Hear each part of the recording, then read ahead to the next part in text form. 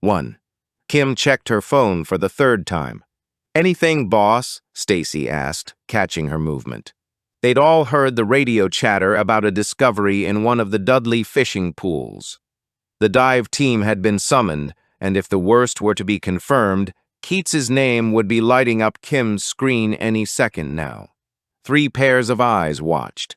She shook her head as their mood washed over her. It had been a couple of months since their last major case, and although none of them wished for the appearance of a dead body, it was murder investigations that brought out the best in them, that pushed them to their limits. Kim liked to think they gave 100% of themselves to every case that landed on their desks, but getting justice for someone whose life had been taken lit the fires in their bellies by an extra few degrees. Late nights, early mornings, and little other than working the case in between. She also knew her team was waiting for her to raise a subject that none of them wanted to hear about. She supposed now was as good a time as any. This particular elephant had been sitting in the middle of the room long enough to get a parking ticket. She moved from behind the spare desk and sat on the edge of it, signaling that she was about to address them all. "Okay, guys, you know we've got to talk about it." There were groans as they all exchanged glances. "Look, it's a talent show for charity. One of you has to take part." "Us, one of us," Bryant corrected her. As her steady, pragmatic partner in crime, he always saw fit to remind her of the details. "You really think I've got any talent that would translate well to a stage and a room full of people?" she asked. "Good point," he conceded.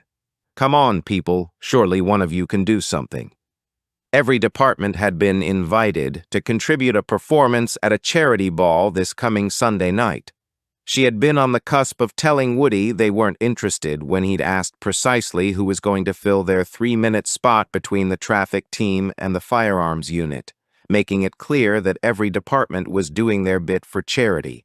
"Surely one of you has a hidden talent that can fill 3 minutes," she repeated. "Just about, but it ain't suitable for stage," Bryant offered. They all laughed except for Kim, who turned her attention to Penn. Surely the studious detective sergeant who never failed to amaze them with random facts about every subject on the planet had something. A song, a poem. "Ooh, yeah, I've got one," Penn said, then cleared his throat. They all waited expectantly. The boy stood on the burning deck, his pocket full of crackers. A flame shot up his trouser leg and blew away his. "Jesus, Penn, is that the best you've got?" Kim asked as Stacy wiped tears of laughter from her eyes. "I was going to say pockets," he said, shrugging. Kim ignored him and turned to the constable. "How about you, Stace? Give me your best shower song." Catching the vibe, Stacy broke into the first few words of a famous Whitney Houston song. All eyes were on her as they sat in stunned silence. Kim held up her hand to end the torture after a couple of lines. "Okay, it's a fact. We're well and truly foo." Her ringing phone cut off her words. "It's Keats. We're up," she said before pressing the answer button. "Go ahead." "Blimey, Stone, it's like you were expecting my call." "I was." "Weird, but okay. I am formally requesting your presence at—" "Hey, Keats, you sure this one's dead?" she interrupted. She'd been waiting 2 months to ask him that question, following his premature pronouncement on their last case. The silence that met her question told her that he hadn't yet reached the point of looking back on the memory with fond recollection and humor. "Too soon?" "Yes," he answered tersely. "Okay, I'm on my way." "To where?" "Fishing pools at Dudley. That's why you're calling, isn't it?" "Sorry, not a clue what's going on there. I've been tied up here at 31 Loudner Road, Stourbridge. Female victim, late 40s. "Okay, Keats, on our way," she said. Sounded like a major case that warranted their attention, just not the one she'd been expecting. "And for what it's worth," he said, lowering his voice, "my opinion is that you won't have to look far for the culprit." 2. Loudon Road was in an area of Stourbridge that bordered Stourton, part of the last clutch of roads before the A458 continued into countryside. How about we just carry on driving, grab us a coffee, and admire the river at Bridgenorth? Bryant suggested as he neared the left turn. I'm good, thanks, Kim said. Bridgenorth was one of the many local places under a flood warning, following what experts were calling the wettest September on record. As if on cue, the wipers kicked in as spots began to appear on the windscreen. Not that sitting beside a river appealed to her at any time of the year, she thought as they approached the crime scene tape. Being in the countryside didn't suit her natural disposition for being amongst noise, activity, the chaos of urban life. She saw plenty of countryside when she took her Kawasaki Ninja for a burn to blow the cobwebs away. Seeing that there was no space beyond the cordon, Bryant pulled into a spot just feet away from the gathering crowd. Kim groaned when she saw who was at the front of the watching audience. Of course, her arch nemesis from the Dudley Star was already there. Care to comment, Inspector? Frost asked. You're an idiot. On that, the reporter said, nodding towards the house. On what? Kim asked. I haven't even entered the cordon. And how the hell are you even here before me? She narrowed her gaze. You upgraded your broomstick. I have my sources, so what's going on? Neighbors are saying? Keep your gossip to yourself, Kim said, ducking under the barrier tape. She had no wish to listen to anything any reporter had to say before she'd even seen the body. She headed away from the tape and then turned back. Hey, Frost, I've got a scoop for you. Go on, Frost said suspiciously. It's a pretty safe bet we're going to have some rain. Proving her point, the preliminary spots she'd seen on the windscreen turned into larger, heavier raindrops that spattered to the ground. She headed straight for the tent that had been erected to cover the entrance to the property. Keats stepped out of the tent to brief them while they donned the protective equipment. It's not pretty. A lot of blood. Murder weapon is right there. Kim pulled the overall up over her body. What was the cryptic bit about the killer? She asked. You doing our job as well as your own? In good time, go straight through to the kitchen. The stench was immediate when Kim stepped into the hallway. The metallic aroma was unmistakable as blood, and lots of it. She walked past an upended telephone table and a broken lamp before reaching the doorway to the kitchen. The room opened up into a sea of blood spreading away from the victim towards every corner of the room. It hardly seemed possible that this amount of blood was from one person and not an entire gladiatorial battle. How did the body contain such a vast amount? She wondered. Bryant's intake of breath brought her back to the room, away from the hypnotic Red Sea. It was only once she had taken in the bigger picture that she realized just how violent the episode had been. The woman on the ground was a petite form dressed in jeans and what was once a purple t-shirt. The front of her shirt was blood-soaked from multiple stab wounds. Her arms and hands were covered with lacerations, with even a couple on her attractive face. A scratch that hadn't broken the skin ran from her lower jaw diagonally across her neck and down beneath her dark brown hair. Spatters of blood were evident on the kitchen counters, as were what appeared to be nicks from the knife. There was no question that this had been a brutal attack, and that the victim had fought back with every breath she had. The result was carnage, and the rage seemed out of place in this ordinary suburban home.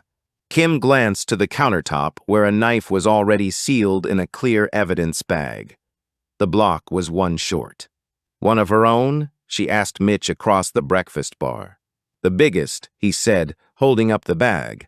It was a carving knife around 8 inches long. Kim shuddered at the thought of plunging such a blade into someone's flesh repeatedly. She remained outside the kitchen as Mitch and his 2 operatives continued to work. There was nowhere she could step without disturbing the pool of blood. She surveyed the room and realized the radio was still playing in the background. A pile of washing had been taken from the tumble dryer and placed on the table ready for folding. The faint scent of a floral fabric conditioner was trying to triumph over the smell of blood. 2 cups sat beside the kettle. Had the woman been expecting her visitor? Her first impressions were that the victim had been going about her business normally when maybe she'd received a call. She'd readied the cups for her visitor, but she'd been attacked just feet away from the front door in the hallway, as though the visitor could barely get through the door before unleashing violence. Her name is Cheryl Hahn, aged 48. No husband. One daughter named Katie, Mitch offered. Phone and purse were this side of the microwave. All appears intact. Kim had ruled out robbery the second she'd seen the blood. Most thieves did only what they needed to do. This was too much. Way too much. Keats appeared behind Bryant. Neighbor called the police after hearing screaming and shouting and then silence. She knocked the door but was too frightened to enter. Police did so and found the assailant sitting silently beside the victim, still holding the knife. He nodded towards the lounge. "Who am I talking to, Keats?" she asked. The woman holding the knife was her daughter. 3. Kim wasn't quite ready for the sight that greeted her when she entered the lounge. Sitting on the sofa, flanked by 2 police officers, was a painfully thin woman in her early to mid-20s. Her plain white t-shirt was soaked with blood, and spatters of red were present on her gray jeans, her trainers, and the skin of her forearms, neck, and face. There were even traces obvious in her straw blonde hair. Her wrists were bound with handcuffs, and she sat on the edge of the sofa, staring ahead. Kim followed her gaze to the wall, which was dotted with photos of a little blonde girl in different princess costumes, smiling for the camera. The daughter's face was devoid of expression as she stared at the photos of herself. The woman lying butchered in the kitchen wasn't present in any of them. Kim stepped in front of the wall, but the woman's gaze didn't falter. She stared through Kim's midriff to the images behind her. "Katie, my name is Detective Inspector Stone. Would you like to tell us what happened here?" No response or acknowledgement that she'd spoken. "Can you confirm that the person in the kitchen is your mother?" No response. Kim kneeled down in front of her. "Katie, what happened here?" Nothing. Kim raised herself back to a standing position and nodded to Bryant in the doorway.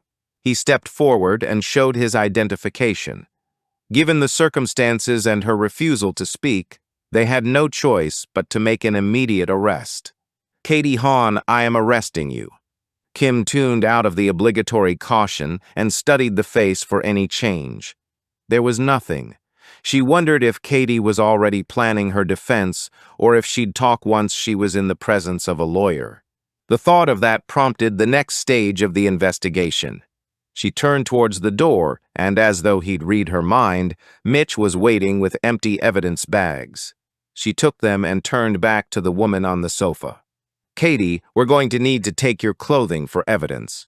A full search of your person will take place at the station, but now PC Murphy will assist you upstairs to change into something more suitable and bag the clothing you're wearing."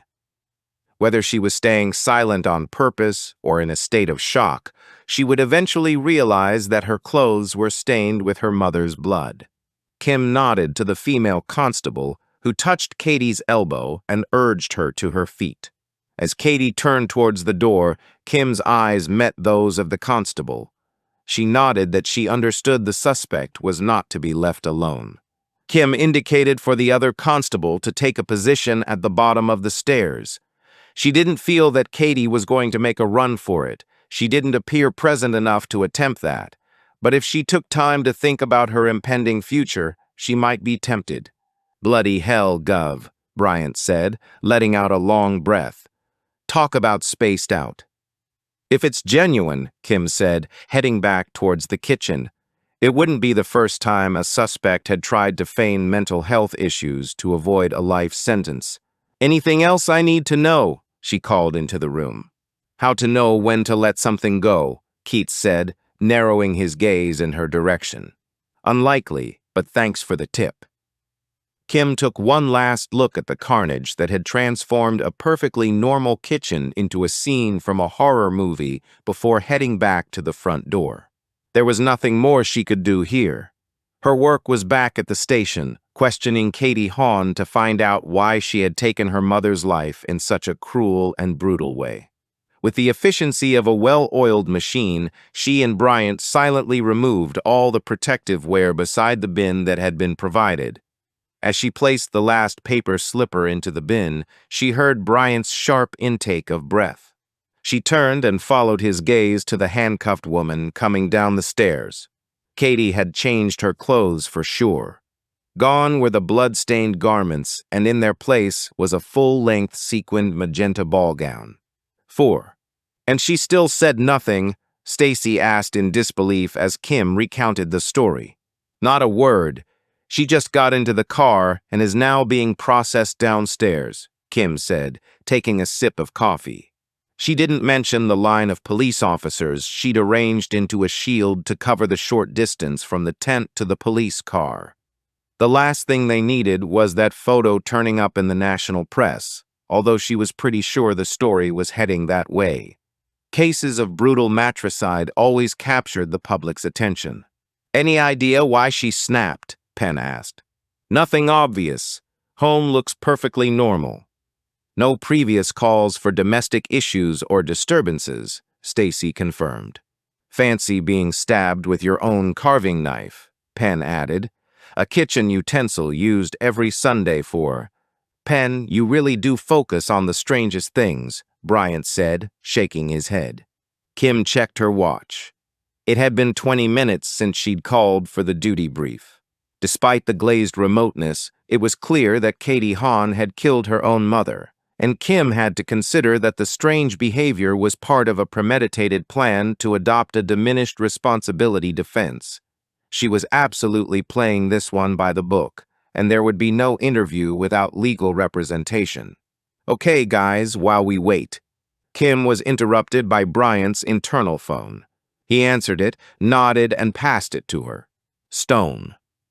Yeah, you might want to come downstairs, the custody sergeant advised her. Brief here already? She asked hopefully. No, and I think you're going to want more than the brief when you get down here. Kim handed the phone back to Bryant and headed to the stairs. What the hell was she being called down to? Was the prisoner holding one of the officers hostage with a hair grip she'd secreted? She opened the door that led to the custody suite forcefully, almost hitting a constable. A further 8 officers lined the corridor that led to the cells. At the far end stood Katie Hahn, still handcuffed, but something had changed. Her eyes were alive, bright, animated. Ah, perfect. A lady judge. Always smile at the ladies but give a little wink to the men, Katie said in a voice that was steady and confident. She began to walk the corridor with the poise of a supermodel, turning her head to the left then to the right, offering a dazzling smile to every officer she passed. She reached Kim and paused. Take just 3 seconds to make eye contact with the judges, smile brightly, and exit stage left, she said, turning and swishing the ball gown behind her. The officers looked Kim's way for guidance, but she shook her head, telling them to do nothing. Katie was cuffed in a room full of officers and was going nowhere. Kim wanted to see how this played out and was busy looking for signs of deception. Katie sashayed to the far end of the corridor and turned again. This time her smile was childlike, hopeful. Did I win? Was I perfect? Kim tried not to let the shock register on her face. Katie, do you understand where you are? She asked. Instantly, the light in her eyes vanished. She looked down at herself, and a small cry of surprise sounded from her lips. She looked around at all the faces staring at her. Her expression contorted in horror. No, no, no, no, no, she cried as she started to claw at the fabric of the dress. Sequins flew and seams ripped as she fought to get the material away from her skin as though it was scalding her. In the process, she'd exposed most of the upper half of her body, including a flesh-colored bra that was now in disarray and very revealing. Kim rushed to her side and pulled the dress back around her, shielding her from view with her own body. Somebody, get me some clothes, she shouted over her shoulder, and the rest of you piss off. On it, marm, one of the voices called back as Katie leaned against the wall and slid to the ground. Kim followed her down and kept her covered. What have I done? Katie whispered against her arm. Kim met her gaze, but the woman's eyes had returned to staring mode. "Someone buzz the on-call doc," Kim instructed. The only emotion resting on Katie's face was despair, and Kim needed no further convincing. This woman was not putting on an act. 5. "Okay, I didn't have that on my bingo card," Stacy said, once the boss had left the room after updating them. Kim was now on her way back to the crime scene, having left strict instructions to be informed once the doctor had examined Katie Hahn. "I mean, surely there's got to be something wrong to kill your own mother," Penn said, sitting back in his seat. He let out a long breath as his eyes glazed over for just a few seconds. He and his brother Jasper had been forced to face the loss of their mother not so long ago, and Stacy knew the woman had been very much loved by both her sons. "There are many examples going way back," Stacy offered. Cleopatra, the third of Egypt, was assassinated in 101 BC by order of her son. In 2005, an 18-year-old girl in Memphis stabbed her mom 50 times. Not everybody had the cookie-cutter childhood with a warm and nurturing mother. "But even so," he said, bringing himself back into the room, "didn't Freud have a lot to say on the subject?" "He was mother-obsessed, though, wasn't he?" Stacy asked. "I think he believed in a pre-Oedipal phase existence, which determines mother-daughter relationships, made up of ambivalent feelings between love and hate from the girl to her mother, which mostly culminates in hatred." Okay, Wikipen translated that means. He's kind of saying that there's a period of time before the Oedipus complex, between the ages of 3 to 5, when attachment to the mother predominates in both sexes. It's also generally felt that two major contributors to difficult relationships between mother and daughter are jealousy and expectation. "Isn't there a new term called mother blaming?" Stacy asked, remembering something she'd read recently, "where every problem is blamed on something the mother did or didn't do during childhood." Penn shrugged. "Not sure we're the right folks to be talking about this, Stace." Yeah, Stacy was with him on that one.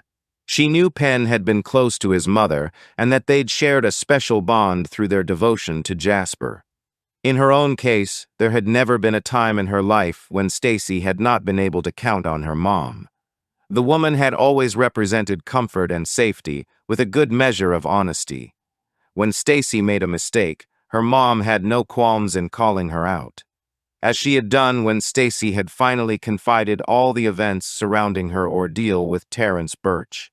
She had not been gentle in criticizing Stacy's actions, but her anger had soon given way to concern and support.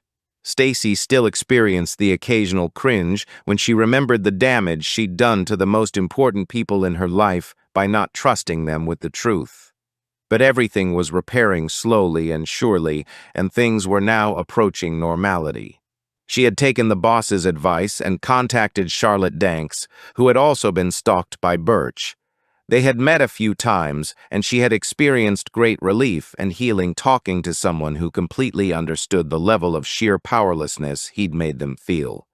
It was after their third meeting that both of them realized that they were now keeping him alive by talking about him, and that it was time to move on with their lives. And part of that included bringing her a game back to work. She refreshed the system to find out if there was any progress on the incident at the lake. That would probably be their next major case. Now it looked as though the brutal murder of Cheryl Hahn had already been solved. 6. Tiff hid her shudder as the body was placed onto the trolley. Donkey Pool was a fishing pond on Priory Road, Dudley. Located next to a playing field, it wasn't the largest fishing spot in the area, but remained popular with the locals due to a good showing of carp. It had garnered national headlines in 2019 when a prolific thief, after a car chase, fled his vehicle and swam to the island in the middle of the pond to hide. He was eventually found by a fire rescue team in a dinghy and taken to hospital suffering from hypothermia. Every police officer in the borough knew the story. She wasn't squeamish, and it wasn't the first dead body she'd ever seen.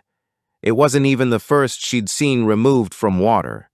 But it was the first she'd seen that had been submerged in water for approximately 2 years. She'd seen bodies with adiposer, the waxy formation that occurred in the right conditions. She knew that once formed it could preserve the body for years.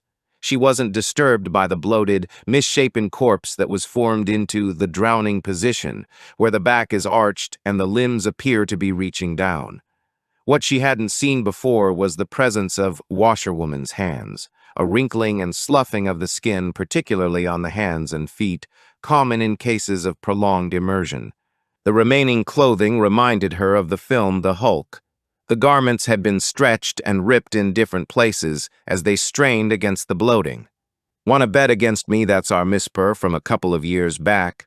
Sergeant Kendrick asked her. "No bet, Sarge, the clothes match," Tiff replied with a smile. Kendrick was one of the good guys, and she never missed an opportunity to work with him. In some ways, he reminded her of D.S. Bryant. He'd reached the rank of sergeant and decided that was where he wanted to stay. Only 8 months away from retirement, Kendrick still treated every incident as though it was his first. "Wouldn't be too sure of that," he said. "Water can discolor. It's the belt, Sarge."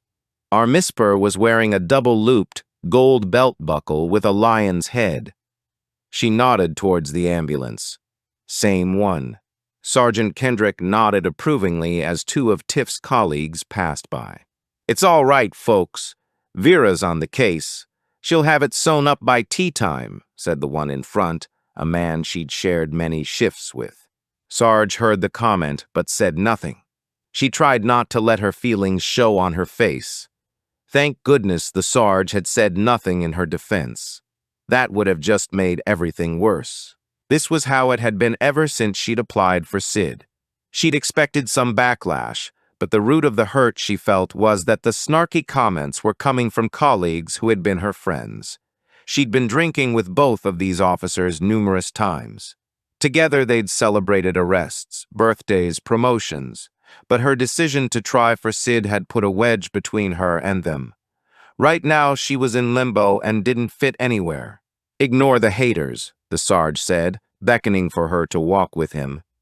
"Your identification of the belt just earned you a prize." "It did?" Tiff asked. "What do I get?" "You get to come with me to inform the family." 7.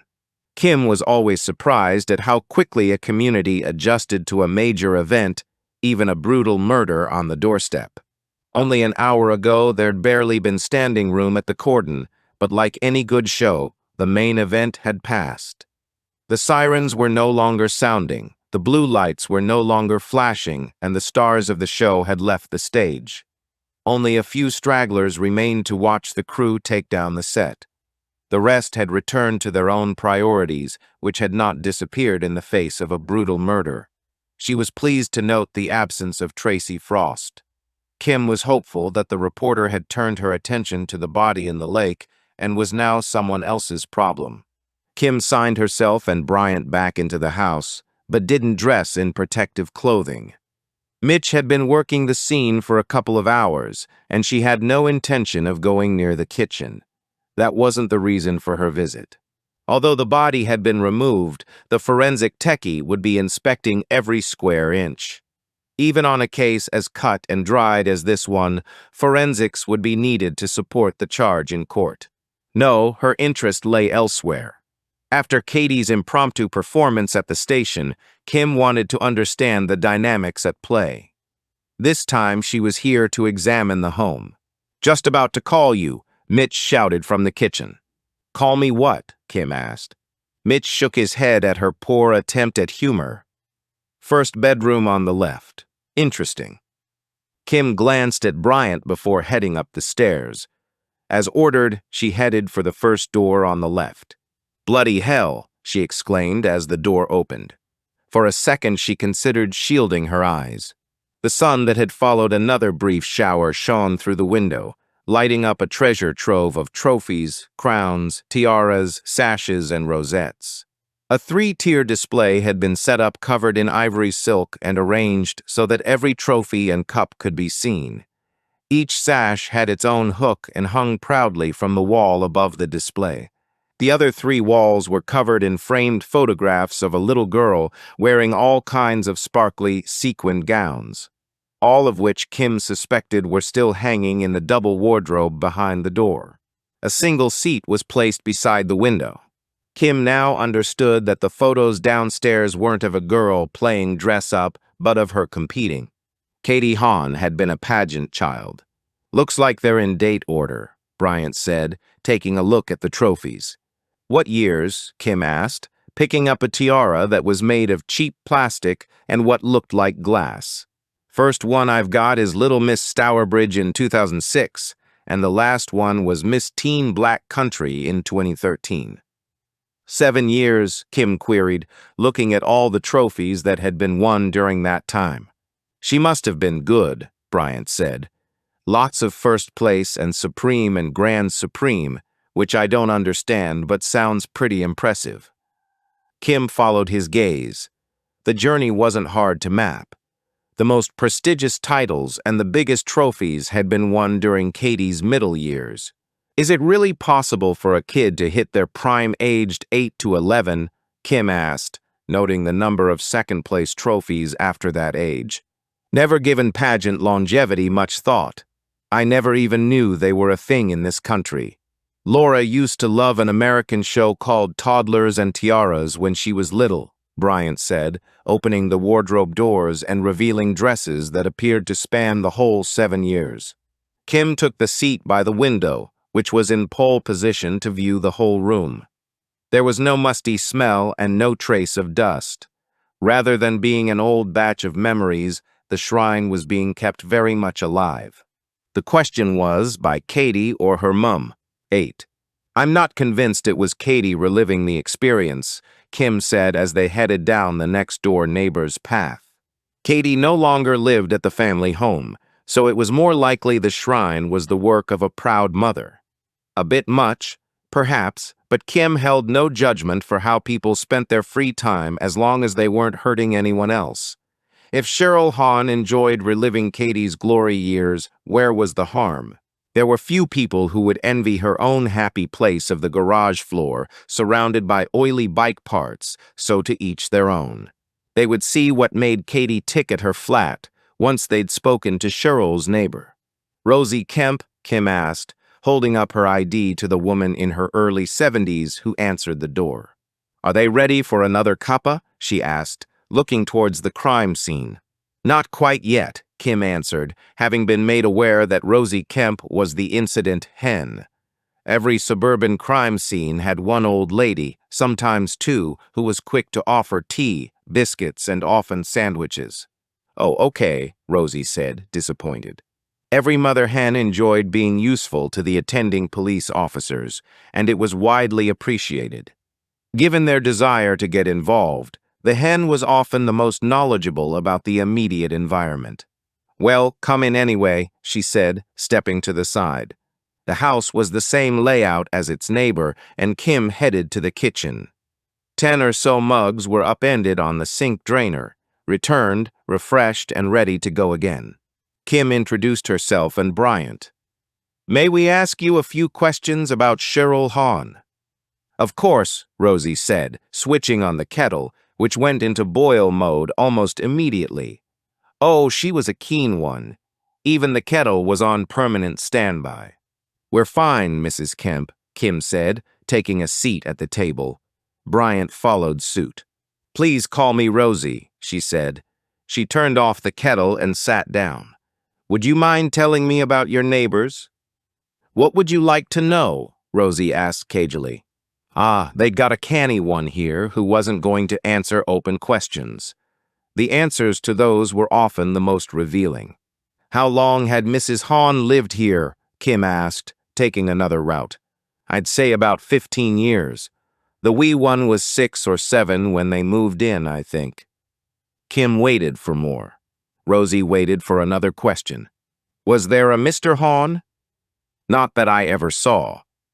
"Did she ever mention him?" Kim asked. "And when would she have done that?" Rosie asked, crossing her arms. For a moment, Kim forgot who was questioning who. "Maybe over coffee, passing the time of day in the street, chatting over the garden fence." "Oh, I must be the first neighbor you've spoken to," Rosie said with a knowing smile. "Does that matter?" Bryant asked. Not really. I just thought you might have spoken to people with kids the same age as Katie. Go on, Kim urged. Well, they made more of an effort with her than we did. Our two were long out of the nest, so short of the occasional hello, me and Edmund, God rest his soul, had little to offer her. She was a young thing with a little kid, we sent them a Christmas card, but that's about all. And what would the other mums in the street have told us? Kim asked. That Cheryl Hahn was rude to the point of being antisocial. There's not one person in this street ever stepped foot in that house. Why not? Kim asked, realizing that Rosie was a woman who needed many prompts. Although with the best will in the world, Rosie couldn't swear to the fact that Cheryl never had any visitors. Kept everyone at arm's length. Some of the moms tried to arrange play dates with their kids, but she always said no. She always said Katie had lots of allergies, that she was a sickly child, but I always thought that made no sense. Why is that? Well, she'd have been around all them other kids at school and at the pageants, so the local young moms took the huff and stopped asking her. They knew Katie did pageants? Only 'cause I mentioned it. I'd see them out back practicing, but you'd never have known it out front. Whenever they went off to these events, Katie would be wearing normal clothes and Cheryl would have a suitcase, even if they were back the same day. She didn't like anyone knowing her business. So Cheryl was secretive about a hobby they did together. Maybe Katie had been a sickly child, and the mother hadn't wanted the ridicule that came with the pageants. Would you say they were close? Kim asked, although the scene next door said otherwise. Well, they were always together. I saw them out there one time when Katie was around 12, and she was giving her mom some lip. Typical preteen stuff. She didn't want to practice anymore, but Cheryl was pushing her to get it right. Katie started to take the mickey and do it badly, which was just making Cheryl angrier. I sneezed and Cheryl caught me watching. She took Katie inside, and they never practiced outside again. Any other issues between them that you know of? Bryant asked. Oh, they sure had some rows. Loud shouting, horrible insults. I did consider calling you lot once or twice, but Edmund, God rest his soul, said that it wasn't our business to interfere. I'd had some right humdingers with my two over the years, and I wouldn't have appreciated you lot turning up every time I lost my temper and told them off. Did things ever get violent between them? Kim asked. I'm tempted to say no to get myself off the hook for not calling you, but honestly, I wouldn't like to say. Sometimes there were noises like stuff hitting the wall, but like I say, I don't know for certain. Oh, for the love of the don't get involveders. How many incidents could have been avoided by making one phone call? Shouting, screaming, things hitting the wall definitely warranted a welfare call to the police. Edmund, God rest his soul, had called that wrong, Kim thought. I'm assuming to have moved out of the home, Katie must have got herself a job. Any idea where? Kim asked. I know she was out working as soon as she turned 16. A couple of years later, she moved out. She was doing cleaning, I think. A lot of working, but not much socializing. You didn't see people coming to the house? Friends? A boyfriend? Rosie shook her head. Not for either of them.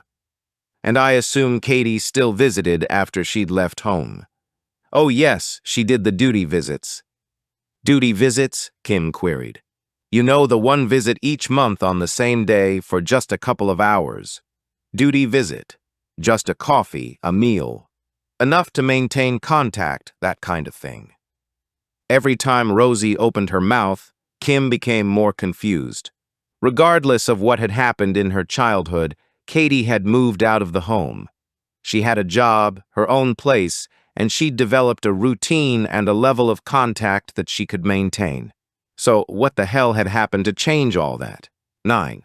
Tiff stood just one step behind Sergeant Kendrick as he knocked on the door of an end terrace in Netherton. Despite the small Citroen on the drive, no one appeared to be home. Sergeant Kendrick wasn't known for taking no for an answer and knocked again harder. After another minute, They heard two locks being turned and a chain engaged. The door opened a crack to reveal a young man, probably early 20s, Tiff guessed. "Is Olivia Dench home?" Kendrick asked. "Who wants to know?" "Police," Kendrick answered, pointing to his uniform, which kind of gave the game away. The chain disengaged and the door opened, giving them a better look at the man on the other side. Tiff guessed him to be around 6 feet tall with a muscular build, but not excessively so. He wasn't a gym bunny. "I'm her son, Logan. Can I help?" he asked, opening the door wider. "May we come in?" He hesitated before nodding. They stepped inside. "It's about the missing person report your mother filed," Kendrick said, looking past him. Logan waited for more detail. "Is she here?" Kendrick repeated. "Sorry. Yes, of course. Mom," he called down the hallway. A woman appeared from the kitchen, wiping her hands on a tea towel. She was dressed in plain black trousers and a white polo neck shirt. She wore no makeup, and her hair was short and tidy, if not particularly well-styled. Her face said early to mid-40s, but her overall appearance said 10 years older. "May we sit somewhere, Mrs. Dench?" Kendrick asked. She nodded towards the lounge. Once they'd all entered, Logan took a seat next to his mother. "You've found him, haven't you?" she asked, looking from one to the other. "Let them speak, Mom," Logan snapped. Tiff said nothing. She was here as an observer only, and as such she'd noticed the very faint expression of irritation that had crossed Olivia's face when Logan had sat down beside her. To be fair, there was nowhere else for him to sit. "I'm afraid to say that a body was recovered from a fishing pool in Dudley earlier today. We believe it to be James Nixon." A small cry escaped Olivia's mouth as Logan placed an arm around her shoulders. "Are you sure?" she asked, turning reddened eyes on them. "Given the description you gave us, we're reasonably certain it's the man you reported missing." "Oh God," she said, dropping her head. Logan squeezed her tighter. "We understand you'd been seeing him for a few months. Did he have any family we can contact?" Kendrick asked. "His only relative is a sister who lives in Italy. They're not close," Olivia offered tremulously. Tiff knew where this was going. They needed someone reasonably close to the man. "We'll need someone to formally identify the body," Kendrick said. "I'll do it," Logan volunteered immediately as another small cry escaped from Olivia's lips. "Are you sure?" Kendrick asked. "Absolutely. I can't have Mom go through that. Just let me know when and I'll do it." He took out his phone and recited his number. Tiff entered it in her pocket notebook. "And would you have a number for James's sister?" "It's in my phone," Olivia said. "I'll get it," Logan said, heading out of the room. Tiff heard the patter of footsteps going up the stairs. Within seconds, he was back with them. He handed Kendrick the phone, already unlocked, and retook his place beside his mother. "Her name is Esther," Olivia offered. Kendrick scrolled down and clicked on the contact number, which Tiff also logged in her notebook. The Sarge handed the phone back to Olivia, who put it in her pocket. "May I ask where he was found?" Logan asked. "Donkey Pool," Kendrick told him. "There'll be a post-mortem to determine a cause of death and potentially an investigation, but that will be handled by Sid." "You don't think someone could have hurt him?" Olivia asked. "Not our area, I'm afraid," Kendrick said, placing his palms on his knees as though to stand. Tiff had seen a pensive expression flit across Logan's face. She was here as an observer only and wasn't sure what to do. Sarge hadn't noticed, and she didn't want to step on any toes, but she resolved that she'd rather be bollocked for something she did rather than didn't do. "Logan, are you okay?" she asked, leaning forward. Yes, I'm fine. It's probably nothing." "Tell us, lad," Kendrick urged, retaking control. "Well, it's just that I'm not surprised you found him there. It was his favorite place to fish. He loved it." And he looked towards his mum uncomfortably. "Go on, Logan." "Well, he was suffering from depression." Olivia's head snapped towards her son. "Sorry, Mom, but he didn't want you to know." He knew you'd want to try and fix him and that you'd feel bad if you couldn't. Logan turned towards them again. He didn't want Mom thinking she wasn't enough for him, that she wasn't worth living for. He just wanted to deal with the dark thoughts in his own way. Had he talked about taking his own life? Kendrick asked. He hadn't said those exact words, but he'd said he wanted peace, to escape his own head, Logan said, tapping his temple. Okay, thanks. Be sure to pass that on to the person investigating his death. Mrs. Dench, we're very sorry for your loss. Thank you, Olivia said, without meeting their gaze. We'll see ourselves out. It's okay, Logan said, rising. I'll lock the door. They said their goodbyes on the doorstep. Tiff followed Kendrick up the path and heard the locks click. She had an odd feeling in her stomach that she couldn't place, but her mind kept going to the tea towel that Olivia Dench had been holding. Throughout the entire conversation, when they had informed her that her boyfriend's body had been recovered, she hadn't let go of it once. 10. Olivia stood at the sink as Logan locked the front door. She removed the tea towel from her hands and ran them under the tap. The cool water soothed the burns immediately, but right now she didn't know which pain to focus on first, her hands or her heart. Deep down, a part of her had known that James was dead. Even though Logan had tried to convince her, he'd just upped and left her for someone else. She'd never believed that. They had clicked the minute they'd met. To some it had seemed a little soon after the loss of her husband, Logan's father, but she had known Joe's passing was coming, had been allowed to prepare for it. Following the grief, self-preservation had kicked in.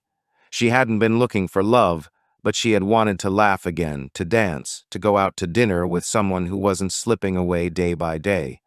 She and Joe had made the most of those last few months, but every smile, laugh, or moment of intimacy had been grasped under the shadow of death. Just 4 months after his death, she'd met James, a confirmed bachelor who loved working for himself as an odd-job man and spent his free time fishing or traveling, and sometimes both. Despite his confirmed singledom, something had been growing between them. Their nights out had been increasing, and there had been more than a few occasions of staying over at each other's homes. The only negative had been Logan, who had taken an instant dislike to James.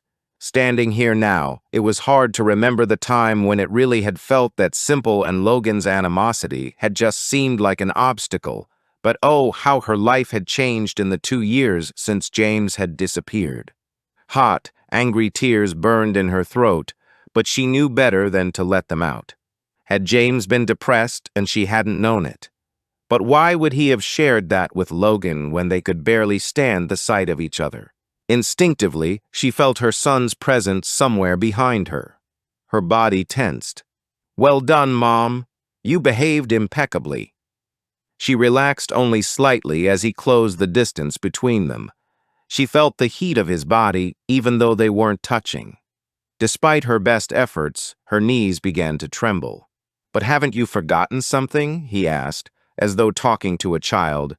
No, she said, turning to face him. He'd already said she'd behaved well. She had done nothing to raise suspicion. He held out his hand. Your phone, you know you're not allowed to have it. Logan, let me. The punch to her stomach forced her back against the sink. The same sink where Logan had held her hands under the hot tap just an hour earlier. Nausea rose inside her. Don't make me ask again, he said, opening his palm, flexing his fingers, and then making another fist. Experience told her that the next blow would be even worse. Shame warmed her cheeks as she handed him the phone. 11. Katie Hahn's home was just a few miles away from Lye on the outskirts of Pedmore. Stacy had phoned ahead to the landlord, who was waiting outside the premises. It still amazed Kim how quickly the detective constable had bounced back. Only a couple of months ago, she'd been a shell of her former self after her ordeal at the hands of Terrence Birch. There was no question that she had returned to her previous level of performance, and Kim's trust in her had been restored. D. Stone and D.S. Bryant, Kim said, showing her ID. Derek Hudson, owner and landlord, he responded, leading them into a small corridor. There were 3 doors, and he paused at the one on the left. "What's happened?" he asked before putting the key in the lock, as though entry was dependent on information. "Not at liberty to share right now, Mr. Hudson," Kim said, nodding towards the door. "Is she dead?" "Any reason you'd ask that?" Kim shot back, growing impatient. "Rent's due in 2 days, that's all." Kim said nothing and continued to stare at the door. He opened it and went inside. "Good tenant?" Bryant asked, following him in. "Ideal, to be fair. No noise, no complaints, no late-night visitors." "And you'd know that how?" Kim asked. He pointed across the hall. "My place." Kim was unsure if she found that reassuring or ominous. "Not my type, so you can get that out of your head. She's a nice girl, but I prefer a bit more meat on the bones and miles on the clock. I run a decent place." For some reason, Kim found herself believing him as he pushed the door to the living room open. At first glance, the apartment looked clean and well decorated. "How long has she lived here?" Kim asked. "Just over 2 years. Pays her rent on time. Called me once about a faulty boiler. I sorted it the same day, and other than small talk in passing, that's pretty much it." "Okay, thanks, Mr. Hudson. We'll give you a knock once we're done. We know where to find you." He took the hint gracefully and left them alone. All pretty normal, Bryant observed as they moved further into Katie Hahn's home. "Yep, it's almost like she never stabbed her mother to death," Kim observed. "The flat, not the situation," he clarified. Not really," she said, taking a good look around the living room. A comfortable and functional sofa, a fashionable minimalistic coffee table, a plastic plant in the corner, a smart TV, candles, scatter cushions, a matching throw. "Gov, you're seeing stuff that isn't there." "Accurate assessment exactly. What you got on your fireplace at home?" "Holiday photo of me, Jenny and Laura taken about 7 years ago." "What you got on the walls?" "Currently pictures of the Highland cows that Jenny loves." "How about your coffee table?" "Some weird crystal and pebble thing Laura bought us from got it.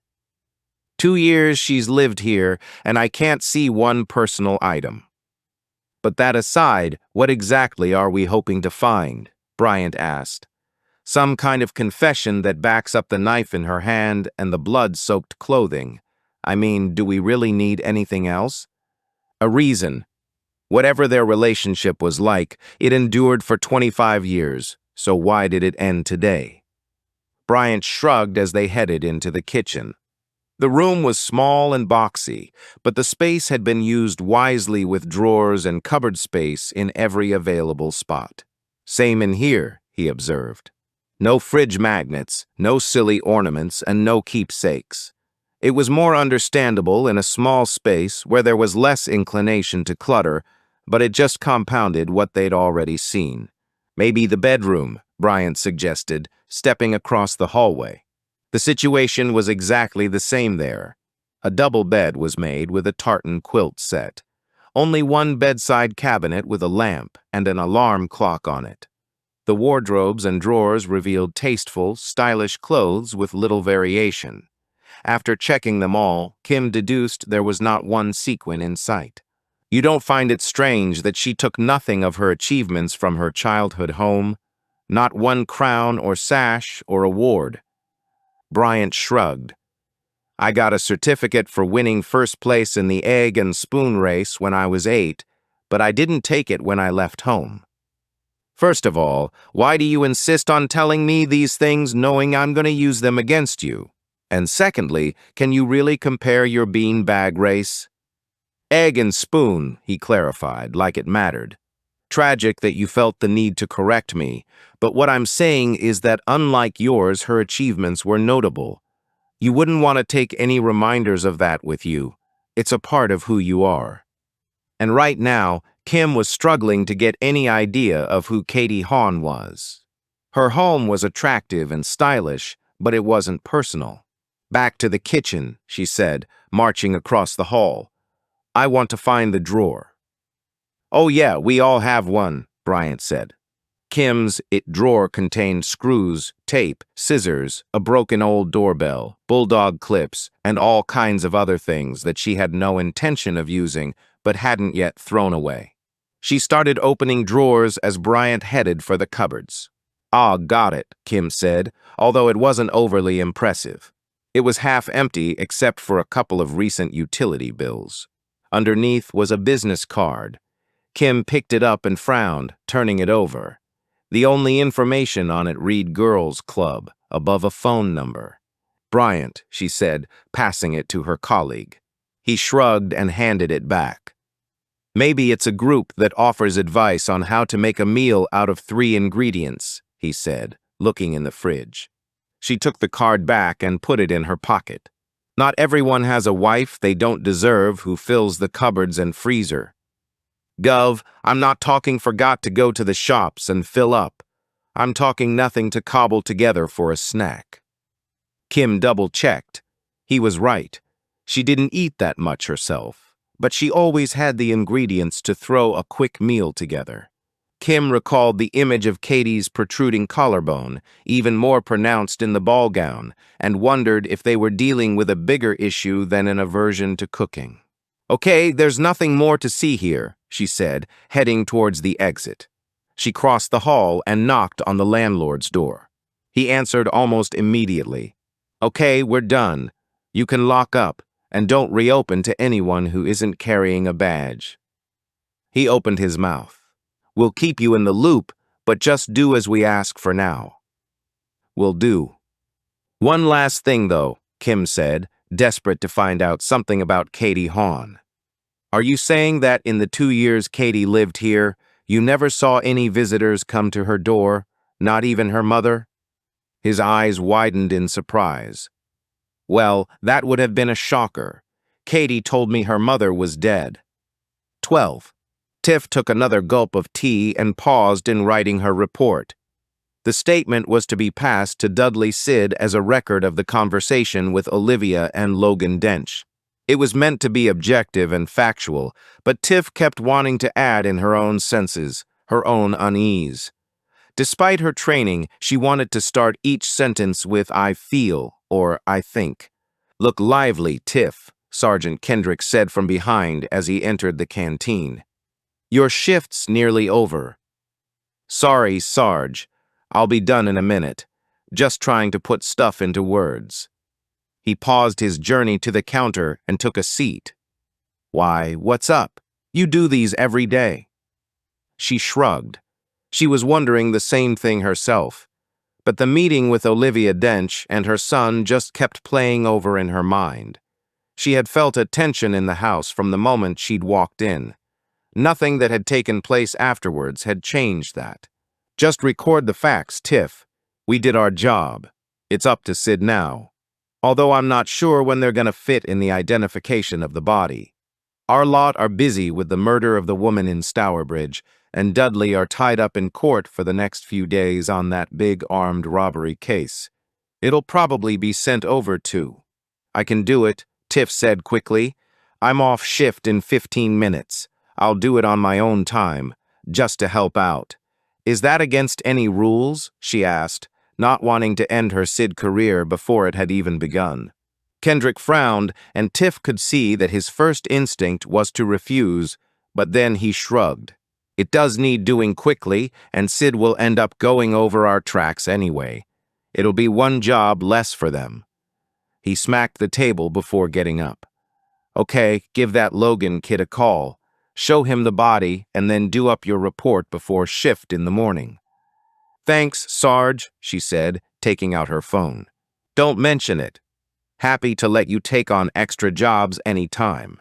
Eventually, Sid will be lucky to have you. Tiff smiled her appreciation.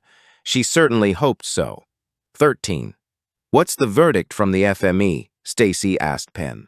The force medical examiner was a GP from a rota of local on-call practitioners who assisted the police with situations like assessing suspects claiming excessive force, taking blood samples of suspected drink drivers, and providing official medical opinions.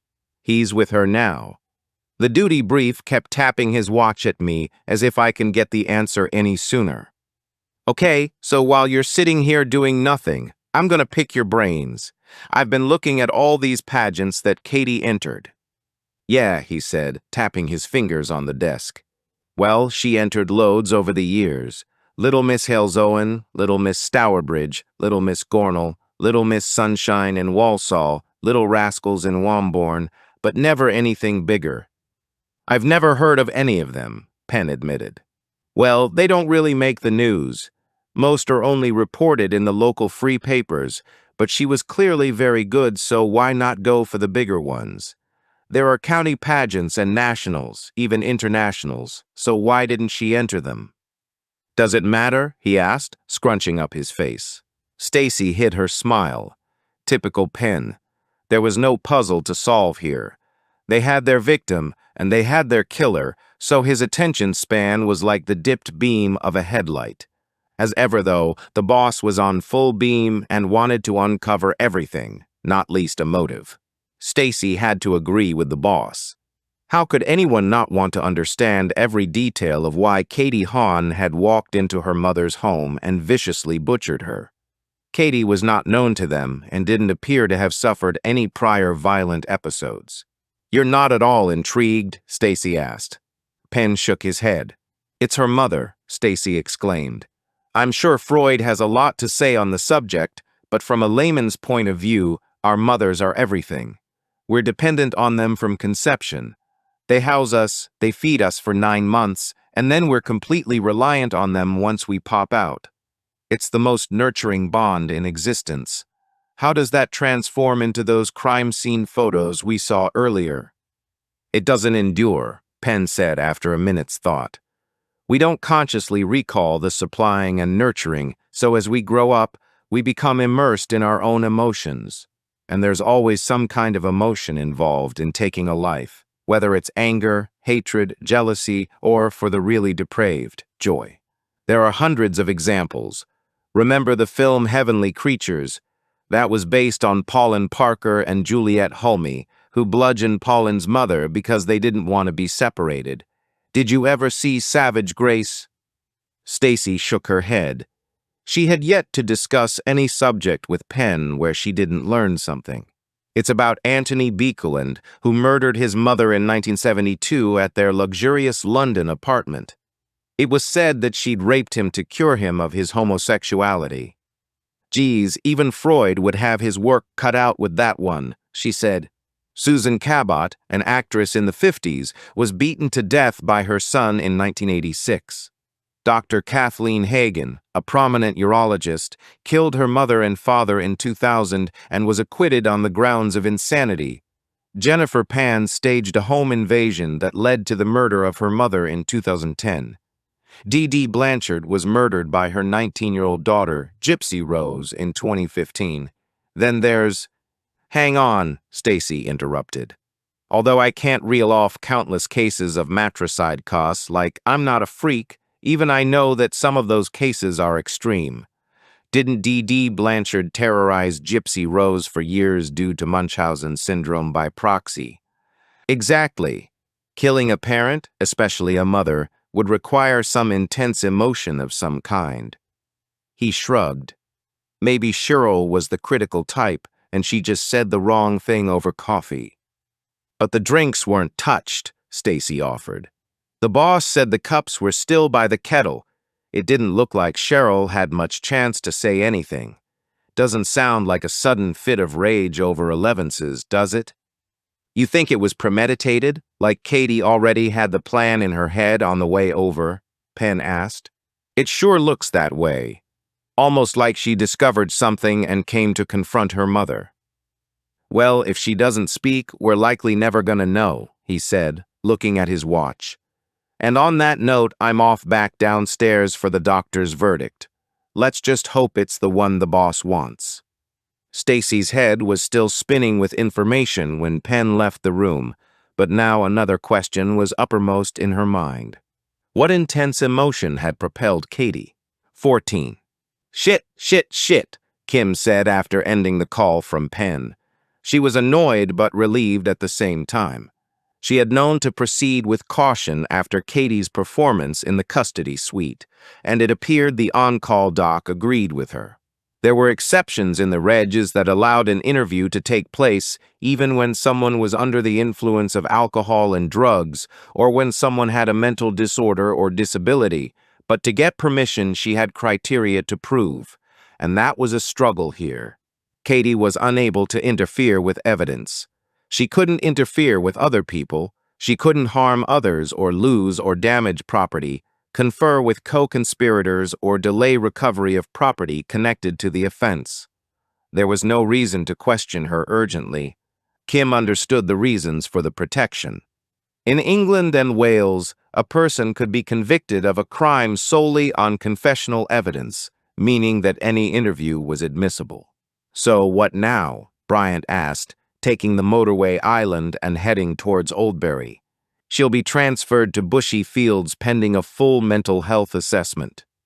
Bushy Fields was a psychiatric hospital attached to Russell's Hall Hospital.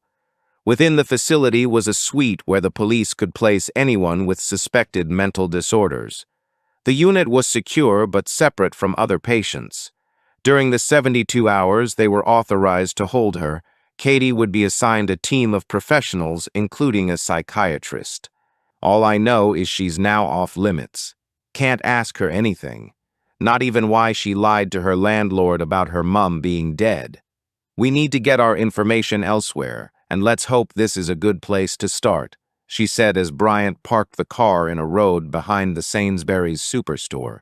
The woman who had answered the number they'd found at Katie's had been very cagey about who she was until Kim had given her a brief rundown of why she had the card. The woman had given them her address and stated she was free for the rest of the day. Free from what Kim had no idea. The property was a 2-story detached Victorian terrace.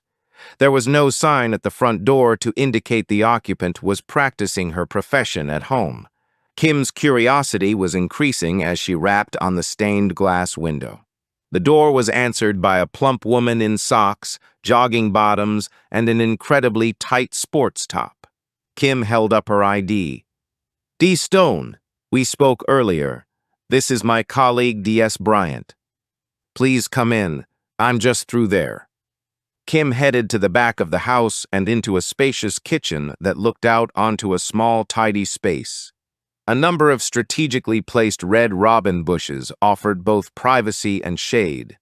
The bifold door was open despite the threat of rain, and the exercise bike was pointed towards the garden. Makes me feel like I'm actually riding somewhere, the woman said, approaching a state-of-the-art coffee machine that wouldn't have looked out of place at Costa. What's your pleasure? We're good, thanks, Kim said, taking a seat.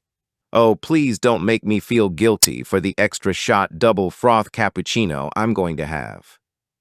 Okay, an espresso, Kim said.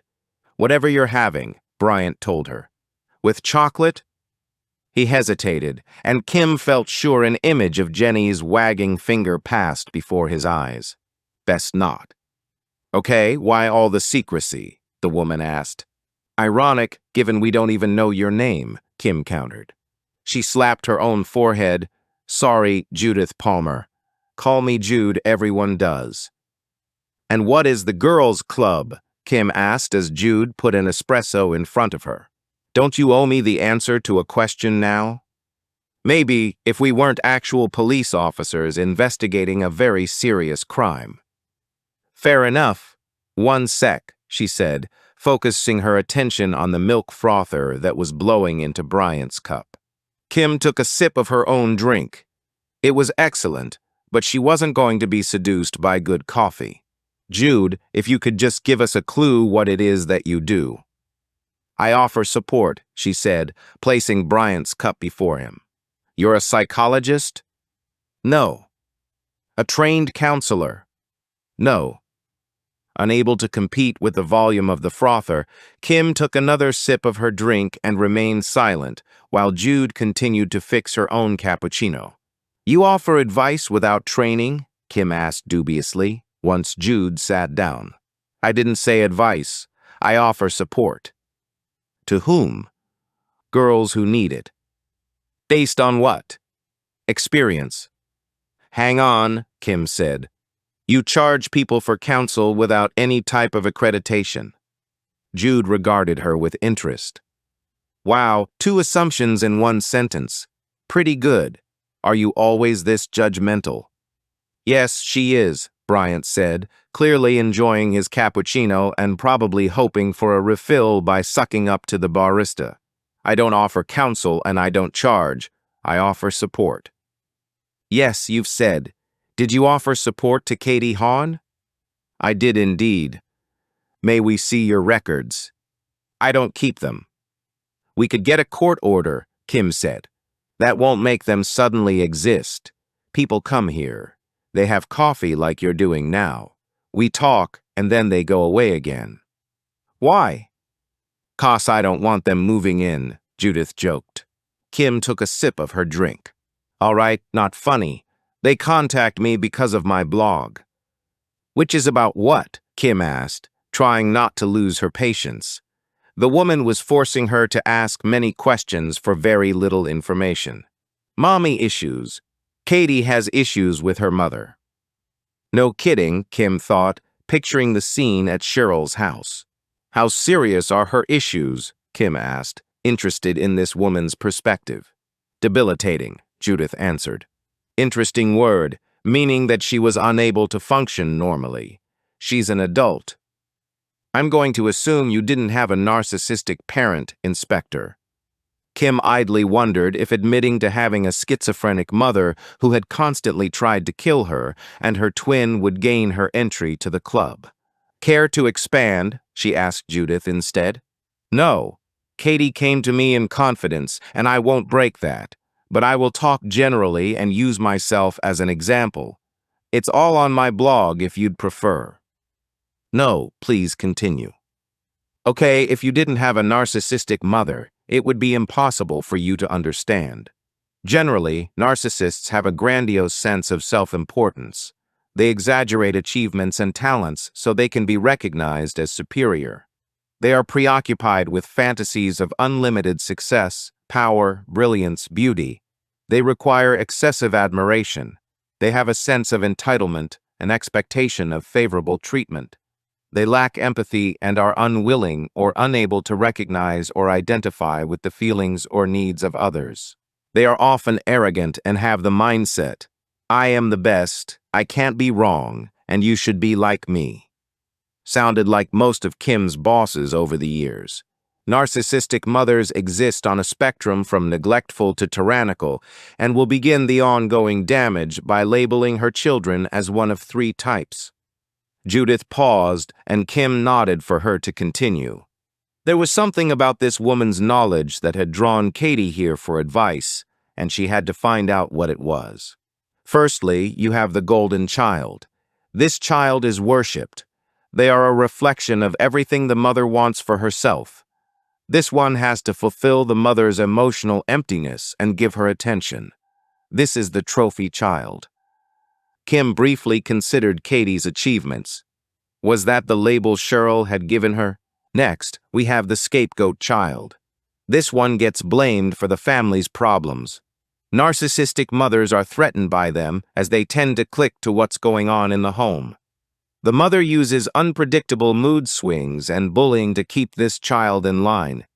The mother takes credit for everything good, and the child takes the blame for everything bad. The child's achievements will always be minimized. As Katie was an only child, Kim guessed this wasn't the case for their murderer. And finally, we have the lost child. This one is quiet and causes no trouble and is good in school. They are prone to depression, as being a low-value child carries over into being a low-value adult. You said narcissists exist on a spectrum, Bryant said, mirroring her own thoughts. Although speaking generally, Judith was telling them that Cheryl had been one. It was safe to assume that having had no siblings, Katie had been the golden child and had therefore been responsible for her mother's emotional state. But how had Cheryl's emotional dependence manifested itself? Severe narcissistic mothers will lock kids in their rooms. They're completely neglectful and happy for the streets to raise their kids. They simply don't care. They both knew immediately that didn't apply to Katie. An enmeshed mother is harder to spot, but no less deadly. She applies emotional handcuffs and never lets go. She may seem perfect, but she's turning her kids into lifelong infants. She'll never allow them to grow up. She'll make them feel unsafe outside the home. She'll punish them for being self-sufficient. If they're a boy, she'll turn them into a surrogate husband and suffocate them. She'll ruin them for every other woman in their life. And if they're a girl, Kim asked. Phew, now we're really getting to it. The relationship between a narcissistic mother and her daughter is one of the most complex bonds that exists. Remember, this isn't the case for all mothers and daughters, only the narcissistic ones. Judith paused as though to ensure this was understood.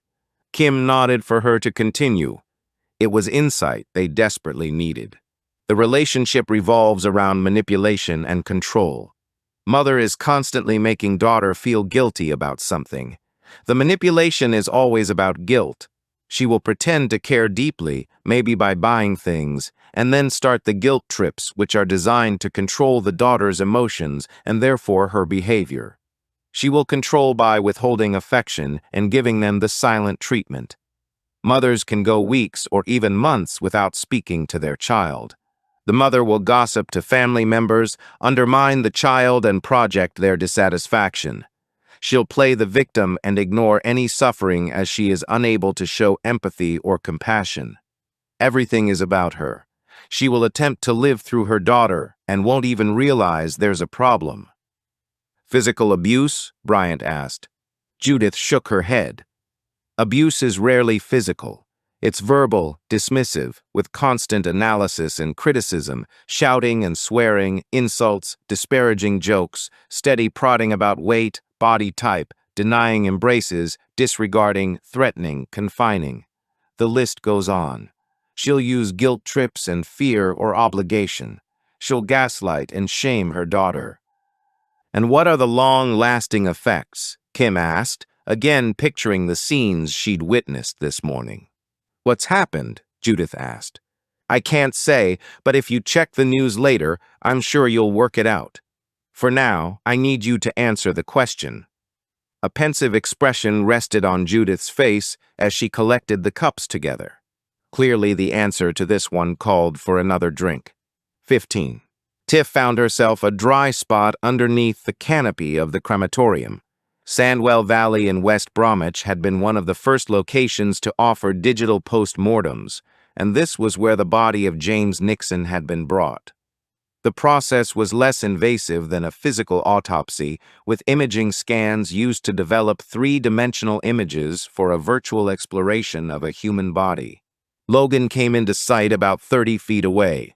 He offered her a wave and a wide smile.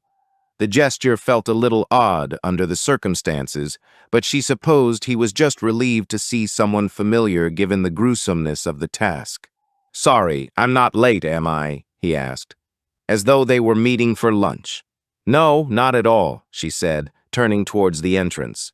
I was hoping it would be you, he said, falling into step beside her with his hands in his pockets. I'm happy to help. It's a difficult process, too. I don't even know your name, he interrupted. Tiffany, she said automatically, and then questioned her response. Maybe she should have given her last name or told him to call her Constable, but she was off shift and out of uniform, so such instructions didn't come naturally. You look much younger in your own clothes, he remarked without looking at her. Maybe she should have kept the uniform on. Neither his manner nor his words were offensive, but she couldn't help wondering if he'd be saying the same things if she had still been dressed as a police officer. Is your mom doing okay? He nodded as they turned into the corridor. Yeah, she's handling it well. Must have been quite the shock for her. It's a shock for anyone, Logan answered. But it's not like they were really serious. Mom hadn't long lost Dad. She wasn't really over him. James was an all-right guy, not deeply intelligent, but he was just a distraction anyway. He made her laugh, but it wasn't going anywhere. He didn't challenge her, and it would have fizzled out. But she reported him missing, Tiff said. The report she'd read stated that the two of them had been seeing each other for around 7 months. Seemed a bit more than casual to her. Yeah, because she hadn't heard from him in a couple of weeks. They were hardly heading up the aisle. "You're making more of it than there was," he said, annoyance creeping into his tone. "It was no great love affair. We were just the last ones to see him alive due to Esther living so far away." "Okay, understood. Now I have to warn you that this might be difficult for you," she said, buzzing for admittance. "I'm assuming it's your first dead body." "It's fine. Honestly, I'm not easily shocked," he said as the affable smile returned. Whether he'd been close to James or not, she'd expected a more somber demeanor. "Good of you to save your mom from doing it." Yeah, is he in there?" Logan asked, nodding towards a closed door. "Yes, the door will open in." She stopped speaking as the door did as she'd predicted. An assistant appeared and held it open. "I'll be right there with you," she said, gesturing at the door. Tiff had a feeling that his youthful nonchalance might be challenged when presented with the actual body of someone he had known. No body viewing was a pleasant experience, but corpses removed from water were probably the worst. The bloating, waxy appearance could distort the facial features to a grotesque parody of their former selves. Logan appeared to take a deep breath and ready himself as the doors opened and the trolley came into view. Tiff allowed him to remain in silence as they made their way back to the entrance. As she'd anticipated, upon seeing the body, the easy smile had disappeared and had been replaced with a blank expression. Adopted, she suspected, to prevent the true horror from showing on his face. They stepped outside. Tiff had never done this before and had no idea how much support she was obliged to offer. "Again, I'm sorry for your loss, and—" "Want to grab a coffee?" he asked, flashing her a wide smile. "Excuse me?" she asked, unsure she'd heard correctly. "Or a meal, maybe a movie. I dunno both." Hadn't he just been in the same room as her, looking at the disfigured, bloated, grotesque form of someone who at the very least had been a family friend, and now he was hitting on her? "That wouldn't be appropriate, Logan, but thanks for the offer, and give your mom my regards." She turned and walked away before the flesh actually crawled off her body. 16. "Okay," Judith said after making them all a second coffee. Kim had seen Bryant's eyes glaze over at times while Judith was talking. She knew he'd grown up in a poor but stable environment with hard-working parents who had encouraged him to be whatever he wanted to be. Not everyone was quite that lucky, though, and in the absence of an interview with Katie Hawn, they were going to have to put some of the pieces together themselves. "It's important to understand that we are afraid of our mothers being disappointed in us," Judith said. Oh yeah, her own mother had been really disappointed every time she'd thwarted the woman's attempts to kill her and her brother. In the ancient part of our little girl brains, we unconsciously believe that if she's disappointed in us, we will die. When we're children, even well into our early 20s, our prefrontal cortex, the part of our brain that is able to reason and think more objectively, isn't fully developed, so we have a tendency to take everything personally. It's normal for even adult daughters to seek their mother's approval. Your mother's beliefs are the basis for your own, and it's helpful to look at your mother's relationship with her own mother to see. "But can't cycles be broken?" Bryant asked, showing Kim he was paying full attention now. "Like cycles of abuse?" "Yes, that's exactly what we're talking about. It is abusive, and the cycle can be broken if the abuse is recognized." "So how do mother issues show?" Kim asked. "Shame, blame, guilt, desperation. There's a fear of failure, even a fear of success. You accept bad behavior in others. You're constantly seeking approval, validation, by being a people pleaser and being afraid to say no. You take on other people's problems and think you have to fix them. You'll try and control the uncontrollable. There'll be chronic worry and anxiety. You'll believe it's selfish to put yourself first as your own desires don't matter. You have no sense of self or what you want. You'll have weak or non-existent boundaries, and you'll be afraid to speak your truth." Surely there are others around who can prevent it from happening, Kim asked. It was impossible to imagine loving fathers like the man sitting beside her, allowing such treatment. They're called enablers, and that's exactly what they do. They're not malicious, but will often just say stuff like, "Forgive your mother," or "She doesn't mean it." They're conditioned to believe the behavior is okay. In some cases, an enabler becomes frightened and won't protect the children. It does them no good in the long run, as a relationship with a narcissist is the same as with an infant. It's one-sided. Even if all this were true in Katie's case, can't she recover as an adult? Kim asked. Somewhat, but any meaningful recovery begins with one unalterable first step. Kim held up her hand to pause Judith as her phone rang. Her heart leaped when she saw the name of the caller. "Stone," she said, standing and moving away from the table. "I'm at the morgue," Keats offered quickly. "Okie dokie. Is that news I need?" "I'm not ringing for the good of my health. There's something here you need to see. You can't just tell me about it. I'd rather you see it for yourself. I've never seen anything quite like this before." From a man who had been doing the job for more than 30 years, it was a rare admission. "On my way," she said, ending the call. She sighed and turned back to Judith as Bryant moved away from the table. "So, what is it?" Kim asked. "What?" "The one thing that a damaged child must do to heal.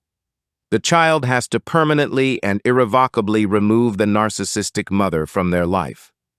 Well, Katie Hahn had definitely managed to do that. 17.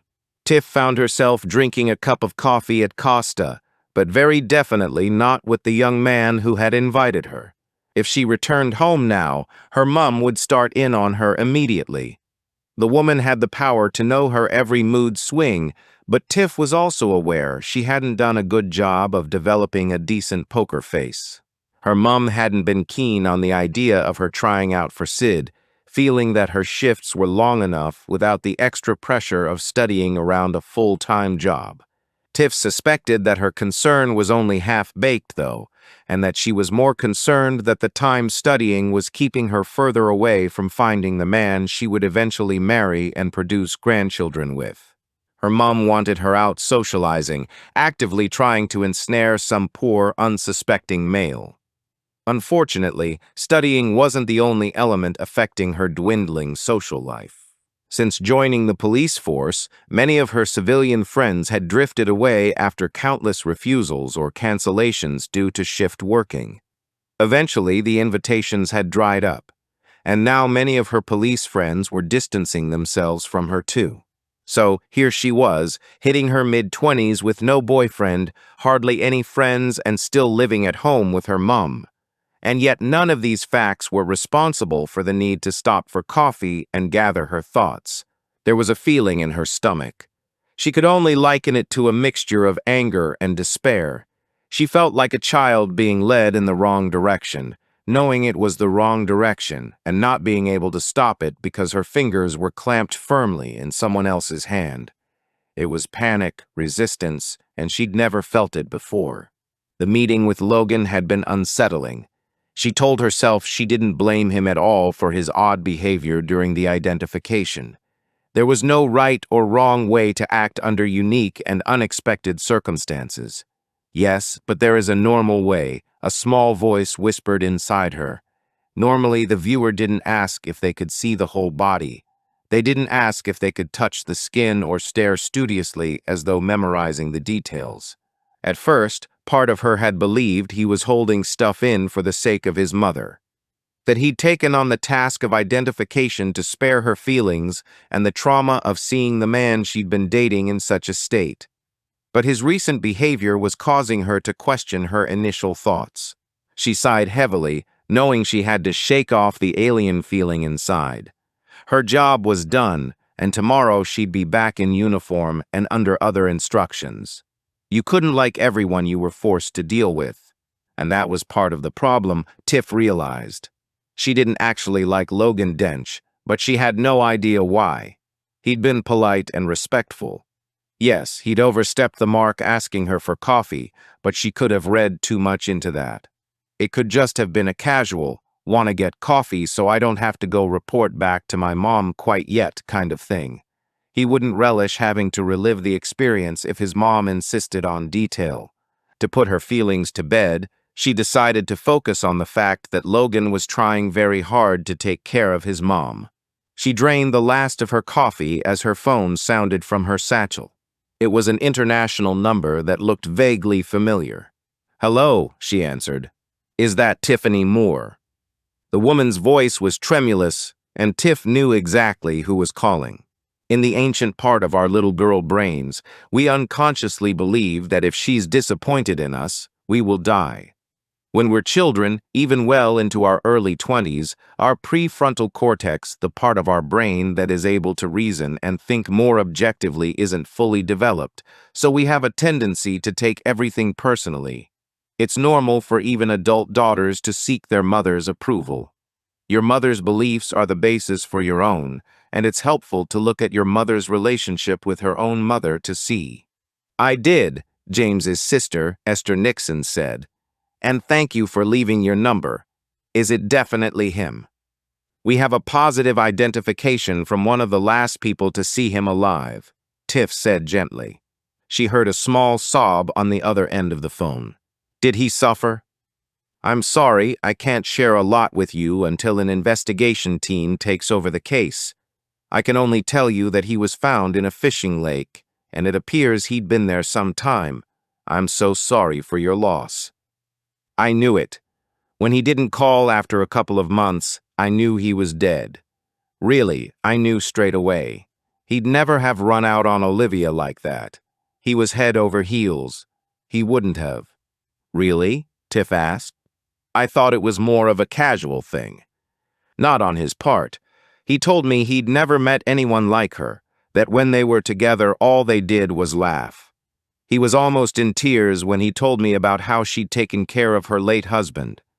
After all those years, I really thought he'd found the one. He was the happiest he'd ever been." "Despite the depression?" Tiff asked. "What depression?" Tiff grimaced, feeling like she'd said too much. If he'd been hiding it from his girlfriend, it wasn't much of a stretch to believe he'd hidden it from his sister. "You're saying James didn't suffer from depression?" "Well, maybe occasionally, but not for a long time." Tiff tried to be as tactful as possible. "So he could have been depressed?" "Well, I suppose. I mean, there's a chance, but he would never have taken his own life." "No one is saying that. He could have fallen into the water after being unwell. We won't know anything for sure until after the post-mortem." Suddenly, Tiff was beginning to feel out of her depth. She had no place in this conversation. She was just the officer at the scene. "Look, I promise that a member of SID will be in touch as soon as there's more detail available." "Okay, thank you. Can I ask how Olivia handled the identification? It couldn't have been pleasant for her." "She was spared the ordeal. Logan offered to do it in her place." The line went silent. Esther: "I'm sorry. I just had the irrational thought that James wouldn't have liked that at all. But of course he wouldn't have known." "Why is that?" Tiff asked in spite of herself. "Because he hated the sight of that boy." Tiff said her goodbyes and wasn't surprised to find that once again her stomach was in knots.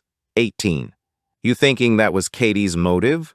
Bryant asked as they got out of the car at Russell's Hall Hospital. "Well, Judith did say that if the daughter wanted to heal, the relationship had to be forcefully and permanently ended with no further contact possible. That's a given now. Whatever the relationship between Katie and her mom, it was complex enough that she was seeking advice on how to deal with it. Think about Katie's home. Well, where she lived it was hardly the space of someone well-rounded and stable. It's almost like she was waiting to develop into the person she's going to be." "And only murdering her mother could accomplish it?" Bryant asked doubtfully.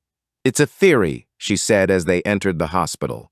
"You really want to know why, eh, Gov?" "Me and a jury of 12, she answered. Despite the evidence, a conviction of a woman in her mid-20s for such a brutal murder was a tough sell if they couldn't explain why. Okay, Keats, this had better be good, Kim said as they entered the morgue anteroom. Jimmy was wheeling the body of Cheryl Hahn back to cold storage, and Keats was cleaning down. Well, if someone from your team had been here to witness the process, you'd have had the information immediately. Kim leaned against the counter and folded her arms. Keats, did you get enough attention as a boy? He offered a sideways glance. She continued, I know you enjoy performing for Penn, whose fascination perplexes me, but it was unnecessary. We know the where, the who, the how, and all we're missing is the why. And you think there's nothing I can offer to assist in answering that last question? He asked, shaking his hands before pulling paper towels from the dispenser. Is that a trick question? Kim asked. Never before had Keats had any involvement in establishing the why. And to be fair, it wasn't long ago that you weren't sure you could establish the if at the crime scene. Bryant hid his chuckle behind a cough. Keats pinned her with his best haughty stare. Is that the last? Are we done? Fine, he'd suffered long enough. We're done. Okay, follow me, he said, shaking his head. He held open the door into the autopsy room and strode to the small desk he kept in the corner. Despite the fact the procedure was now finished, the smell of death hung in the air. He passed her the form he'd completed ahead of the full report and began speaking even as she read. Our victim was in perfect health. Her weight and BMI were within healthy parameters. Her internal organs were strong and functioning well. No signs of smoking or excessive drinking. No obvious surgeries or major health conditions, and no reason for her not to live well into old age. Kim handed the sheet back to him. So she took care of herself. How does that help us? It doesn't. I'm just giving you background. Keats, she warned, looking pointedly at her watch. Her time would be much better spent talking to the doctors at Bushy Fields to establish when they could have another crack at Katie. With an early confirmation of her well-being from a mental health professional, she could have this case wrapped up by supper time, which was fast approaching, she realized. Oh, Stone, I remember when you were more fun than this, Keats said, reaching for an evidence bag. Liar, I was never Jesus Christ. What the hell is that? She asked, taking the bag. Inside was what looked like an upper denture, a full bridge of bright white teeth, but in miniature. Lodged in her throat, Keats explained, enjoying her bewilderment. It couldn't have been hers, Bryant said, stating the obvious. It's called a flipper, Keats said, nodding towards his computer, indicating that was where he'd found the information. Fake teeth used for performing arts and pageants to hide any break or defect in someone's smile. They're used to hide missing teeth or to cover up marks.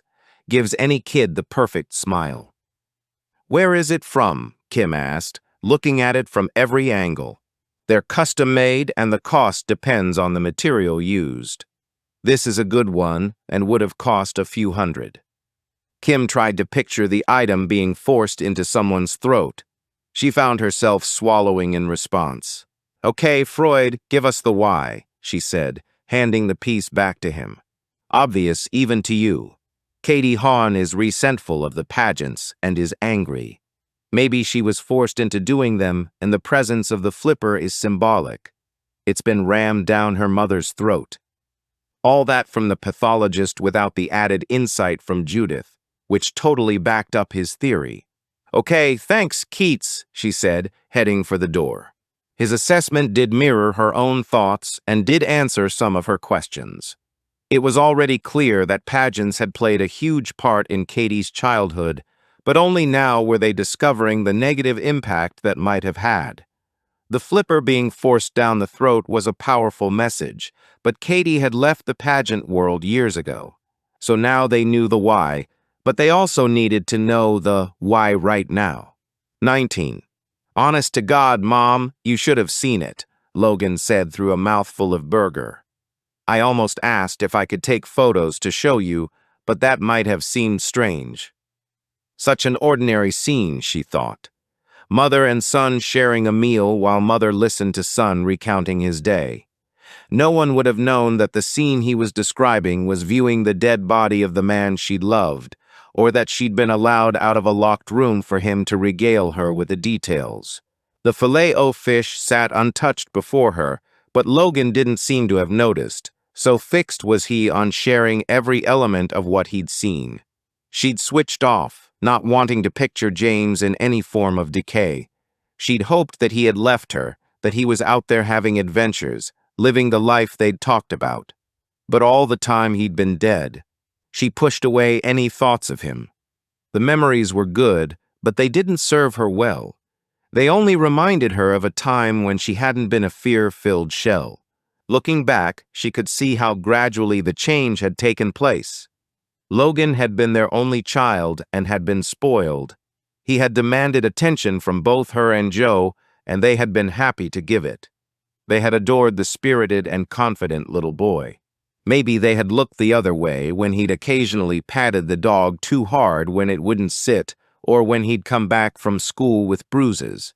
His expulsion at the age of 14 for consistent bullying had confirmed to her and Joe that he needed one-on-one tutoring. Hers was the lower-paid job, so they had decided she would leave it to take over Logan's education.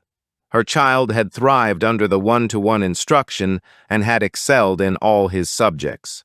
College had been a trial, but with perseverance, she and Joe had got him the qualifications to get onto the media course at Loughborough University. And then Joe had fallen ill and had eventually been diagnosed with brain cancer. She now knew that during that time a subtle shift had taken place. She had allowed Logan more control in just about everything that didn't concern taking care of Joe. He took control of the house and her debit card. Suddenly, the cupboards were full of everything Logan liked to eat. The energy provider had been changed to get a better price and put in Logan's name. She didn't care. He had maxed out the credit cards to get cash should they need it. He managed everything so that she could focus only on Joe. What she hadn't noticed was that he had also taken her phone and was responding to concerned text messages from her old friends and colleagues with short, sharp notes. Their calls went unanswered and eventually stopped. On the morning of Joe's funeral, an outfit had been laid out on her bed. She gratefully accepted the decision. She was fighting with her grief and was unable to make any choices for herself. And every day after that, when she had her morning shower, an outfit was waiting for her. One day, wanting a touch of color, she had gone to her closet in search of a yellow silk blouse Joe had loved. Her clothes had been replaced. Gone were the figure-hugging jeans and V-neck T-shirts. Her special occasion dresses had vanished, and in their place were aligned skirts and smart trousers. When she'd questioned Logan over breakfast, he'd happily admitted to updating her wardrobe with clothing more appropriate to a mother in her late 40s. It wasn't only the clothes. He had remained in control of their finances, sorting the life insurance that meant neither was forced to work for the time being. She had signed the papers he had slid before her at the breakfast table willingly, relieved that he was taking care of issues she felt unable to address herself. The thing that still surprised her now was how readily she'd accepted the reversal of their roles, but she'd since realized that she'd done so thinking that she had a choice, that she could choose her own clothes when she was up to it, that she would take back control of the home and finances when she was stronger. It was during this period she'd met James, the point at which she was being controlled and hadn't really known it. When every action from Logan had seemed designed to remove the stress from her day, and every instruction had been cloaked as a well-meaning suggestion. After spending a little time at the house, James had mentioned Logan's influence on her, but she had defended him, explained how he had taken care of her when she'd been unable to do so herself. James had accepted her explanation, and she had firmly believed it herself until a week or so after he had disappeared. The backhander across the face had come from nowhere after asking Logan to load the dishwasher. Somehow the balance had shifted between them. Her compliance had been read as permission, authority to control every aspect of her life. From that point on, the threat of violence became yet another form of control. You're not even listening, Logan said, throwing her untouched meal at her. Too late, she realized that he'd eaten his burger and his attention had all been on her. Most of the meal landed on her shirt, but some of the lettuce hit her face. The fear was already swirling in her stomach. Logan didn't like to be ignored. To her surprise, he burst out laughing. He reached for his phone. "Do you have any idea how ridiculous you look?" he said, taking a photo. "You're pathetic sitting there with salad on your face." The laughter was short-lived, despite the fact he'd been laughing at her, not with her. She moved to push her chair back. "Not yet," he said, reaching for his drink. "I haven't finished telling you." Olivia felt shame warm her cheeks. The soggy lettuce was stuck firmly to her chin. She raised her hand. "Leave it. Next time you'll eat the meal I bring you. You're going to be very hungry later. Anyway, Tiffany was lovely out of uniform. She is a babe. I invited her for coffee, but I think she had something else on. I'll get a date with her. You just watch. You always told me I was irresistible." When she didn't smile in response, his face darkened. "Okay, you're boring me now. You can go to bed." He stood and pulled out her chair. "Come on up you go," he said, walking her to the stairs. He followed closely behind and all but pushed her into the room. "Night, night, and I'll see you in the morning." He presented his cheek for his goodnight kiss, which she knew better than to refuse. The door closed and locked behind her. She dutifully reached beneath her pillow for her nightdress. It wasn't even 7 o'clock. 20. It was 7:15 p.m. when Kim entered the squad room. Bryant followed her in and headed for the coffee machine. Kim shook her head. She didn't intend to hang around long enough to drink it. The day had grown long, and she planned on dispatching her team imminently. "Anything from the shrink?" she asked. Katie had been at Bushy Fields for a few hours. Stacy shook her head. "After my third call, he refused to speak to me. Some hope of getting done by supper time. If Katie hadn't been assessed by now, they weren't getting an answer on whether they could even question her until the morning. Okay, I'll draw up a battle plan for tomorrow, but tonight, hey, Tink," she said, seeing the familiar face in the doorway. "Hey, boss, got a minute?" "Of course," she said, pointing towards the bowl. "You need me?" "No, no," she said, closing the door behind her. "I don't mind you telling me I'm overreacting in front of everyone." "Okay," Kim said as Tink took a seat at the spare desk. "I was there today," she said, twisting her fingers together. "At Donkey Pool when they brought the body out of the water." "Okay," Kim said, still unsure what was going on. She'd heard there had been developments, but Keats had got to her first and saddled her with an open and shut case. "Your first dead body, was she traumatized? Did she need to talk? Did she need comfort? And if so, what the hell was she doing here?" Tiff shook her head. "We were waiting for the call," Penn said. "I wish you'd got it." Kim folded her arms. "We were assigned another case. Why? What's up?" Tiff's troubled expression didn't look like she'd suffered personal trauma. "Something doesn't feel right. The guy's been missing for almost 2 years, and the last folks to see him are acting a bit weird. A woman and her son in his early 20s. She was upset. He wasn't bothered. He identified the body and then asked me out." After being in the morgue with Keats, Stacy asked, raising an eyebrow. "Not Keats. Body is over at West Brom. Post-mortem is tomorrow." "Likely to be sent to Wolvo then," Bryant offered. "Yeah, Dudley's stuck on a court case. I feel like this is going to be passed around until it falls through the cracks," Tiff said. "There's probably nothing forensically viable due to the time in the water, and no one is really fussed in chasing a result. His only relative lives abroad, and they weren't particularly close." "So what exactly is your problem?" Kim asked. "Something feels off with the partner and her son." There was a tension in the air. It was like I wasn't getting a truthful reaction, emotionally, from either of them. "You think they're responsible?" Kim asked. "Yes. No. I don't know. I just didn't know what to do. So what do you want us to do? Kim asked, not unkindly. Investigate? Tiff asked hopefully. Kim understood the girl's frustration. She was in the process of making the transition from officer to detective. She'd come across a situation that didn't smell right, and she knew this case was going to fall by the wayside. It was a frustration Kim understood. Throughout her career, she had always done her utmost to ensure no one got left behind. Problem was they had their own major investigation. They had their own victim in Cheryl Hahn. And although they might have some of the answers, they didn't yet have them all. No, Kim said. Tiff's face dropped. You won't investigate? Kim shook her head. No, we won't. You will. Penn will help, and you'll work it together. I'll clear it with Inspector Plant and square it with Woody.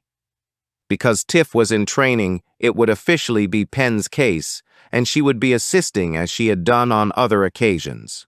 There was not one time they had gone to this girl for help and been refused. She had a hunch, and they had a responsibility to help her either prove or disprove it. Okay, briefing at 7, including you, Tink. Now get lost, the bloody lot of you. 21. It was after midnight when Kim took Barney outside for his last walk, and she still hadn't been able to shake off the memories of Katie Hahn. That look of bewilderment while sitting on the sofa. The lost, childlike expression as she was being put in the car. But the image that wouldn't get out of Kim's head was the bright, infectious sparkle that had been present while she'd been doing her impromptu performance in the holding cells. She felt as though she'd met 3 different Katies in the space of one day, and she still wasn't sure which one was real. Park tonight, boy, she said, having already gauged the weather. There'd been a dry spell about an hour ago, and she suspected that most of the dog walkers would have taken the opportunity to get their last walk in before the rain. Neither she nor Barney minded the rain, and both were happy to weather it for an empty park. She was pleased to see the small car park empty, and after a cursory glance around established that only the 2 of them were stupid enough to be out in the wet. She leaned down and unhooked his collar. He ran off 50 feet ahead and then came back. It was a process he repeated until she put the lead back on him. It was as though he liked that taste of freedom, but not too much. He could also smell the apple in her pocket that she brought for recall emergencies. As she watched her dog's ritual, her mind returned to Katie Hahn. She hoped for a call early tomorrow from the doctor to say that she'd been faking and she was perfectly fit for interview. Yet a small voice inside insisted that wasn't going to happen. Her thoughts were interrupted by the ringing of her phone. It sounded loudly in the silence of the empty park. She reached to take it out, and Barney hurtled back towards her. "Wrong pocket, buddy," she said before seeing the name. "Stone," she answered as her heartbeat increased. "Let me first confirm that earlier today we were in agreement," Keats said. "About what?" she answered. It was a bit late at night for an "I told you so" call. The reason why Katie Hahn killed her mother. "Not sure why we're having this conversation at midnight, but yes, I could see your point. Why?" "Because it turns out we were both wrong. We've got another one, early hours of the morning." Kim stopped walking as her whole case crashed to the ground. A moment ago, she'd had one victim and one killer, and their time was being spent filling in the details. At no point had she considered the idea that Katie Hahn had not brutally killed her mother. But if Keats was correct and this crime mirrored the first, Katie could not have been responsible, and they were already a good 12 to 15 hours behind their killer. "Fuck. Text me the address," she said, reattaching the lead to Barney's collar. "Already done," he said before ending the call. Her phone tinged receipt of a message as she put Barney in the car. She considered calling Bryant but decided against it. "Okay, buddy, you're gonna be my partner in crime tonight." 22. The house in Bromsgrove was a semi-detached property in a small cul-de-sac about a mile away from the motorway island. 10 pairs of houses looked onto a small green that was also used as a turning circle. And right now it was a meeting point for most of the residents watching the flashing blue lights illuminating the sky. "Don't go anywhere," she said to Barney as she lowered her window just an inch. She pushed through the crowd and ducked under the cordon as Mitch's van pulled up. Keats was already waiting. Andrea Shaw, aged 47, stabbed multiple times, found by her daughter, Toya, 22, who lives at home and had returned after a night out. Kim was already donning protective equipment while Keats talked. The body is in the living room, and the daughter is hysterical in the kitchen. Kim entered the home and immediately saw evidence of a struggle. Cushions had been thrown from the sofa, a small bookcase had been pulled over, and ornaments littered the floor. The woman on the ground lay amid a pool of blood. Her nightgown was stained red from the breastbone down to the lower stomach. "Woken from her sleep for this," Keats said from behind. "She wouldn't have been properly sleeping, not if her daughter was still out. Likely why she answered the door in her nightie, thinking the kid had forgotten her key." "You're the expert," he mocked. "Keats, I can't go to sleep if I don't know exactly where my dog is, so it's a pretty safe bet I'm right." "Ah, yes, that brave, fearless dog who will get all the honors when he—" "How long since the murder?" she snapped. It wasn't something she gave thought to. Unlike any other dog, Barney was going to live forever. No more than an hour. Jesus, her daughter probably just missed the killer. "Wouldn't have been long," Keats confirmed. "Anything on her clothes?" Kim asked. "Not a drop. Still got her clubbing clothes on, and they're as clean as a whistle." Kim walked to the top of the body, taking care to avoid the blood. From this angle of the room, she could picture clearly what had happened. Andrea Shaw had come down the stairs sometime around 10:30 to let in who she thought was her daughter, having forgotten her key. The door had been forced open. Andrea had backed into the lounge, pulling down the bookcase to block the intruder, but in effect had trapped herself. The killer had crossed the room and started stabbing. Kim counted more than a dozen defensive wounds on the hands and arms. She stood above the victim and looked down into a face that would have been attractive just a few hours ago. Her hazel eyes were framed by shapely brows, and her full lips bore the imprint of recently removed makeup. She looked closer at the mouth and then at Keats. "Anything in there?" "I think so, but I'm going to wait until I have her back at the—" "Why aren't you trying to save her?" screamed a voice from the hallway. A constable grabbed the girl from behind before she entered, looking apologetically in Kim's direction. Kim made it to the other side of the room and removed the protective clothing before following the constable and the girl. She found them sitting at the kitchen table. The girl was bent forward, sobbing uncontrollably into a circle made by her arms. Kim took a seat and nodded for the constable to remove his hand from the girl's shoulder. "Toya, isn't it?" Kim asked, leaning forward. Toya nodded as she raised her head. Her face was a reddened mess of tears, mascara, and mucus. Kim held out her hand for a roll of kitchen towel. She ripped off 2 squares and passed them to the girl, who was heavily made up, with a shock of short green hair. Unlike her mum, her eyes were a deep blue beneath the panda smudges. She appeared much younger than Katie, even though there was only a couple of years difference. "Why aren't you trying to save her?" she asked again. "She's gone, Toya," Kim said gently. "And you knew that when you found her, which is why you didn't touch her." "I didn't want to hurt her," she said as the tears fell from her eyes. "But I should have tried. If I'd have known what to do, I could have saved her." Kim shook her head. She was gone, and there was nothing you could have done. "I shouldn't have been out. This wouldn't have happened if I'd been here."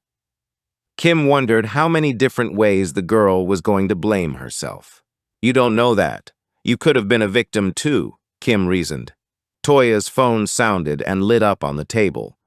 The name Tony flashed on the screen. Toya answered it. "Where are you?" "Outside. They won't let me in," Kim heard. "He's my brother. I called him," she wailed. "I need him." Kim nodded to the constable, who keyed his radio with the instruction to allow the man to enter. "Does he know what's happened?" Kim asked, assuming that Andrea was Tony's mum too. "I told him. He lives in Romsley, just a few miles." "Toya, Toya," a male voice called from the hallway. "In here," the girl croaked. Kim guessed Tony to be a little older, maybe mid-20s, but the likeness was unmistakable. Kim felt sure they were full siblings. "Where is she?"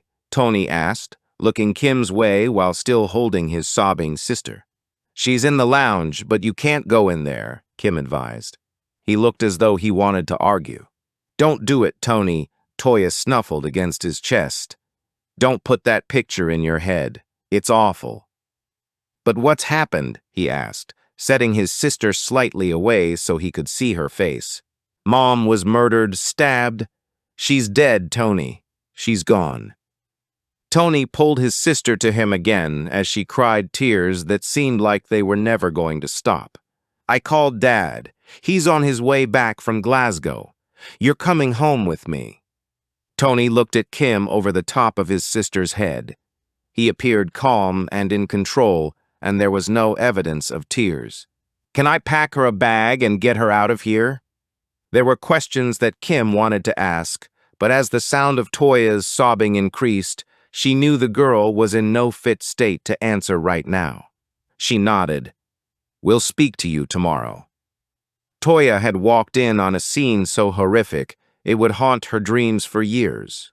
Right now, she needed to leave and be comforted by family. Kim went ahead and stood close to the lounge door to block the view. Tony bundled past her and up the stairs. All credit to him, he didn't even try to look. His sole focus was on his sister. "You still here?" Keats asked, joining her in the doorway. "Where else would I be at almost 2 in the morning?"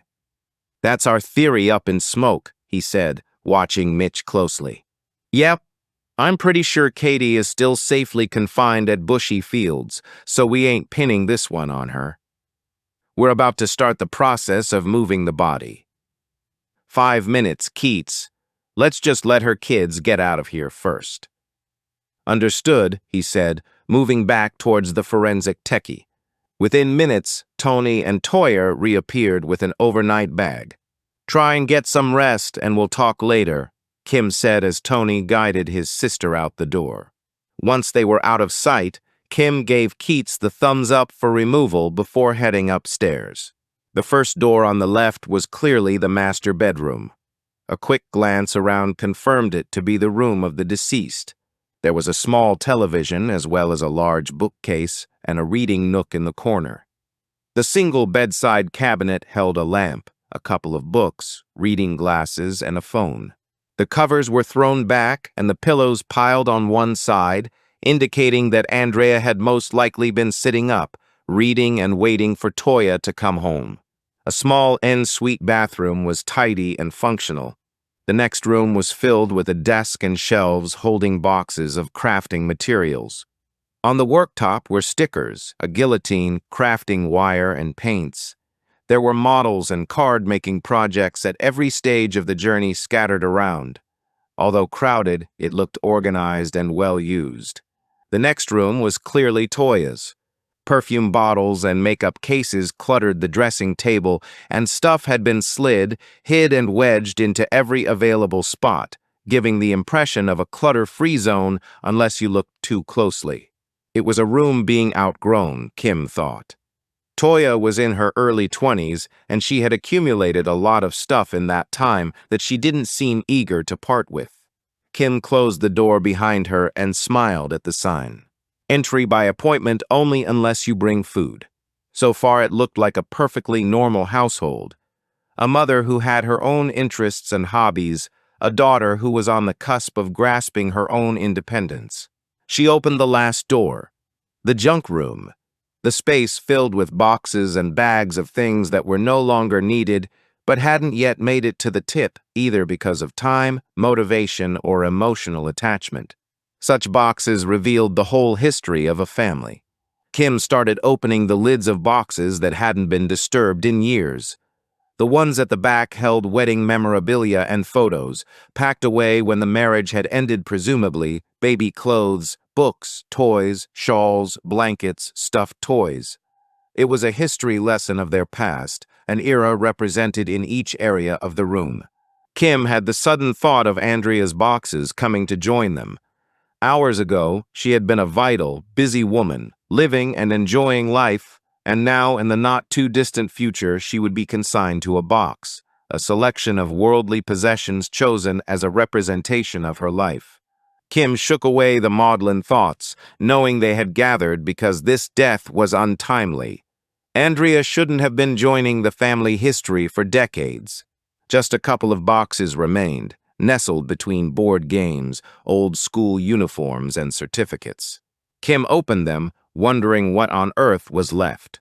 "Awa, shit," she said as she flipped back the lids. The crowns and sashes were just stuffed inside. This was nothing like the shrine at Katie's old house. This was a memory box of a time that had come and gone. It wasn't worshipped or relived or even remembered, as Kim had seen no clue anywhere else around the house. Kim closed the box and left the room. With a second murder linked to the world of pageantry, this case had just got a hell of a lot bigger than she'd first thought. 23. The rest of her team filed into the office within a minute of each other. They all looked to the board, which had been updated since they'd last seen it the night before. By the time she'd returned home, it was almost 4 and not worth the extra steps to the bedroom. She and Barney had napped on the sofa together for a couple of hours before the early morning walk and breakfast routine had kicked in. Given the disturbance to his sleep routine, Barney would be out for the count until Charlie collected him at lunchtime. "Boss?" Stacy asked, putting her satchel under her desk. "Yep, we got another one." "You're joking," Penn said. There had been no doubt in anyone's mind that Katie had been the killer, and they had all been wrong. "I wasn't laughing when I was called out in the middle of the night," Kim answered. "You attended a crime scene without me?" Bryant asked, feigning hurt. "Yeah, I took Barney with me. Far more use at 2 in the morning." "Fair point," he admitted. "Sorry I'm late," Tiff said, sliding into the seat at the spare desk. "You're not, but just cool your heels while we get out of the blocks on this one. It's changed since last night." "Got it, boss," she said, removing her coat. Kim continued. "Our second victim's name is Andrea Shaw. She was 47 years of age and worked as a doctor's receptionist." "Motive discovered," Bryant offered. Kim gave him a look before continuing.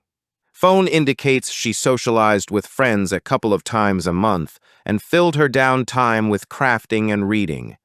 Divorced amicably some years ago and has 2 grown children, a boy and a girl." She paused while they took it in. "Anyone want to take a guess at the link between the 2 women?" "Both worked administrative roles?" Penn asked. She shook her head. "Both women home alone?" Bryant asked. "Nope."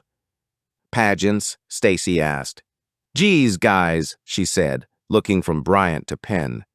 "Don't know why you even bother trying when Stace is in the room. It is indeed pageants." Only Stacy had, in a few seconds, put together what they'd found in Cheryl's throat, and that their second victim also had a daughter. "Same kind of shrine?" Bryant asked. "No, total opposite. The tiaras were packed away with the old karate suits and cricket bats." Tiff held up her hand and nodded towards the door. "Boss, do you want me to?" Penn looked disappointed. "No, I said we'd help, and we will, but if we need to pull Penn off to assist." Of course, of course." Kim turned to Stacy. "Bryant and I have a couple of calls to make, so your top priority is the pageants. Were the daughters on the circuit at the same time? Were there any issues, any enemies, any fights, any scandal?" "Got it, boss." "Look at the family members of both victims, too. Start with Cheryl, as relatives seem to be a bit thin on the ground. Check other areas to see if there's anything similar happening elsewhere. That should be enough to keep you going for now." "On it, boss." Kim headed to the bowl for her jacket. Here they were again, finding out that what they'd been presented with had been an illusion. It was not as cut and dried as their first assessment had seemed. One victim and one suspect. They had thought it was an isolated incident and that no one else was at risk. With a second victim already in the morgue, she knew they were behind the clock, and she prayed they could catch up before anyone else lost their life. The puzzle board had been placed on the table, and they knew the subject matter, but they were waiting for the pieces to fall so they could be arranged into a cohesive, sensible picture. The first piece was currently under lock and key at Bushy Fields. Before their second victim, Pageant's had been no more than a detail to examine while unpicking what appeared to be a complex and toxic relationship between a mother and her daughter. With the discovery of a second Pageant mum found dead, Kim was forced to wonder exactly what these two mums had done to deserve such punishment. What did they have in common? Were Pageants to blame for the hostility between Katie and Cheryl? And what exactly had life as a Pageant girl been like? 24. I look down at the plate and the tears sting my eyes. 3 lettuce leaves and a tomato cut in half. I can see the rip marks at the edge of the lettuce where the brown bits have been torn away. The skin of the tomato looks soft and saggy, no longer firm and fresh. My stomach grumbles in protest. It's 5 o'clock, and I've eaten nothing since a single Weetabix smashed with thin, watery milk for breakfast. Don't even think about complaining. You've put on a pound since last week's weigh-in. Just a few days, and you'll be back to normal or even thinner if possible. We all have to make sacrifices. It's just a BLT without the bacon or bread. It's that or nothing. Okay, Mommy, I say, knowing it'll do me no good to complain. Come on, eat up, she says, tapping her watch. Back to practice in 3 minutes. She watches me as I eat what tastes like a plate of water. All too soon it's gone, and I feel like I've eaten nothing. Okay, get dressed and come to the lounge, she says before heading out of the room to fix herself a drink. I remove my clothes and slip the new pink dress over my head. I'm willing and praying for it to feel looser so that I can have something to eat, but as I slide it over my body, I know it's still pulling at the seams. If Mom sees this, I might not even get a Weetabix in the morning.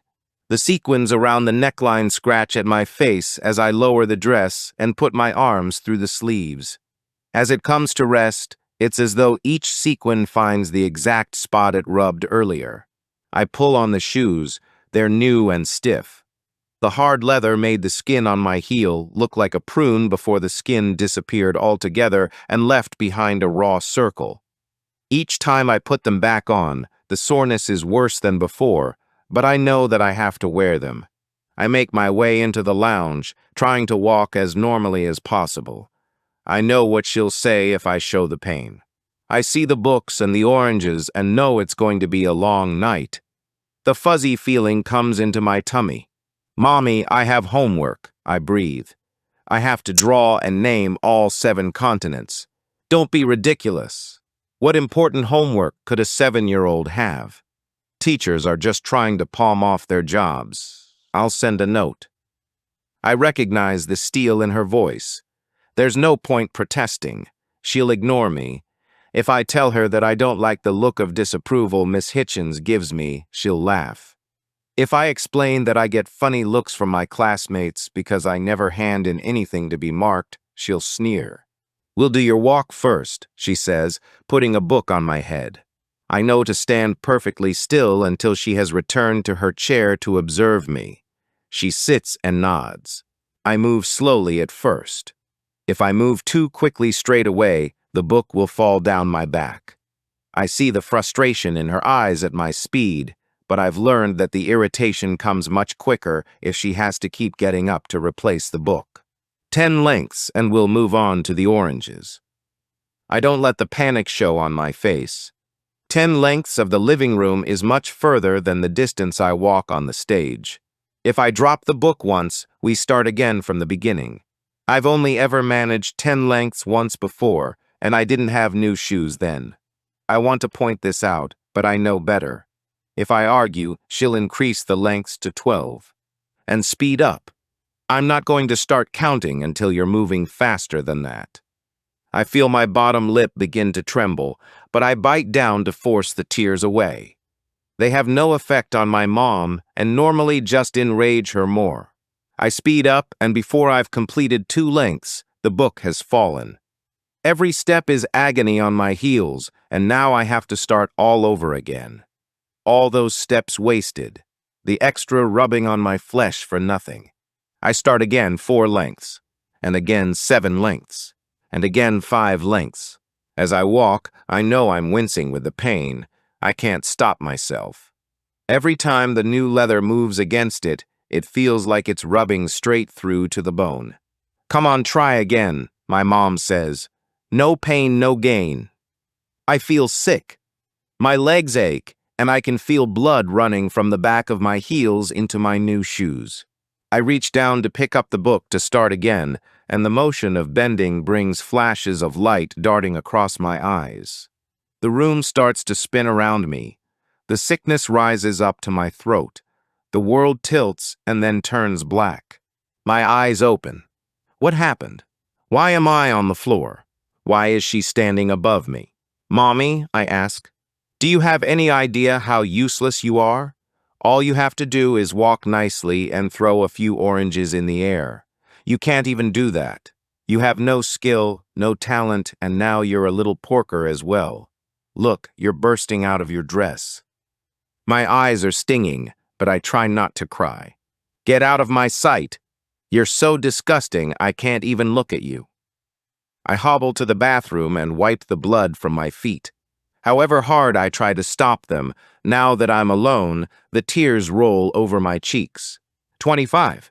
No matter how many flower beds were planted to soften the buildings that made up bushy fields, your mind knew that no amount of marigolds were going to help the people inside. Mental illness didn't respond to well-cut borders or manicured lawns, and all efforts to the contrary were designed to assure onlookers and visitors that care was taken both inside and out. A nurse buzzed them through the first set of doors into what Kim always termed a decontamination chamber. He checked both of their IDs and then tapped a few keys. Who referred her? He asked. I did, she answered. Date and time. She understood the need for security. They had never met before, and a decent-looking fake ID wasn't that hard to come by. These were basic questions that only the genuine officers would know. Yesterday afternoon around 5 p.m. Reason? Unusual behavior following arrest. 4. Murder. Thanks for your patience, Inspector. Wait there, and I'll have someone escort you to her room. No, bring her out. We'll sit at that table over there, she said, pointing beyond the second set of doors. No problem, he said, buzzing the door open. The nurse spoke to another member of staff and then approached them. She'll be with you soon. How's she been? Kim asked. Hasn't left her room. Hasn't spoken. Hasn't eaten or even drunk a glass of water. Okay, thanks, she said, taking a seat. Why out here? Bryant asked, sitting beside her. Her world is alien right now. Her only safe space is that room down there, and we're not going to take it away from her. Got it, he said. You know what else you've got? Or we'll have once you've fetched them from that vending machine over there. What? He asked, following her gaze. 3 bottles of water. You don't drink bottled. Just get 'em, she said as Katie appeared from the corridor. She was pleased to see that more suitable clothing had been found for her, even if the jeans were a bit big and the cardigan sleeves too short. It was neither a ball gown nor a boiler suit, so she finally looked the age she was. As the nurse guided Katie to the remaining chair, Kim caught her eye. Any meds? Light sedative last night. Kim thanked her as Bryant returned to the table with 3 bottles of water. How are you feeling? Kim asked. Katie said nothing and stared at her fingertips. Still the silent treatment, which was confusing. She could understand it when Katie thought she might say something to incriminate herself, but now Kim knew that she hadn't murdered her mother, and Katie had known that all along. Why didn't you just tell us that you didn't kill your mother? Katie's head shot up. Kim was stunned by the confusion on her face. What the hell was going on? I didn't kill her, Katie asked disbelievingly. Do you remember killing her? Katie frowned and stared at the table. I remember wanting to. I really, really wanted to. She shook her head. No, I don't believe you. I must have killed her. Tell us what you recall, and remember we're not here to trip you up. No, you're trying to trick me. You're trying to get me to say something you can use against me. I swear I'm not. You have no legal representation, you're not under caution, and you've been deemed unfit for interview. You could tell me you murdered a house full of folks, and I wouldn't be able to do much about it. Katie looked to Bryant, who nodded his agreement. But I must have done it. I was angry. I went to the house. She paused, and the frown deepened. I was on the floor, covered in blood, with the knife in my hand. I killed her. And there it was, the confession she'd been after for almost 24 hours. Except it wasn't true. Katie, you blacked out. Your mother was already dead. You saw that, and it was too traumatic to process. You blacked out and lost time, but you didn't kill your mother. Oh God, she said as her head fell into her hands. I didn't kill her. It wasn't me. The relief in her voice was obvious. You're sure? She asked, lifting her head before reaching for a bottle of water. As Kim had suspected, guilt induced self-denial. She hadn't eaten or drunk anything for hours. We're sure, Kim said as Katie chugged half the bottle in one go. We know you had serious issues with your mum, Katie. You spoke to Judith Palmer about it. She helped me understand that it wasn't my fault, that my mother was a narcissist who held me in a 25-year guilt trip. Go on, Kim urged. Katie finished off the first bottle of water, and Kim pushed another towards her. Nothing I did was ever good enough. Every day she would tell me of the sacrifices she'd made for me. Her love was conditional on how hard I practiced my walk or how well I smiled. She would mark my practice performances out of 10. Anything below an 8 got a scowl and 24 hours of silent treatment. Above an 8, I got cuddles and toys. Did you want to do the pageants? Bryant asked. At first, when I thought it would be fun to dress up in sparkly dresses, but that soon wore off. I was weighed nightly, and even a few ounces over was starved off me. I had no friends because I couldn't play out. God forbid I'd get a bruise or a scratch that would mar my perfect appearance. My mother controlled everything. She wouldn't allow me to do anything. She was still cutting the fat off my bacon when I was 19 years old, she said, staring off into the distance. Kim coughed to regain her attention. She wanted Katie to remember it, but not relive it. She had no boundaries. She would walk into the bathroom while I was showering to check that I'd shaved my pubic hair. But you got out, Kim said, hiding her shock and trying to remind Katie of her own strength. Yes, eventually, with Judith's help, but the problem was that I didn't know how to act. I found myself in my own home without knowing how to do anything. I'd never even cooked myself a meal. The empty cupboards were beginning to make more sense. I've found cafes that cook the meals I've got used to. I don't know how to do anything for myself. I'm useless. I don't know how to make friends or make small talk, and now the only person that knows me is dead. The tears began to fall from her eyes, and Kim started to understand the complexities that had existed in this relationship. Only moments ago, she'd admitted to wanting the woman dead. Did Judith advise you to cut your mother off completely? Kim asked. Katie nodded. She said it was the only way to heal. Either that or make it feel like being cast adrift in the ocean in a dinghy, Kim thought. And yet you were going to see her, despite Judith's advice, Kim noted. I was angry, she said, glancing at the wall above Kim's head. About what? Kim asked, sensing the walls were going back up. Just stuff. The things I was just talking about. But those things were in the past. Why choose that day to confront your mum about them? Katie's expression was closed as she took a sip from the second bottle of water. Am I free to go now? Legally, they had no reason to detain her. She'd committed no crime, she wasn't in any trouble, she wasn't a suicide risk. No family member had expressed a fear for her or their own safety, and other than some eccentric behavior, she was able to function and hold a perfectly coherent conversation. Kim knew that few of the residents of this facility were able to claim the same thing. You do know that you gave us quite the performance in the holding cells yesterday, Kim asked. Her face showed nothing. Just a bit of light entertainment, some role play to lighten the mood. Nothing you can keep me here for. Katie, I think you need help, Kim said honestly. How many times had those same words been said to her? And how many times had she chosen to ignore them? Am I free to leave? Katie persisted.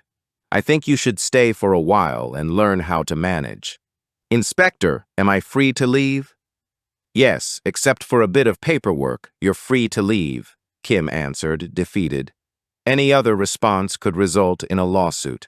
Thank you, Katie said, pushing back her chair before leaving.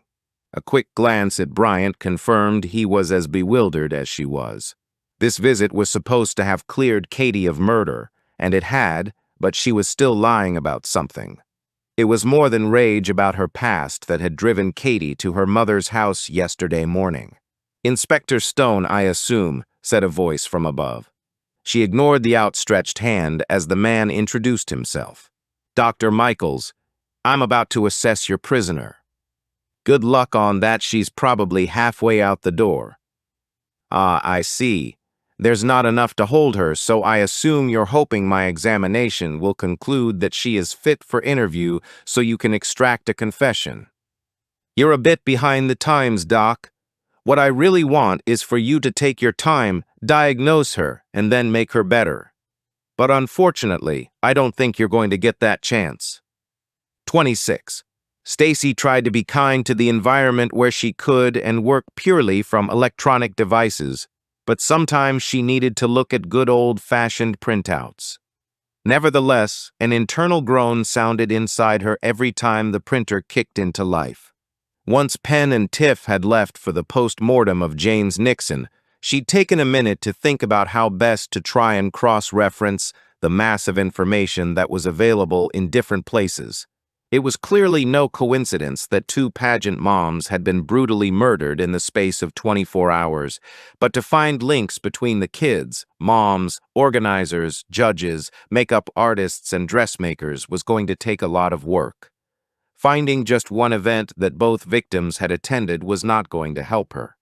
It needed to be condensed, and the only way she could think to do it was a grid system. She'd narrowed it down to the 7 most local events. To go national and international would include too much data, given that she had to record it across multiple years. Katie had only ever done the local pageants, so that was the logical place to begin her analysis. According to the entrant rosters for the competitions, Katie had done all 7 pageants from the years 2006 to 2013. Stacy entered her name on the left-hand side and filled the grid square with her placement in each pageant. She moved on to the next line and entered the data for Toya, who had started a year later and ended a year before Katie. Any squares for pageants Toya hadn't attended were blacked out to show non-attendance. Stacy allowed the smile to show on her face. She loved many aspects of her role, but her favorite was data analysis, using numbers to paint a picture. From just 2 lines of data, she could see that Katie had taken the whole thing more seriously. Her rankings were solid, whereas Toya's were haphazard. Sometimes she was top 3, sometimes nowhere, and sometimes not even attending. If she could pinpoint every person who had been around the 2 mothers, would she eventually have a list that included their killer? She grabbed the next pile of printouts and began adding to the list. The ringing of the internal phone startled her. Wood, she answered. Got a call for you, Jack said before the line silenced for a second. She introduced herself and gave her title. Hello, it's Dr. Michaels from Bushy Fields. May I speak to Inspector Stone? No, but I can get a message to her. It's about Katie Hawn. I have an update on her situation. Stacy listened with a growing sense of dread. This was not going to thrill the boss one little bit. 27. Shit, Kim said in response to Stacy's news. How the hell did that happen? She refused the assessment, gathered her things, and signed herself out. They tried to persuade her to stay, and she threatened them with legal action for false imprisonment, so they had no choice but to let her go. All right, Stace. Thanks for the update, Kim said before ending the call. Damn it, she growled, even though the hospital had done nothing wrong. And where the hell is this house? She snapped. Deliberately hiding just to piss you off, Bryant quipped. And we're about 2 minutes away, which is nowhere near long enough for you to shake off your irritation that somebody didn't do what you told them to do. You don't think it was the right thing to suggest? She asked. How could he possibly think Katie was stable enough to have been released? Doesn't matter. She didn't want the help, and she'd done nothing wrong except a bit of a performance in the holding cells. And after chucking out time on a Friday night, any one of our overnight guests might do that just as well. I know you're not convinced, but there's nothing more you could have done short of inventing outright lies to keep her there. I'm sure that crossed your mind, but luckily you just let that bright idea sail along. But I'm right, she insisted. Are you ever anything else? And anyway, she obviously trusts Judith. A woman without one single qualification is advising impressionable people making serious decisions.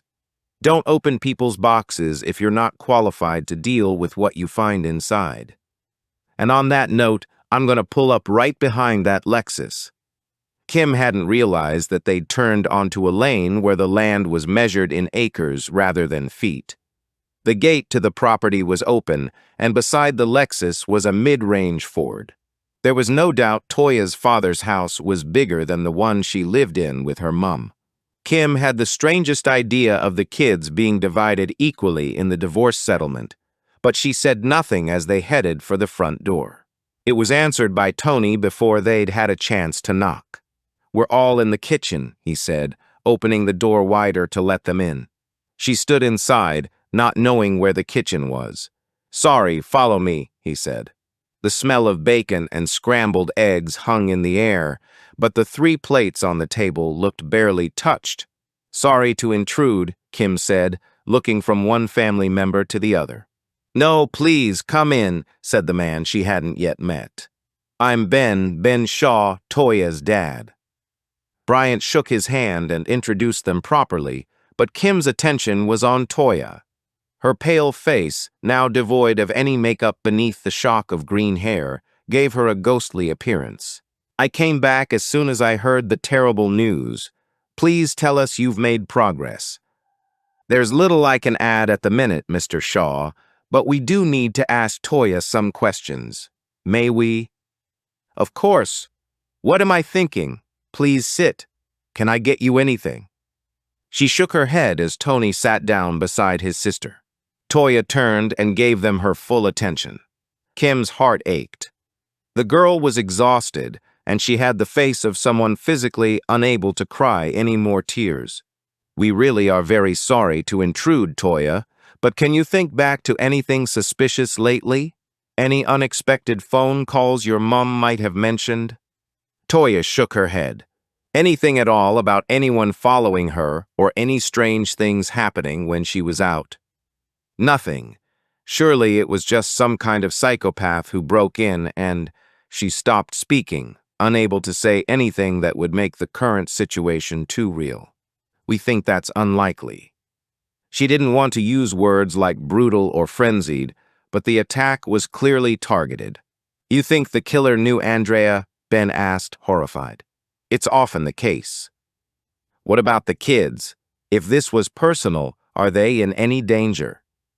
Kim considered all the information she had that Ben did not. Their other victim was also a mother, but there'd been no opportunity to kill Katie as she'd been taken into custody immediately. Right now, she couldn't say anything for certain. I don't think so, but I wouldn't let them too far out of your sight for a little while. But who could have wanted to hurt Mom like this? Toya asked. She was so sweet to everyone she met. She must have been terrified. Oh God, I can't even think about it. Please just ask me your questions. Did your mom keep in touch with anyone from your old pageant days? My old, are you joking? The question had taken Toya by surprise. She clearly hadn't thought about those days in a long time. Why would you ask that? It was years ago. It's just an avenue we're exploring. Great, now the whole room was looking at her like she'd lost her mind. The minute she left, Ben Shaw would be ringing the station to ask for a competent officer to replace her. We have our reasons for asking. Was she still in touch with anyone? Toya shook her head. I can't imagine that she would be. It was so long ago, and I'm sure she would have mentioned it. Did you keep in touch with any of the other girls? No, it wasn't like that. You were there to win. The other girls were your competition, so you didn't make proper friends. I mean, you saw many of the same faces at each pageant, and you'd wave and smile, but your team was you and your mom. Did you enjoy it? Kim asked. God, yes. Me and Mom had loads of fun. We'd go shopping for dresses and jewelry and shoes. We'd practice a few times each week during pageant season. Mom would do the walk with me, and she'd exaggerate it, and we'd collapse on the floor laughing and tickling each other. Tony stiffened, and Toya bit back the laugh that had come out of her mouth as though it had no right being there. It's okay, Toya. They were good times for you and your mom. Cherish those memories. What made you stop doing the pageants? Toya shrugged and broke eye contact. Got bored, I suppose. It was great fun, but eventually when pageant season came around, I wanted to be out with my school friends, having sleepovers and stuff. And your mom didn't mind when you stopped. Why would she? Mom never tried to make me do anything I didn't want to do. You're sure? Kim asked. Tension seemed to have been injected into both siblings. Of course she's sure, Tony offered, breaking free of Toya's grip and putting his hands into his lap. Got it, Kim said. Did it ever bother you that these pageants get a bad rap and a lot of criticism? No, 'cause I disagree. You get tiaras, crowns, sashes, bouquets, scepters. I got savings bonds and prize money. Mom put it all in an account, and it bought my first car. Do you feel it harmed you at all? Kim asked. How could it harm me? It was good fun. It was exciting. It was a laugh, but I learned loads. My confidence grew, I was comfortable on stage, and I got better at public speaking, which had terrified me before I did pageants. I suppose I also learned how to be a good sportsman and lose gracefully. Okay, thanks for. I also learned how to be respectful to adults. I learned manners. How could any of that be negative? It seemed to Kim that Toya could talk about the enjoyment of the events with far more eloquence than her reasons for stepping away. Okay, thanks for sharing your experience, Toya, Kim said, getting to her feet. One last thing. Did you ever meet a woman named Judith Palmer? The girl thought before shaking her head. The name isn't familiar. Is she a judge or something? Never mind, Kim said, satisfied that Judith Palmer wasn't linked to both girls. I'll see you out, Ben said, crossing the room. It was on the tip of Kim's tongue to refuse, but often there was a reason for the offer. Her suspicions were proved correct when he closed the front door behind him. For the record, I didn't like the pageant thing, and it wasn't quite as rosy as Toya makes out. I only mention it because you did. Please continue, Kim said. Well, it's fair to say that Andrea took it a bit more seriously than Toya did. He rubbed his hand through his hair. God, I feel awful for saying this. The loss of a person doesn't change the facts, Bryant offered. Toya is being truthful when she says it was a laugh. It started out that way. Andrea loved Tony very much, but she'd always wanted a girl she could dress up. Oh dear, I don't know if this is coming out right. She got fully into it. Buying the dresses gave way to having them custom-made. The list of accessories grew, the entrance fees got larger, the hotel rooms, a makeup artist. It all spiraled because Andrea wanted Toya to do well. She didn't want her confidence battered due to not competing on the same level as the other girls. Luckily, we could afford it, but it was no cheap hobby. What started as fun dress-up with a bit of makeup and a sparkly dress turned into emails to organizers about rules and age ranges, arguments with dress designers who didn't deliver. Over time, the fun aspect was replaced with rivalry and the desire to win. It took up more and more time. He paused. Other things suffered. "Tony?" she asked. He nodded. It wasn't something he could join in with. Distance grew between him and his mom. "Ben, may I ask if it was the reason for the divorce?" Kim asked, hoping she wasn't overstepping the mark, but he'd been fairly candid himself. It would be easy to say yes, but that would put all the blame on Andrea, which isn't fair. Still, us growing apart was certainly a factor. "You couldn't find a way to get involved, to spend some of that time together?" I had no wish to see my little girl parading on stage like a small adult. Those years were short enough as it was. "Okay, Ben, thanks for being open. We'll be in touch," she said, heading for the car. She couldn't help wondering how two people could have such opposing views of the same period in time. "Ooh," she said as her phone vibrated in her pocket. Text from Keats. She read his message and then looked at the attached photo. "Geez," she said. "What?" Bryant asked, glancing over her shoulder. The foreign body found in Andrea's throat. "Eyelashes," she said, holding the phone towards him. A pair of false, bloody eyelashes. 28. It was the first time Penn had ever visited Sandwell Valley Crematorium. The hexagonal building was fashioned from cream-colored brick, and it had a distinctive red-tiled roof. "This way," Tiff said, guiding him towards a dour gray brick building that was attached to the crematorium and which looked as though it had been tacked on from somewhere else. A woman in her mid-30s, wearing a pale blue suit, happened to be walking past the doors as they entered. After showing their IDs, she pleasantly guided them to a side room beyond a cafeteria area which was used for wakes.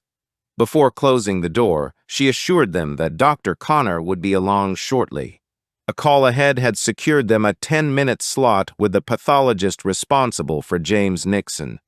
He wondered if the man would be equally as keen to share his expertise as Keats. Despite the unexpected turn in the case of Cheryl Hahn, Penn was still happy to be working alongside Tiff. She was a police officer, and she'd had a hunch that needed further exploration, a feeling he knew well. In his early days as a constable, he'd been tasked with overseeing the removal of a 5-year-old boy from an alcoholic mother. His only job was to ensure that the situation didn't get heated or violent during the removal. The mother had been completely cooperative, and the boy had been taken away for assessment. 2 weeks later, he learned that the child had been returned and something hadn't sat well in his gut. After replaying the incident in his mind many times, he'd finally realized the cause of his unease lay in the little boy's expression when he was being removed. Although scared, he had also appeared relieved. After a 5-minute contemplation of risk versus reward, he had taken action. There had been a possibility that child services would get annoyed at his involvement, but the reward of them listening and acting had been well worth it. After pleading with them to do a spot check follow-up, the boy had been found with a black eye and a sprained wrist. He'd been removed immediately, and Penn had learned never to ignore his gut feelings. "You ever met this guy before?" Tiff asked while they waited. He shook his head. He'd only dealt with Keats since being back at West Mids, and as grisly as the pathologist could be, Penn enjoyed and respected him. The door opened, and the doorway was filled with the bear of a man. His white coat strained at the upper arms and had no chance of ever meeting in the middle. Penn had the sudden vision of this man in the dark, clad in blood-covered overalls, wielding a meat cleaver. "Dr. Connor, thank you for seeing us," he said, shaking away the thought and standing. Dr. Connor waved him back down. Always happy to help our friends in the Dudley Borough. What do you need? Penn wasn't sure if there was an edge to his voice or not. What he did suspect was that with this man, 10 minutes meant 10 minutes. As if to prove that point, the pathologist looked at his watch. Never had Penn been so conscious of how short 10 minutes was. We're here about the body of James Nixon. We're assessing whether there are any suspicious circumstances around his death. You looking for extra work, Sergeant? Just answers, Penn replied. After a cursory physical exam, I'm leaning towards an accidental death. I remain open to being proved wrong, but I see nothing obvious on his body to suggest violence. After 2 years in the water, that was hardly a surprise. I think it most likely he either had too much to drink or he stood too quickly and had a dizzy spell which caused him to fall in the water. All this from a cursory glance at the body. They sure did things differently over here in Sandwell. Can you tell if he definitely drowned? Tiff asked. It's a safe bet, love, he said indulgently, and Penn felt the hairs stand up on his neck. But I will be conducting a digital post-mortem later today, which I expect will confirm my suspicions. The problem with having a preconceived idea was that it left little opportunity for further development. Instead of looking at everything, you tended to look only for facts that supported the theory you'd formed. But if he was pushed, Penn asked, no pathologist would attest to such a theory after 2 years without video evidence or a sworn confession. He looked at his watch again. Clearly, the 10 minutes he'd allowed included traveling time.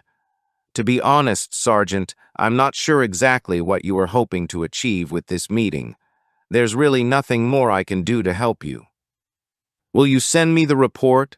Penn persisted, unwilling to let go quite so easily. Before the pathologist refused, Penn took out his notebook and pen. He quickly scribbled down his email address and pushed it across the desk. Dr. Connor folded it into his top pocket as he stood up. They both thanked him and left the room. Tiff waited until they were outside before speaking. Sorry for wasting your time, Penn. I suppose that leaves us with nowhere.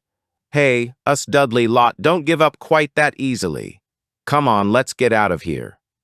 To go where? She asked, following closely behind. To where it all began. 29.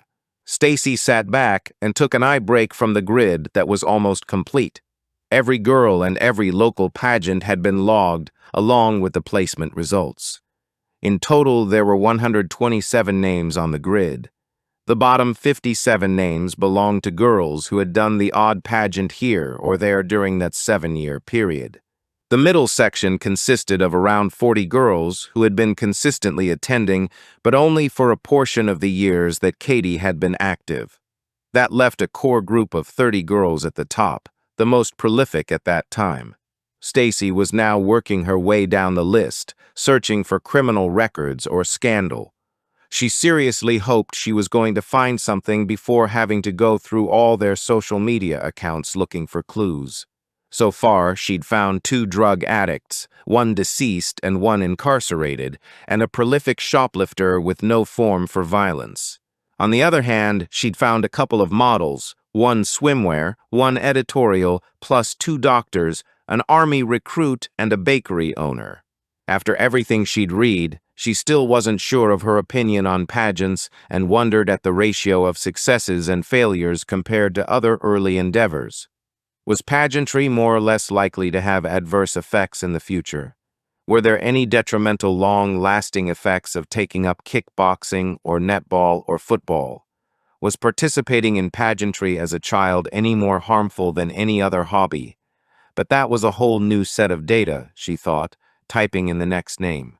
No criminal convictions, no form, not even known to them. Carly Spencer had followed the profession and was now a pageant director herself, working out of an office in Hagley. Hang on, Stacy said, scrolling further down to a tiny search result from the local news. Yes, she definitely got it right. Stacy picked up the phone and called the boss. 30. The office of Carly Spencer didn't give the greatest first impression. A cheap sign above the door read Spencer & Co., giving no indication of the nature of the business. It certainly wasn't trying to appeal to passing trade. A piece of hastily applied board covered a crack in the top right corner of the main window. Weeds and moss grew out from the gaps between the slabs on the pavement, reducing the curb appeal even further. Looking around, it wasn't a bad spot at the top end of Hagley High Street. Plenty of footfall, but no clue given about what was going on inside. "Is she in there?" Bryant asked as they approached the door. Kim was unsure herself until she saw a single bulb shining within. She tried the door. It was locked. She knocked and heard footsteps approach immediately. The door opened, and for a second Kim was stunned. The woman before them bore no resemblance to the building she occupied. Long chestnut hair fell silkily over her shoulders. Brown eyes were accentuated by the perfect amount of eyeshadow and mascara. Her face had been contoured with professional skill. There was no question that this woman turned heads wherever she went. "May I help?" she asked with a smile that displayed perfectly even white teeth. Although casual, her jeans and white shirt were impeccable too. "Carly Spencer." "If she's won something, yes. For anything else, I'll check if she's available." Kim smiled and held up her ID. "Never heard of her," Carly joked, stepping aside for them to enter. The space was small and contained a few chairs, a desk, and a lot of boxes. Expensive perfume filled the air and covered any smell of musty paperwork. She turned to move a box from an office chair. "Excuse the mess and take a seat wherever you can find one. I'm not sure why they sent you lot. It's no great mystery, and I know it's a minor thing, but I do appreciate you." "Spencer, why do you think we're here?" Kim asked. "Carly, please. My broken window, the vandalism. I called it in this morning."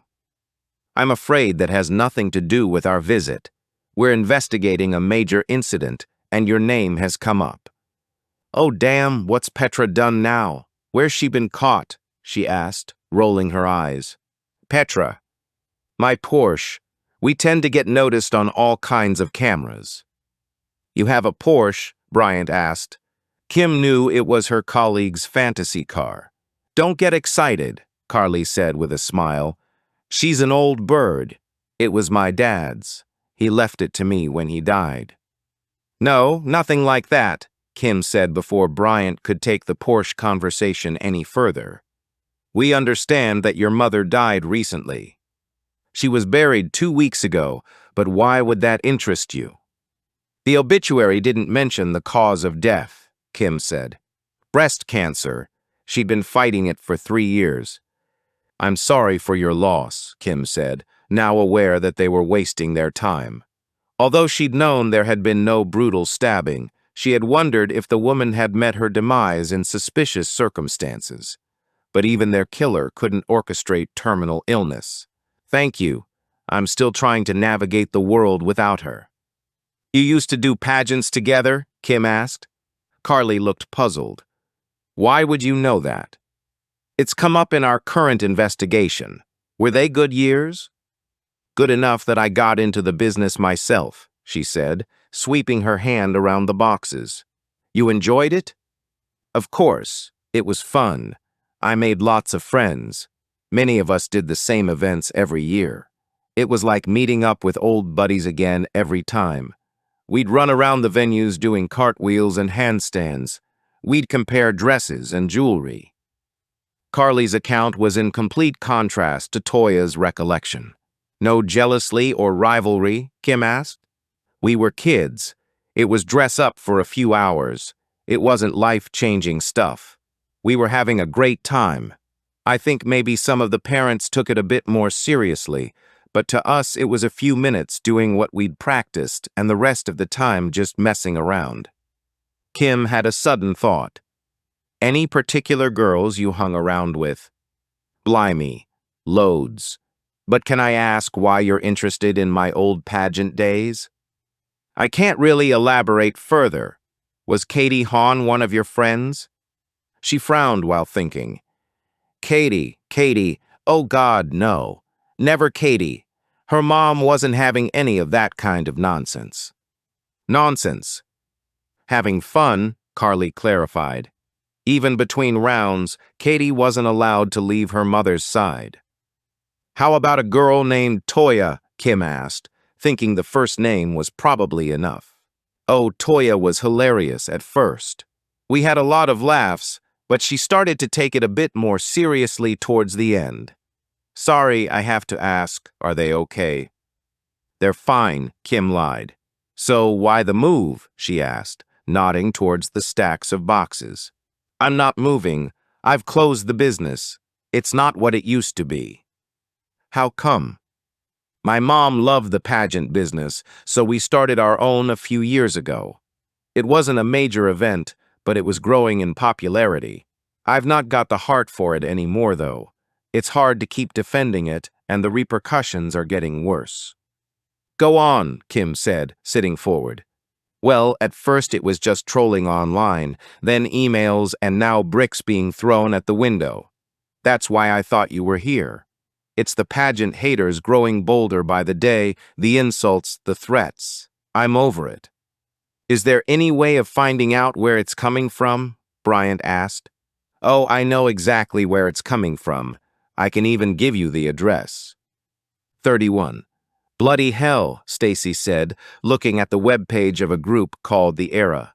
She could see that the initials stood for equal rights activists, but wondered if the similarity to the Irish terror group was more than a coincidence.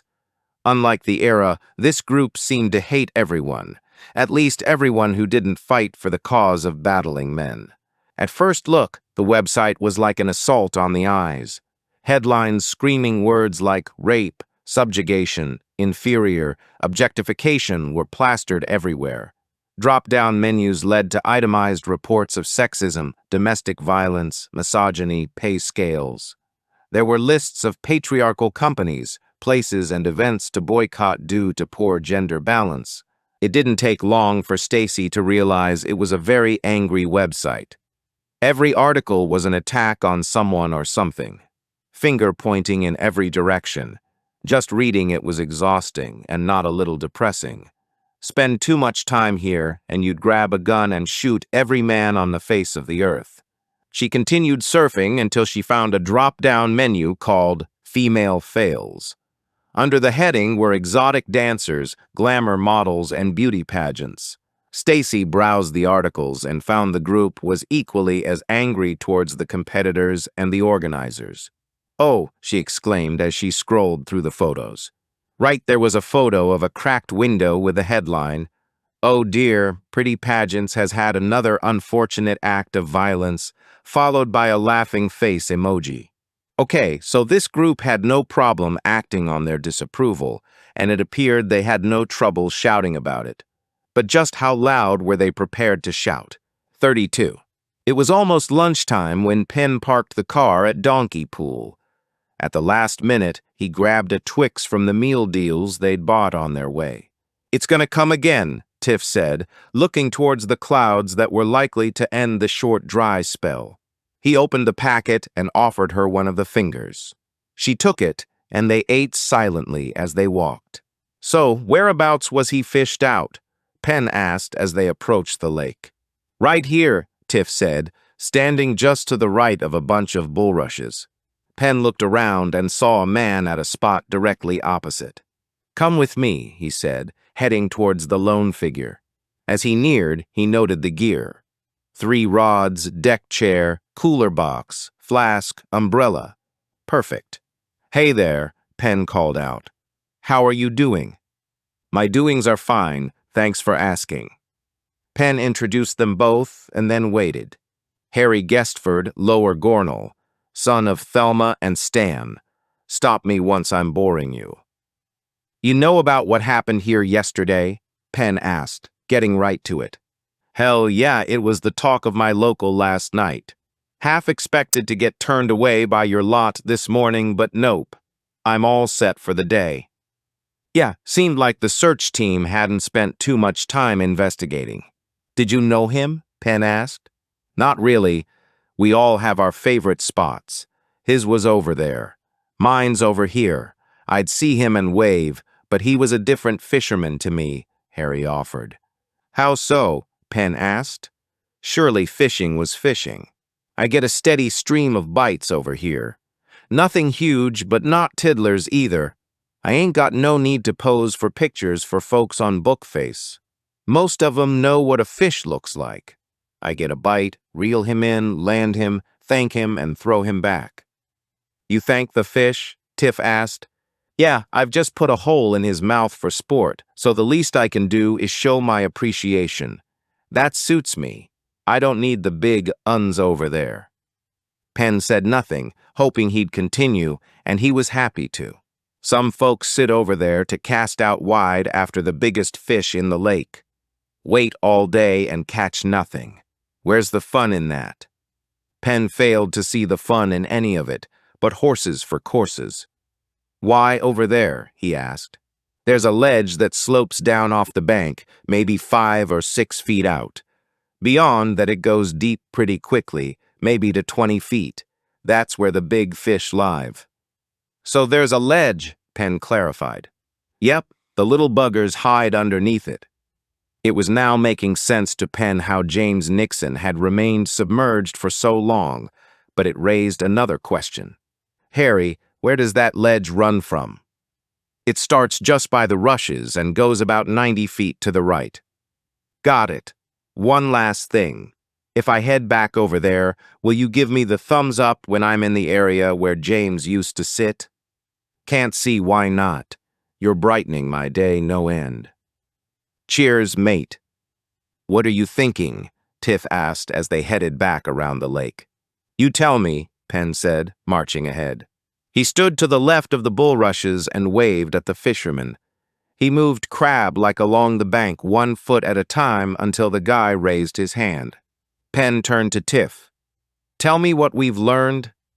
If she was going to join Sid, this was how she was going to have to start thinking. She walked around, took a look, and then stood beside him. We know that he most likely drowned and there's no obvious evidence of foul play, but... She started tapping her chin thoughtfully. If the pathologist is correct and our guy had some kind of episode, he'd have fallen. Even with a stagger, he'd have landed in the shallow part of the water on the ledge. So? He could only have made it to the deeper water if he'd been pushed, and then his body got caught on the underside of the ledge. Absolutely, Penn said, heading back towards the car. Now we may well have ourselves a case.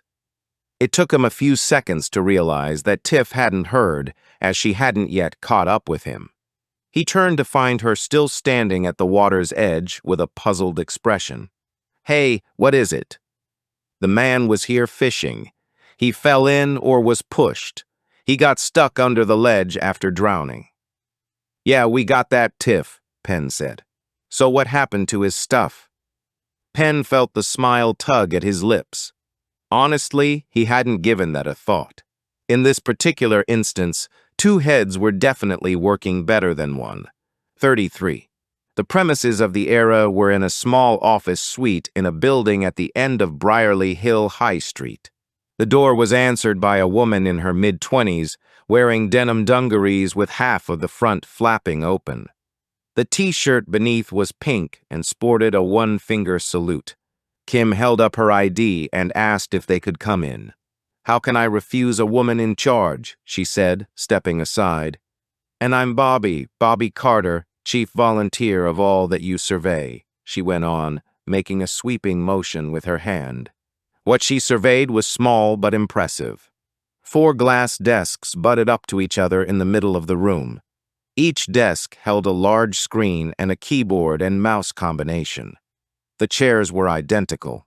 The fun stuff was against the walls. She saw 2 fruit machines, pinball, a dartboard, and a flat-screen TV. We're volunteers, funded by people who support our cause but don't have a lot of time, Bobby explained, following Kim's gaze. Gotta have a bit of fun while doing our good work. Kim wondered if this was how the Google offices had looked in the early days. And what work do you do? She asked, pulling out one of the seats. Education primarily, Bobby said, taking a seat but rolling herself away from the desks. Equality is a constant fight. The suffragettes started it, and we have a huge responsibility to continue it. We can't allow the momentum to slow. Women are battling the patriarchy in every. Not all women, Bryant said, nodding Kim's way. What, you think you're a hero 'cause you have a female boss and you don't make a fuss about it? Fuck, give the man a medal. Thanks for allowing the little woman to do her. I'm only saying that we're not all bad, Bryant defended himself. Bobby slapped her own head. Lord save me. I bet any money you're part of the All Lives Matter crew.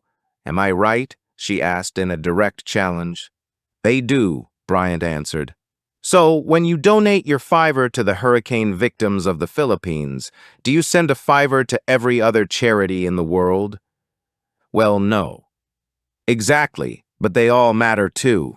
At that moment, your focus goes to who needs the help most. A catch-all doesn't cut it. You telling me you're one of the good guys doesn't help me one bit unless you're prepared to call out the bad ones. It's like, Bobby, Kim said, refocusing her attention. As entertaining as it was watching Bryant get schooled, it wasn't the purpose of the visit, although she'd be happy to set up another appointment for it to continue. We understand you've been trying to educate Carly Spencer on pageants. Absolutely. It's our duty. To intimidate, abuse, and induce fear in another woman. Bobby shrugged. You can't make an omelet without cracking eggs. Some women need to be educated about their obligation to fight the system, not play into it. Is it your obligation to put a brick through her window? Of which you have proof, Bobby demanded. I have the photo on your website, Kim countered. I took a photo of the damage as I passed it on my way in this morning, Bobby returned. Seems a natural progression from the emails and the messages. Or an indication that other people feel as strongly about that abhorrent industry as we do. So you won't be too disappointed to learn that she's decided to wrap up the business, Kim asked to gauge her reaction. Yes, she cried with a fist pump. I'm happy to count that as a win. She looked delighted and triumphant. Kim couldn't help the irritation that gnawed at her stomach.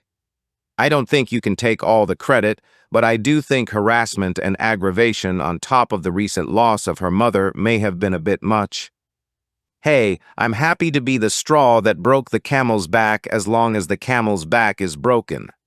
Not literally, of course, I love animals, but I'm not going to pretend I'm unhappy that there's one pageant less in the world. I mean, as a woman, do you have any idea of the damage they do? Go on, Kim said, happy to let her preach. Not only would she discover the depths of the passion, but also how far she was willing to go to make her point. Let's start with the pressure on women to conform to conventional beauty standards, the fashion, makeup, hairstyling, cosmetic surgery, and diet to the point of starvation. The fact that beauty is scored out of 10. The total objectification and the need to attain perfection. I'm sure you'll recall that the delightful Donald Trump owned the Miss Universe competition for almost 20 years. He joked about being forced to sleep with every contestant. He also said that when the bathing suits got smaller and the heels got higher, the ratings went up. So there's a market for it, Kim said. There's a market for foie gras. Does that make it right to force-feed a goose until its liver explodes? The whole spectacle is debasing. One year, Miss Venezuela was humiliated by being forced to exercise in front of a group of reporters after she gained weight during her reign. Other contestants have lost their titles for putting on a few pounds. You think that's a healthy industry? Many professions require sacrifice, Kim said, playing devil's advocate. Bobby offered her a look of disgust before continuing. Pageant popularity grows each year. They perpetuate the idea that women are just bodies to be rated from 1 to 10, that the best we have to offer is our appearance, and if that message is being taught early. You mean child pageants like what Carly manages? They should be outlawed. Do you have any idea of the harm they do? Kim thought of Toya's enjoyment of the whole process. But isn't it just dress up? Bobby rolled her eyes in frustration. Dress up is when you put on your mom's shoes and stagger around her bedroom. Pageants teach little girls they need improvements to their image to compete. We're talking flippers, hair extensions, acrylic nails, makeup, spray tans. Eventually, young girls can feel ugly without all that stuff, and that poor self-image lasts into adulthood. Natural developments like acne and other body changes hit hard. It's not just dress up having little girls being sexualized for attention. The kids are being taught to act older. It's obscene to teach a 6-year-old to pose like a model in her 20s. One pageant had a child smoking a fake cigarette, another was dressed as a prostitute, another wore fake breasts. If you're not horrified by these things, then there's nothing I can tell you. You're saying pageants damage every child who takes part? Kim asked. Who knows? All I know is that it isn't healthy to wax and thread a child's facial and body hair to give them a glowing appearance on stage. These kids learn that they gain attention and status when being sexualized, and that their sexuality is a means to an end. It doesn't take a genius to work out that it can lead to premature sexual activity. Don't they also give kids confidence? Kim asked, remembering Toya's words. Many parents believe the pageants boost their kids' self-esteem, but data shows that later problems include depression, low self-esteem, and eating disorders. We've spoken to girls who loved it, Kim defended. They're either the exception or they're liars. In 2013, France became the first country to ban child pageants for the under-13s. You have to understand that it takes hours and hours of learning how to pose, walk straight, and fake smile. Most of these pageants are more for the parent than the child. Doesn't that translate, though? Kim asked, again thinking of Toya. If it's just a bit of fun for the mom, won't that carry down to the child? The beliefs the pageants create become ingrained in the child. Kids feel as if they've let their parents down if they don't win. Ultimately, you're still transforming a typical child into a desirable woman. The sexualization of children is a contributing factor in reports of kids being sexually abused. It's a foul industry that is hyper-fixated on achieving professional adult aesthetics at a young age. Sexuality is imposed by parents without consent. So, what are you campaigning for? Bryant asked. A total ban on beauty pageants. Never gonna happen, but it won't stop us trying. Failing that, remove the beauty standards, end the sexualization. As a start, Miss Teen USA replaced swimsuit with athletic wear. It's a step in the right direction, but much more needs to be done. And your methods? Kim asked, thinking about Carly having been driven out of business. I'm going to do whatever works, Bobby said without apology. Kim thanked her for her time and stepped out of the building, exhausted by Bobby's passion. It was clear how strongly she felt about getting the events banned, and Kim couldn't help wondering if there was any line the woman wouldn't cross. 34. Tiff tried to understand her feeling of foreboding as they knocked on Olivia and Logan Dench's door. She'd been riding a strange wave of misplaced euphoria since leaving the lake. Inappropriate because a man was dead, but no less real. Penn agreed with her that something wasn't right. The feeling in her stomach hadn't been due to an overindulgence of dairy. But Tiff was starting to realize how immersive it all was. When she was in uniform, she reported for duty and she followed instructions. She finished her shift, and although there were people still on her mind once she got home, they were not her responsibility. She had done her job, handed over and entrusted the incident to people much higher on the food chain. But she'd been unable to ungrip this case from her mind once she got home. It was as though she'd taken responsibility for it, that it was hers, and that she'd never rest until it was solved. Did the rest of the team feel that way about every case? She wondered as Penn looked at her questioningly. She nodded as he knocked again. It had taken the same amount of time for someone to answer the door the previous day. They heard the sound of locks and chains being opened. "Hello again," Logan said, offering her a wide smile before looking curiously at Penn. "A colleague of mine," Tiff explained as Penn showed his identification. "Ooh, Sid," he said, looking Pen up and down. Tiff could swear she saw a dismissive glint in his eye. "Sorry for the delay. I had headphones on, and Mom had the radio on loud in the kitchen. Do you want to come in?" "If you don't mind," Pen said, crossing the threshold. "Mom's in here," he said, pointing to the lounge. He followed them in. Olivia sat in a single chair close to the fireplace. She nodded a greeting, and Tiff sensed an unnatural stiffness in her posture. Pen took a seat on the sofa, and Tiff sat beside him. "Sid, Mom, must be something important," Logan said, closing the door before taking the other single armchair. "Just a few questions, if you don't mind," Pen said. "Of course," Olivia said, nodding. "I'm not sure what else we can tell you," Logan offered. "But if you can tell us when the funeral. We can't release the body quite yet. There are still questions around his death." "What kind of questions?" Logan asked. Tiff realized that although Pen had initially been talking to Olivia, Logan had steered the conversation so that all eyes were now on him. "We're not convinced his death was an accident," Pen said. Logan nodded. "Yeah, I think it was suicide, too." "Not the line we're going down either," Pen responded evenly. "But I told you he was depressed," Logan said, and Tiff wondered if she'd imagined the note of petulance that had crept into his voice. Depression doesn't always lead to suicide, and his sister didn't think he was depressed. In fact, Esther thought he was the happiest he'd been in years, especially since meeting Olivia. He talked of a bright future between them. A small cry escaped from Olivia's lips as her eyes filled with tears. How would she know? They barely spoke. We were closer to him than anyone. "Well, actually, she didn't agree with you on that either. She said the two of you didn't get on." "That proves my point exactly. We didn't get on at first. I was probably a bit overprotective of my mom, recently widowed, vulnerable.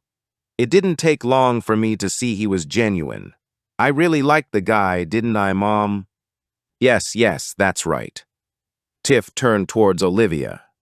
"Had James been in any kind of trouble that you know of?" "How would she know that?" Logan asked. Tiff ignored him and waited for the woman to answer. Olivia shook her head. "Did he mention any arguments with anyone?" Before shaking her head, Olivia offered the briefest of glances at her son. Tiff turned to Logan. "I'm a bit dry.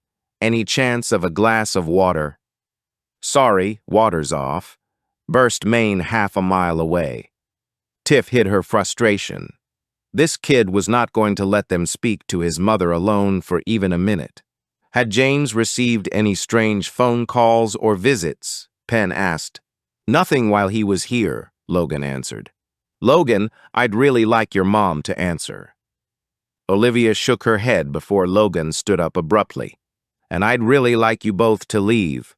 Mom is upset and grieving, and your presence is intrusive." Tiff looked to Olivia, but she said nothing and cast her gaze to the ground. As they reached the front door, which Logan was holding open for them, Pen paused. "If your mom needs any help or support, we have people. Mom is fine. She has everything she needs." Tiff swore as the door closed firmly in their faces. "What?" "I messed that up," she said. "Not really. As soon as you directed a question to his mom, he was looking for a reason to throw us out. Despite appearances, he's uncomfortable with our presence and doesn't like his opinion on James's death questioned. Pretty sure he thinks we should have just accepted his word about the depression and left it well alone." So Pen had caught that too. But she still felt as though she'd messed it up. "But I've antagonized him now. He's never going to let us back in that house. He probably wasn't going to anyway, and to be honest, we have no cause to return. Let's head back to the station and regroup." Tiff took a last look around and then paused. "Okay, Pen, but just give me a minute. There's one more place I'd like to go." 35. "Okay, pull in," Kim said as they approached a Costa drive-thru. "Your usual?" Bryant asked, approaching the window. She nodded. He gave the order, which was more words than he'd spoken in the 20 minutes since leaving the Era office. She waited until they were parked before speaking. "Okay, spit it out," she said, removing the lid and blowing on her coffee. "Something's narked you." He sighed heavily. "Well, she's right, isn't she? I am part of the problem. I think I'm a decent kind of guy, but what's the point if I don't call out the shitheads? You spend your day dealing with shitheads. You did a good job of avoiding my point there, Gov." "You really want to do this?" she asked, to be sure. He nodded. "Okay, it's not enough anymore to just be a good guy and proud of it. You don't get gold stars for doing the right thing or being a nice person. That's like taking an exam and getting a pass. No extra credit and no distinction."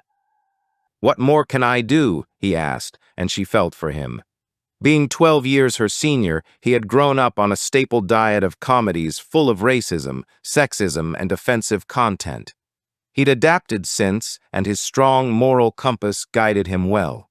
"I'm not going to preach at you, buddy, but as an example, have you ever entered the locker room and seen a bunch of coppers looking at photos of naked girls?" "Of course," he said, and then his face registered the penny dropping. "Exactly. See how easily you acknowledge that as normal behavior? It's just the guys doing guy stuff." He started to nod slowly. "It's not enough to not take part. You want to see change, call them on it. Remind them that's someone's daughter, sister, whatever." Kim felt a stab of relief when her phone started to ring. Bryant was a good guy, but Bobby had a point, and although it wasn't her job to school him, she knew she'd made him think. "Go ahead, Stace." "Boss, I'm just working on my second matrix." "Well done, Neo," she quipped. Stacy's laugh on the other end clearly came because she was the boss and not because she was amused. Geez, she didn't know why she bothered. "Anyway, my second spreadsheet is detailing organizers, judges, etc., just to see who was around the scene frequently, and there's a dressmaker's name that's coming up a lot." "Okay, shoot." "Kelvin Hobbs owns a small shop in Buadlai called So Cute, Get It. I'm assuming by your jovial tone that's spelled with a W." "Yeah, boss, I'm easily amused." "Back to it," she said before ending the call. Something somewhere in the pageant world linked their victims. Had they been involved in something then that had come back to haunt them now? If so, what had they done 10 years ago that would revisit them now?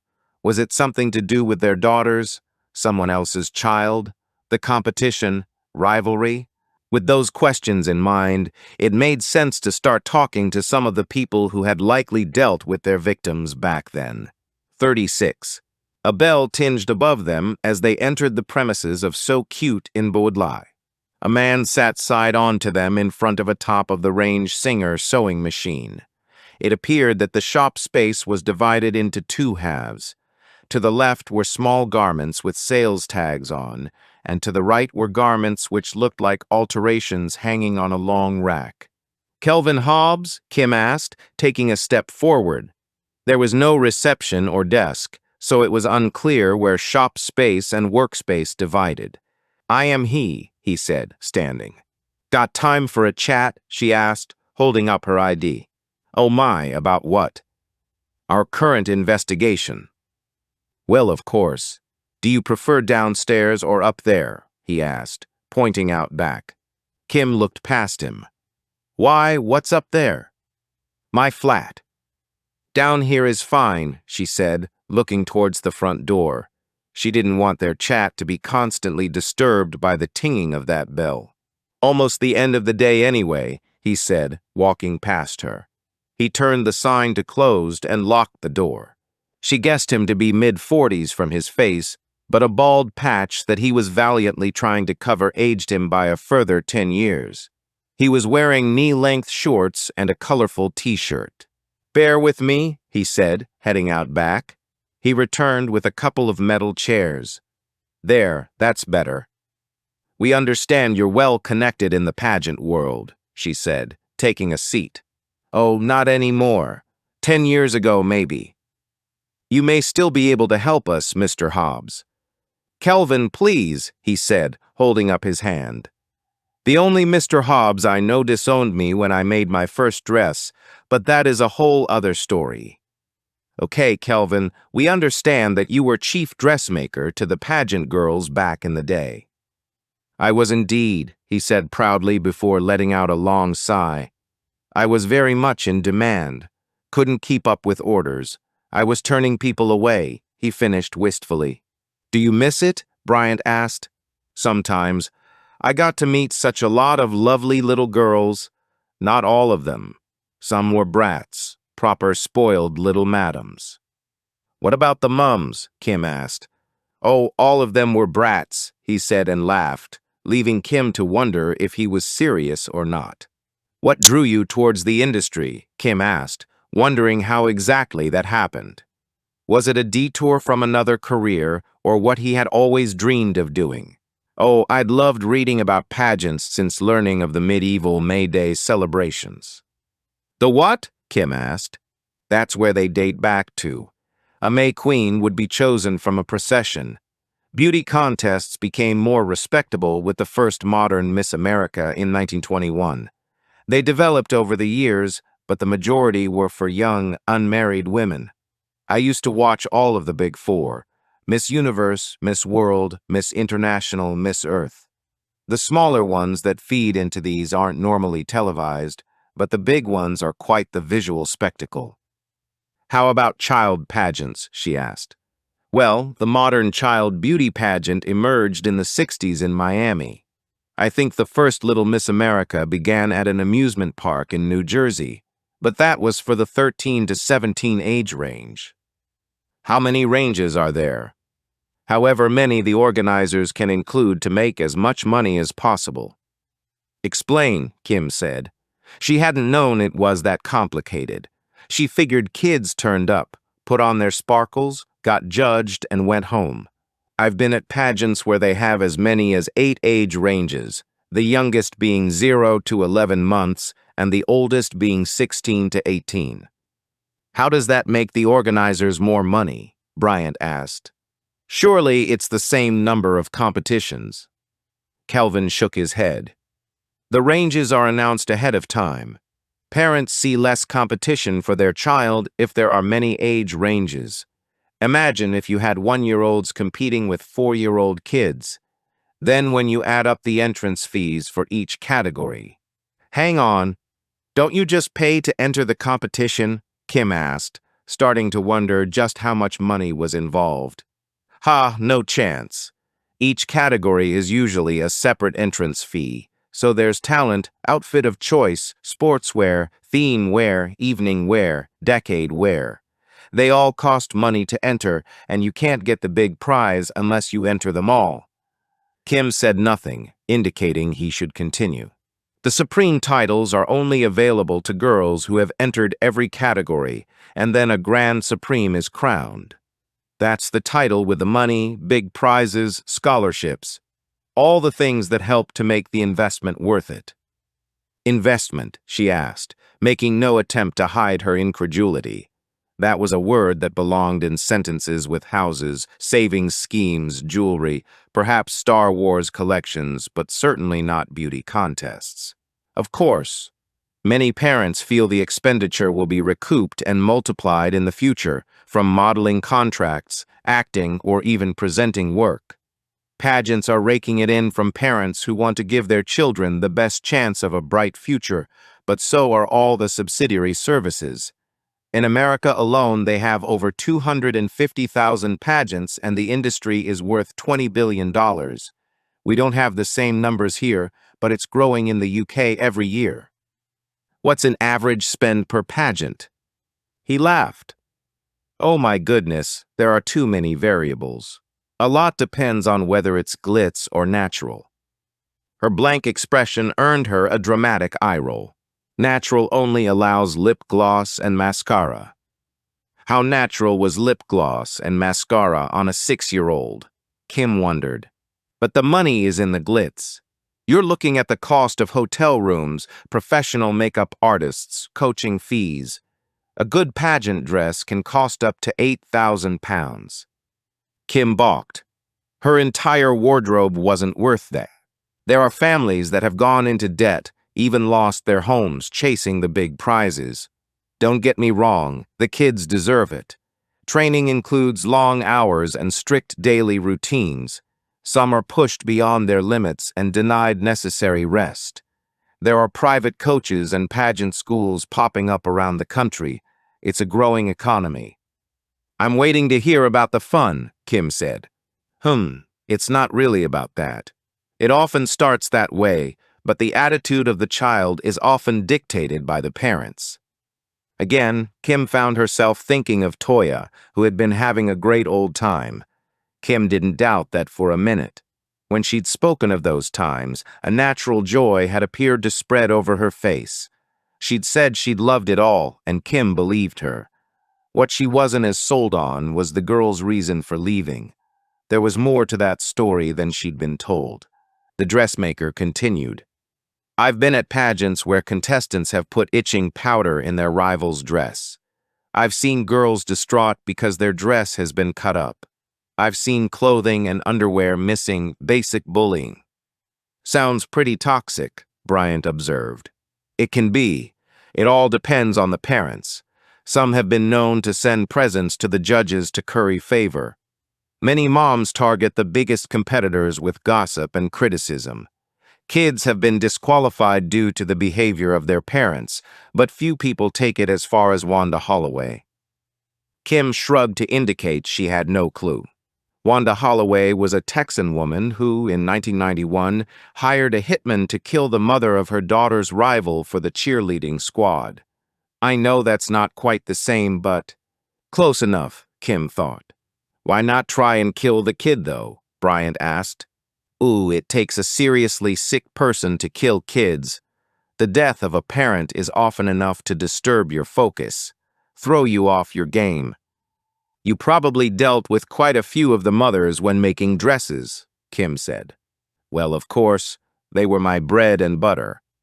Any strike you as particularly troublesome? Officer, I worked in the industry for 12 years and made, on average, 50 dresses per year. You're going to have to narrow it down a bit. Do you remember working for a woman named Cheryl Hahn? Hell yes. Kim sat up straight. Those two words told her a lot. Of all the parents he'd dealt with, he recalled this one immediately. Care to elaborate? She was an absolute terror. Wouldn't even let me design the dresses. She'd bring me a photo with her own amendments and wanted them followed to the letter. If even one rhinestone was out of place, she knew about it. And her daughter, Katie? Oh, Katie was adorable. A real cutie. Must have got her looks from her dad's side. Bless her, she was terrified of the woman. I don't mean physically, there was no violence that I know of, but Cheryl was a very intimidating presence. Hell, even I was scared of her, and I didn't have to go home with her. But you kept working for her? Kim asked. He laughed. If I'd refused to work for every difficult mother, I wouldn't have lasted very long. Did Cheryl put a lot of people's backs up? Kim asked. I'd imagine so. If she was demanding with me, I'd assume she was the same with other service providers. Any particular incidents you recall? May I ask what this is about? Cheryl Hahn was murdered yesterday. His hand flew to his mouth. Oh my God, how awful, how terrible. Oh my, I don't know what to say. I feel terrible about all the things I just said. God rest her soul. No need to feel bad about the truth. That's exactly what we need right now. How's little Katie? Not so little, but to answer your question, I think struggling is a fair assessment, Kim said honestly. Poor girl, he said, looking genuinely concerned. Do you remember a woman named Andrea Shaw? Toya's mom? He asked as the color began to drain from his face. Kim nodded. Don't tell me she's... No, you can't be. Kim nodded. Jesus Christ, sorry, Lord, he said, glancing upwards. What the devil is going on? That's what we're hoping to find out. Were the two of them close? None of the mothers were close. They didn't go for coffee or the occasional night out. These women don't really make friendships. It's more like they form alliances against a common enemy. And did they? And not that I can recall specifically. To be fair, they were very different people. Is there anything you can remember that might have linked them? Kim asked. They used the same makeup woman, I think, but then so did many other moms. Got it, she said, standing. You've been a great help. He stood and moved towards the door. Last thing, Kim said as a thought occurred to her. You clearly enjoyed the pageant world, so why did you leave it? It was just time to move on, he said, unlocking the door. She would swear she saw a slight tension tighten his jaw. There must have been something, she pushed, stepping over the threshold and onto the pavement. The face looking at her now was completely different to the affable one they'd seen inside the store. His expression was wary and guarded. Nothing I care to share, Inspector. Safe travels and have a good night. Before she had the chance to ask anything further, the door had been closed in her face. 2 minutes ago, Calvin had been candid and informative, offering insight and background. He'd been a cooperative helper, and now she had to wonder if he was something more. Strange, Bryant observed. Which particular part? Kim asked as they approached the car. The part where he said the mothers formed alliances against a common enemy, but was unable to give us anything further. Yes, what the hell was that all about? 37. The welcome from the Dench's next-door neighbor couldn't have been more different to the one they'd received from Logan and his mum. Within minutes of knocking the door, Tiff and Penn were seated at the kitchen table with a cup of tea and a plate full of digestives. Now, tell me how I can help, Doris Winslow said, pushing the plate towards Tiff. After wondering if she particularly looked like she needed feeding, Tiff took a biscuit but held it in her hand. Not sure if you've seen the news, Mrs. Winslow, but we recovered a body from one of the Dudley fishing lakes. The man was James Nixon, a very good friend of your neighbor's. Oh no, poor man. Did you know him? Tiff asked before taking a nibble of her biscuit. Not really, but he seemed nice enough. He'd smile and wave if he saw me. He pulled my bin back down the path a few times, even cleared the slabs of snow one time. Ah, that's a shame. Heart attack, was it? We're not sure yet, Tiff said.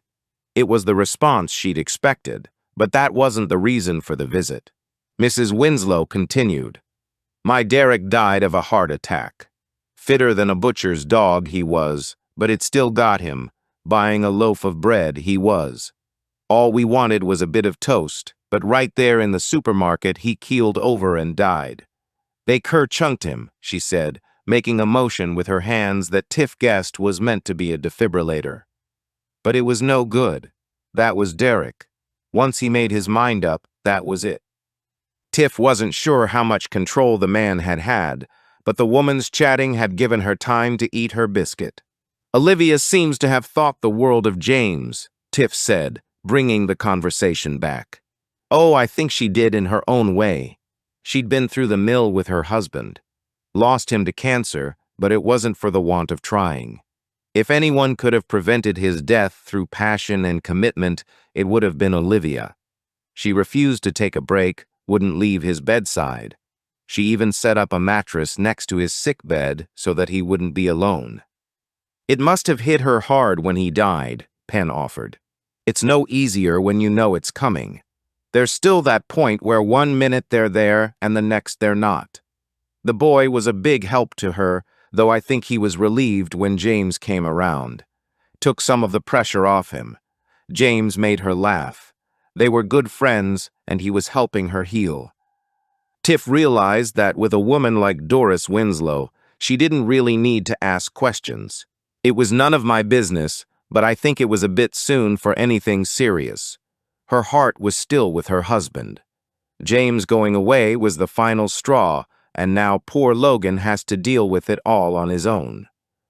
Deal with what? Tiff asked, taking another biscuit as Penn sipped his tea. Well, I don't think she's very well, Doris said, tapping her temple. Completely understandable. The stress of her husband dying and then the disappearance. You can understand how a few marbles might have come loose. Tiff looked past the woman's questionable description of mental health issues to probe further. She's been unwell. Oh yes. Poor Logan has no real life of his own due to taking care of his mom. He's told you this? Penn asked. Oh, not in so many words. He's very loyal to her. He asked me to collect a prescription for him, well, for his mom. I didn't mean to be nosy. The bag was open. They were antidepressants. I didn't say anything. I just told him if he ever needed anything to give me a shout. He was so grateful for the kind words he almost burst into tears. She shook her head sadly, and much to his shame, I saw what he was dealing with myself. How so? Tiff asked, growing more confused. Olivia hadn't struck her as someone on the edge, but could she really judge, having spent no more than a total of half an hour with her and having heard no more than a few sentences come out of her mouth? One night, about a year ago now, I glanced out of the back bedroom window before closing the curtains. Olivia was out there in her nightie, no shoes, just her nightie, trying to climb the back fence. Logan was trying to talk her down, but she wouldn't listen. She was frantic, manic, scraping her hands and feet on the wooden slats. In the end, Logan had no choice but to yank her down by force. She put up a good fight, but luckily Logan is a strong boy and managed to get her back inside. He saw me watching, and I felt so sorry for the poor lad.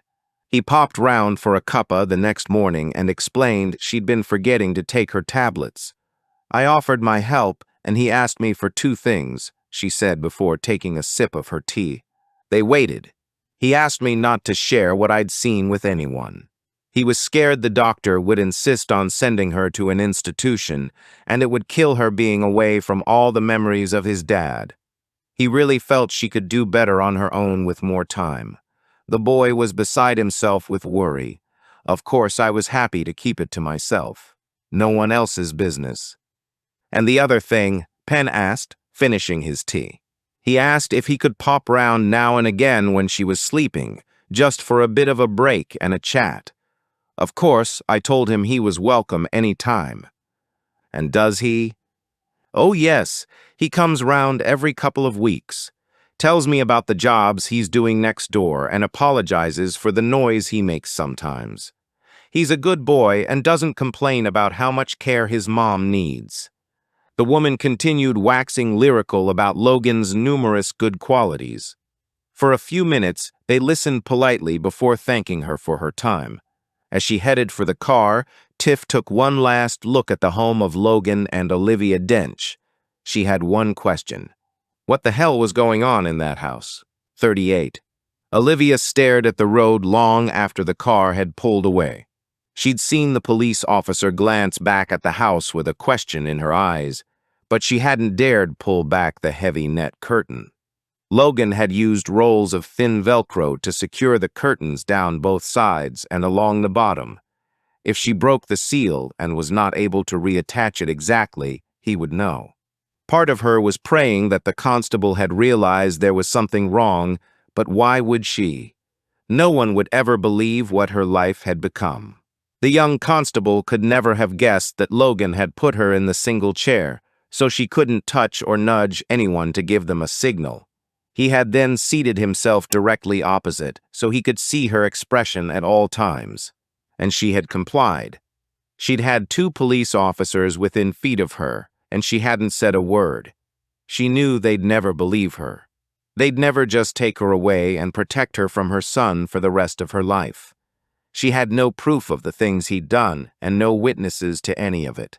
She'd hoped that Doris might have put it together when she'd managed to get out into the garden that night. He'd forgotten to lock the back door, and she'd made a run for it, trying to scale the fence. Logan had caught her and dragged her back to the house. She'd been trying to mouth the word help up at the neighbor's window, but Doris's gaze had been firmly on her son, compassion in her eyes. He had taken great delight in regaling her with their conversation, the following day telling her Doris was now totally aware of her emotional breakdown. And that was the problem, she thought as the tears stung her eyes. Everyone would believe Logan. Even she had believed him in the early days when he'd said she needed to see a doctor. He had assured her that if she got some medication, they'd be able to get back to normality, that he'd be able to trust her to make her own decisions. And so she had told the doctor about her mood swings, her feelings of rage, and her occasional suicidal thoughts.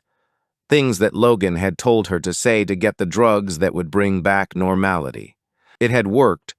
She'd been prescribed antidepressants and sleeping tablets, all of which Logan had controlled for over a year. For 2 months, he had dispensed the antidepressants daily, but then he'd started to miss a day here and there. Her moods had become erratic, her emotions all over the place, her thoughts of eternal peace more frequent, and then he'd level her out again. Her stomach jumped into her mouth as the bolt on the outside of her bedroom door slid across. Logan stepped inside with a plate and a cup. "No family time tonight," he said, placing the refreshments on her bedside cabinet. "Not until I work out what you did." "I didn't do anything," she protested. Family time consisted of her being allowed to watch some television in the lounge. She hated the programs Logan chose, but it was a distraction from her own head. Up here, she had no TV or radio, and even her books had been removed after she'd asked to go to the supermarket with him. "Then why would that little bitch try and get you alone?" he asked, eyeing her suspiciously and moving closer. "What did you communicate to her?" "And nothing, I swear," she said as he flexed his right hand into a fist. Her mind screamed silently as her body readied itself for the onslaught. "I don't believe you," he said, towering over her. "I really wish you'd learn to understand that I'm in charge now. I'll be going round to see Doris to find out what they asked her. I'll be laying it on thick so she stays on my side. You've got to remember that no one is going to believe you. I've done nothing except take care of my sick mother. If you try anything stupid, I'll have you back here in no time, and things will be a whole lot worse, got it?" She nodded, still looking down. He moved back towards the door. The threat of violence was gone. "Logan," she said, holding out her hand. "No, I don't think so. Not tonight. You need your mind clear of drugs to think about what you've done." As the door closed, she felt the terror steal over her. It was more potent than any fear of violence. She knew what was coming. The mood swings, the irrational thoughts, the darkness. As soon as the medication started to fade from her system, the anxiety would overwhelm her. She'd be incapable of stringing coherent thoughts together. Eventually, she would be begging him to end the misery of her forced sudden withdrawal, and then she'd be so damn grateful when he gave her the next pill. Unable to stop herself, the tears came and rolled over her cheeks. How had she allowed this to happen? Had she invited it? What had she done to make Logan think she could be treated like this? And how easily had her links to the past been erased? There was a time when she'd had a job, colleagues, friends, a social life. She'd made a life with branches that reached out into the lives of other people, yet somehow Logan had amputated them, leaving her adrift, invisible, forgotten. She'd wondered whether at some stage a part of her had craved a break from her own autonomy, a part that had welcomed someone taking away her independence, that wanted to hand over control of when she ate, slept, went out. But then she realized that in thinking those thoughts, she was doing what every good mother does. She was taking responsibility for her child's actions. It was easier for her to believe that she was somehow to blame than accept he was a monster. A monster she had raised, of course, so however she chose to look at it, it was her fault. Throughout the last 2 years, she had held on to the vaguest hope that he would snap out of it, that he would somehow realize what he'd done to her and beg her forgiveness. Despite everything, she ached to go back to the way things had been before. Somehow, she would try and forget about the last 2 years and start fresh. A small voice in her head knew that was never going to happen. She knew somewhere deep inside her that he had crossed a line. But now she also had to wonder if he had taken a life. Had her son committed murder, and if so, what the hell was she supposed to do about it? 39. Okay, guys, it's show and tell time. I'll start, Kim said, taking a position at the head of the room as she did whenever the spare desk was occupied. We know a lot more about beauty pageants and just how seriously they're taken, especially by the parents. It's not just a bit of fun, Penn asked. Are you kidding? Stacy said. Even in our enlightened times, child pageants still focus on beauty. Apparently, they're evolving to include inner beauty, personality, intelligence, but children shouldn't be concerned about the size of their thighs or their stomachs. As a girl who was a chubby kid, I can tell you that such a huge focus on body image at a young age just isn't healthy. Kim took a sip of her coffee, which Stacy read as permission to continue. From what I've read today, toddlers are expected to perform as perfect Barbie dolls. It's an unrealistic standard that's going to follow you your whole life. The whole thing makes it normal for a 2-year-old to walk around stage in tiny, tight bikinis, Stacy said, shuddering. How is it healthy to instill in kids that appearance is everything? I think we can guess your opinion on the subject, Kim said, unsure if she completely disagreed. But then she thought of Toya, who had loved every minute of the experience. Were it not for the murder of her mother, she would have presented as a grounded, confident young woman. I met a representative of a group you might like to join today, Kim said with a raised eyebrow. Stacy laughed. Nah, they seem a bit extreme for my taste. Sorry, it just boils my blood. They certainly do have a hatred of the pageant world, Bryant offered. Kim nodded her agreement. And we have 2 victims seemingly bound only by the pageant world. We wondered whether Carly Spencer's mom was a 3rd victim, but she died of natural causes. The dressmaker who worked with them both says they were very different, so it's hard to think what they might have in common outside of the circuit. Sticking with you, Stace, anything more jumping out from your matrix? Still working on it, but I've got the name of a makeup artist who seemed to be in demand. Get me an address by tomorrow, Kim said, glancing at her watch. It was almost 7, and she wasn't planning on going straight home.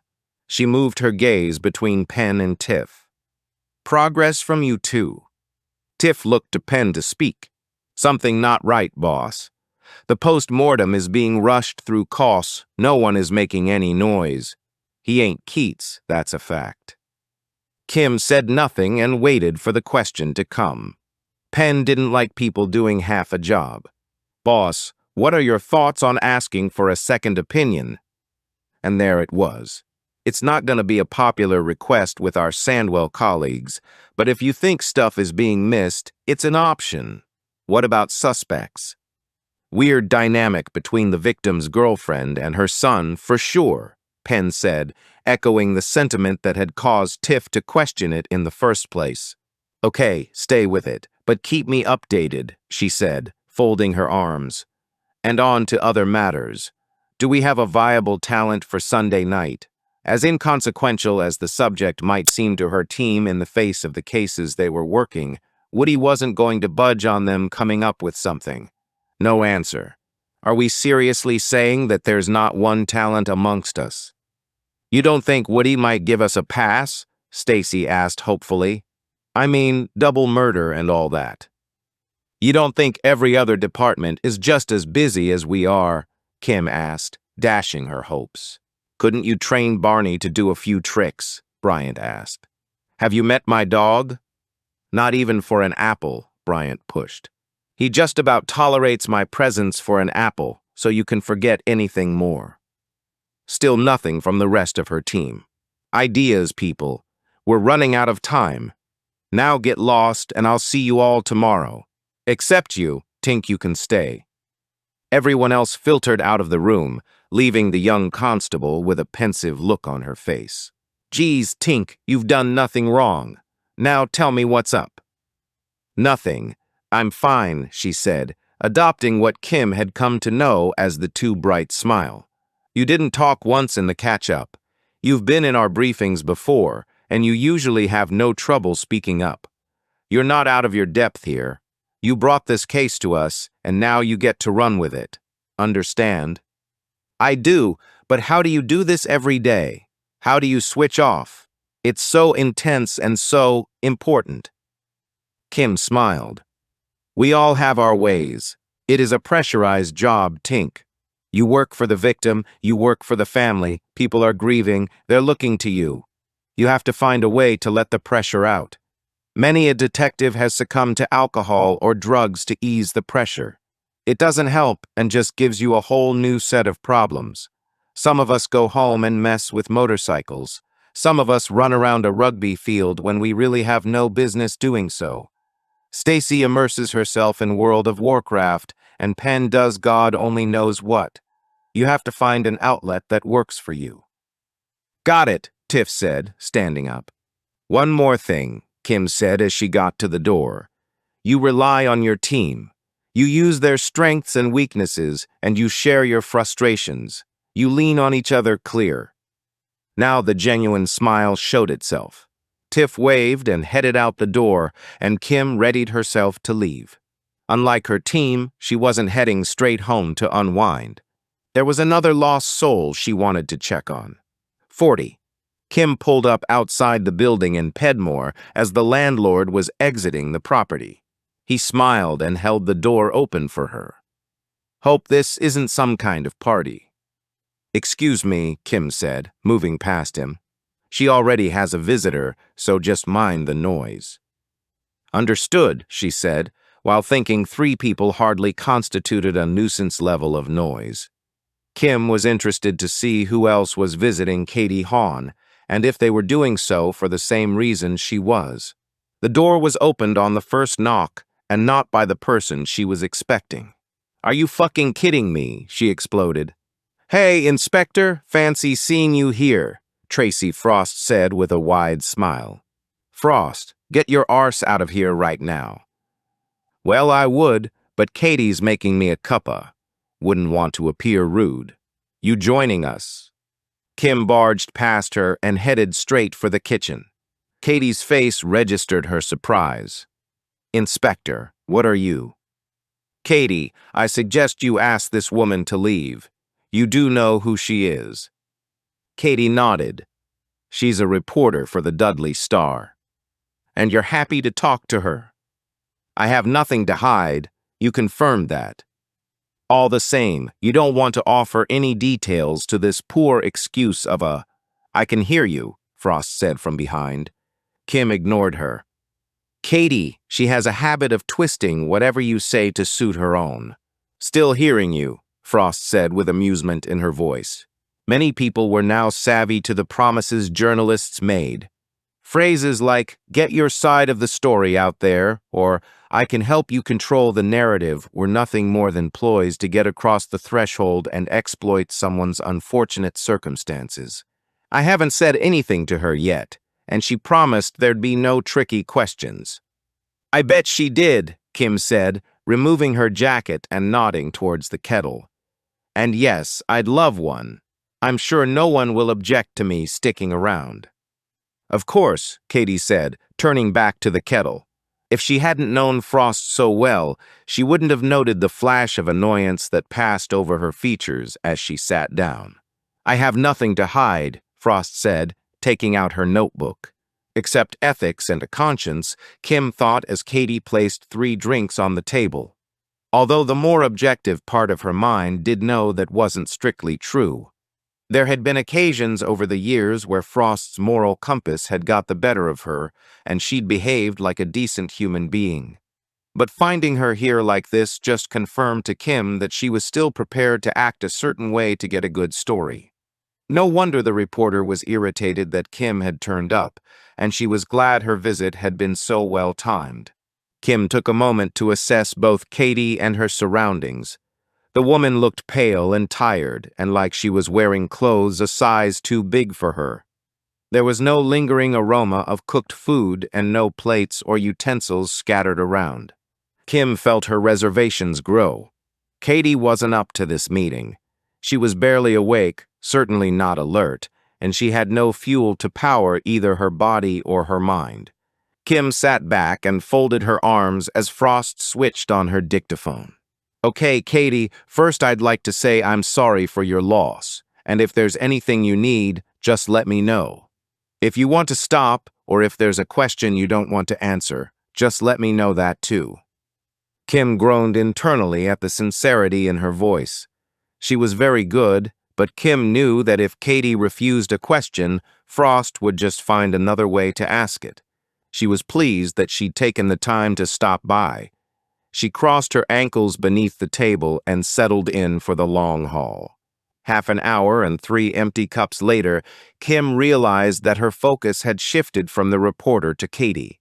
To be fair to Frost, she was questioning Katie with care and empathy. There were no leading or trick questions, and she had asked for little information on the gruesome scene. Feeling that the reporter was behaving herself, she'd paid more attention to Katie. That was when she'd noticed the subtle stiffening of her body every time Frost referred to Cheryl as your mum.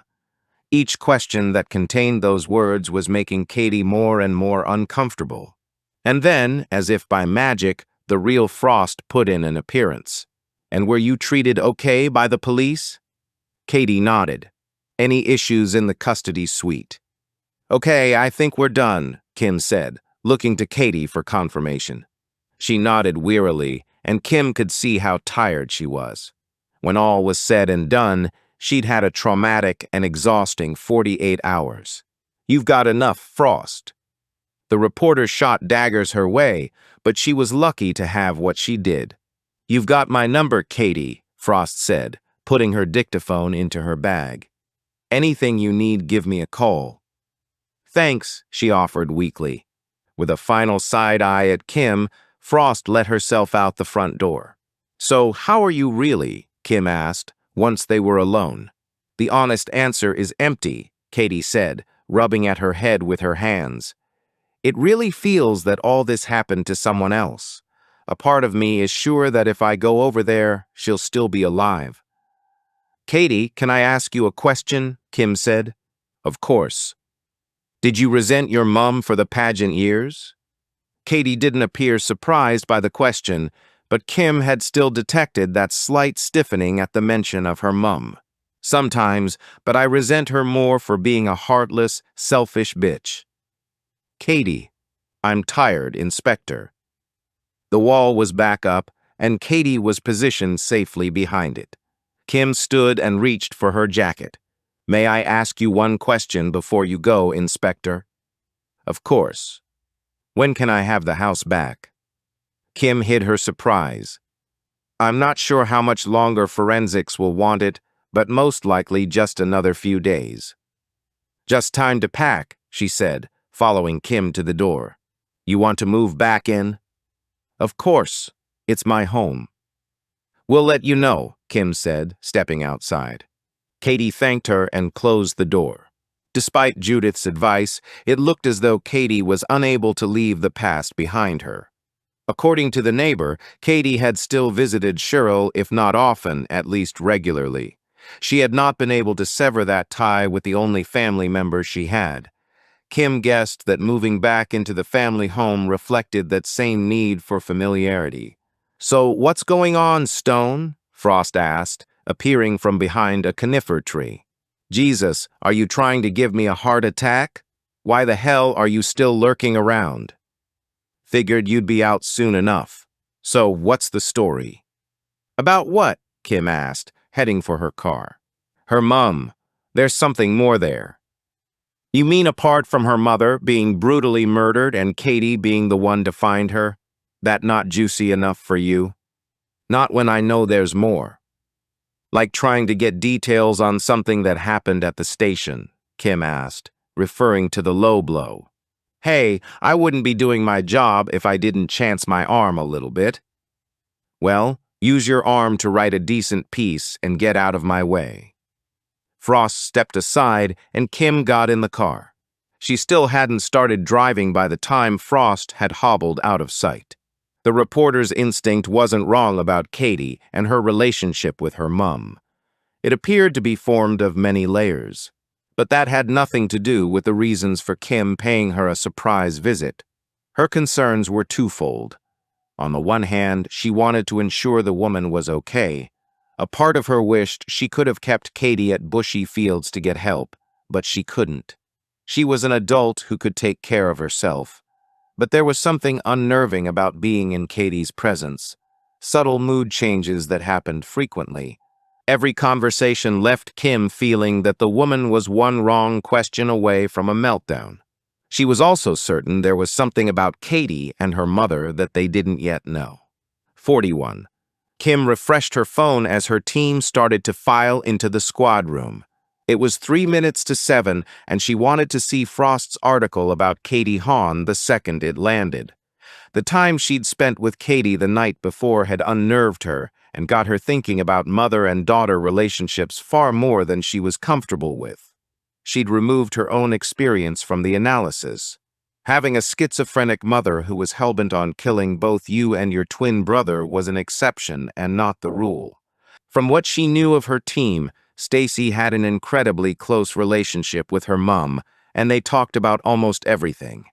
Bryant had been raised by parents who had been hard-working but not overly demonstrative. Penn's mother had passed only a couple of years ago, but they too had been close.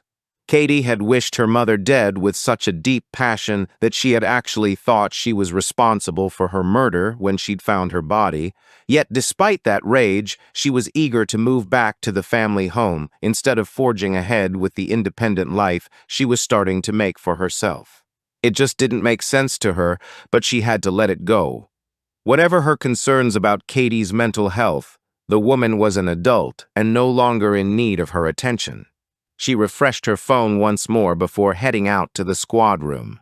"Morning, people, and don't think I was joking last night. I expect you all to present your talent before the end of play tomorrow, and someone will be chosen to represent us. I don't even care how bad you are. Anything has to be better than Penn and his poetry." "Actually, boss, I've been thinking," Penn said, reaching into his bag. "I had a pretty cool skill when I was a kid. I was a record holder." Kim allowed her hopes to rise. "Look," he said with a very proud smile. "A Rubik's Cube?" she asked, folding her arms. "Yeah, here," he said, passing it to her. "Mess it up. As much as you like. I won't look." She tossed it to Tiff when Penn turned his back. Her time was better spent getting a refill from the coffee machine. There was an air of expectation by the time she had fresh coffee and Tiff handed the cube back to Penn. It looked pretty well messed up. "Want me to time you?" Stacy asked, taking out her phone. "Oh, yes," Penn said. "Okay, start," she instructed. He began twisting and turning the 3 rows of random colors. They watched and watched and watched. 2 minutes, Stacy called. "That I'll never get back," Kim said. "Give it up, Penn." "I can do it honest," he said, still turning the colors. It looked no better than it had when Tiff had passed it back to him. "Yeah, but even if you do it, no one will be impressed. If you finish right now, most kids under 10 could match you." "Honest, boss, I used to hold the record," he insisted. "What record? World record? National record? Regional?" "Well, no, just amongst my mates, but I was still the quickest." "Put it away. Your audition is done and you ain't through to the next round." She turned and cast a glance between Stacy and Bryant. Next one better be an improvement on that. She paused to let that thought sink in. "Okay, day 3, and we still have more questions than answers. Theories." "Jealousy?" Bryant offered. "Of what, though?" Stacy asked. It was the girls that were competing, not the moms. "And why now?" Kim asked. "No one we've spoken to has competed in years. Both girls have been living totally different lives." "Yeah, but Kelvin Hobbs raised an interesting idea. Perhaps the best way to hurt the girls is through their moms." Kim nodded her acceptance of the point. "Still doesn't answer the question of why now." "Revenge," Bryant tried. "Could it be punishment for something either the girls did or the moms were part of?" "I think we're getting closer, but that still doesn't help narrow it down if we're looking at pageant participants or someone associated with the industry," Kim said. "We still have no specific people to focus on. The families didn't associate with each other. The daughters weren't in touch. All we know is that Kelvin Hobbs is lying about his reason for leaving the circuit, claiming he'd suddenly decided he'd had enough even though he loved it. His words were believable, but his body language was all over the place. "Boss, what are your thoughts on the flipper and the eyelashes?" Stacy asked. "That our murderer is mightily pissed off about something to do with pageants, but that still doesn't help us much," Kim said, turning to Penn. "You ever heard of anything similar?" Asking him was quicker than searching the internet. There was a case a few years back where a woman killed her daughter by forcing a wooden crucifix down her throat. "Really?" Bryant asked. "Yeah, but I think it was 'cause she thought she was possessed and was trying to drive the devil out of her, or so her lawyer claimed. There was another case in Ireland, back in them." "Okay, Penn, thanks," Kim said. There was nothing there to help them right now. "Perhaps the makeup artist I've found knows something," Stacy offered. She was present at the majority of the pageants over an 8-year period and would have known the girls, their mothers, and the other tradespeople. Kim nodded her agreement. "Already texted the address," Stacy said, nodding towards Bryant. "Okay, Stace, as well as interrogating your spreadsheet, I want you to get cracking on the origin of the stuff found in our victims' throats. Not sure what you might get from the eyelashes, but see what you can find out about the flipper." "On it, boss." Kim turned to Penn. "You and Tink are off to see Keats, yes?" "We are, boss, but I've been thinking about something else. What are our chances of getting the dive team back out?" "You think there's something else to find down there?" "No, that's the whole point," he answered. "I don't think there is." Let me think. You want to throw funding at a specialist dive team for a case that no one is claiming to look for stuff you don't even think is down there." "Pretty much," Penn answered. "I'm so sure that Woody will authorize that, I'm gonna let you go ask him yourself." Penn looked doubtful. "His stuff was never found," Tiff said. "If he fell in, either his rods and stuff went in with him, or most likely his killer took it away to remove any trace of his presence." "Or it was left and somebody nicked it," Kim answered. "Not everyone needed to know the provenance of something, especially if it was just lying around free of charge." "We need to know," Penn pushed. "Leave it with me. Go make nice with Keats, and I'll see what I can do." "Thanks, boss." Kim headed into the bowl to grab her jacket. This case was beginning to feel like a ball of string, rolled so tightly it was impossible to find the end. But with 2 murders in 2 days, she just prayed that she could unravel it before anyone else lost their life. 42. Stacy was still thinking about the talent show once the office had emptied around her. Penn's effort had been a dud, so the pressure was on her and Bryant. There was no time in her life when she had done anything to perform or seek out attention. She'd had enough scrutiny as one of the only 2 black kids in her class. When the time had come for school plays or concerts, she'd been sure to scrunch herself up to near invisibility to avoid being chosen. Even on holiday at Pontins in Rill, she had refused to get on stage or take part in anything that drew the attention of an audience. Added to that, she had absolutely no skill or talent to showcase. She'd spent the night watching old auditions of Britain's Got Talent, and even then, after watching a guy make portraits from toast and a woman knitting to music, she'd come up empty. There had been no subject at school she had excelled at.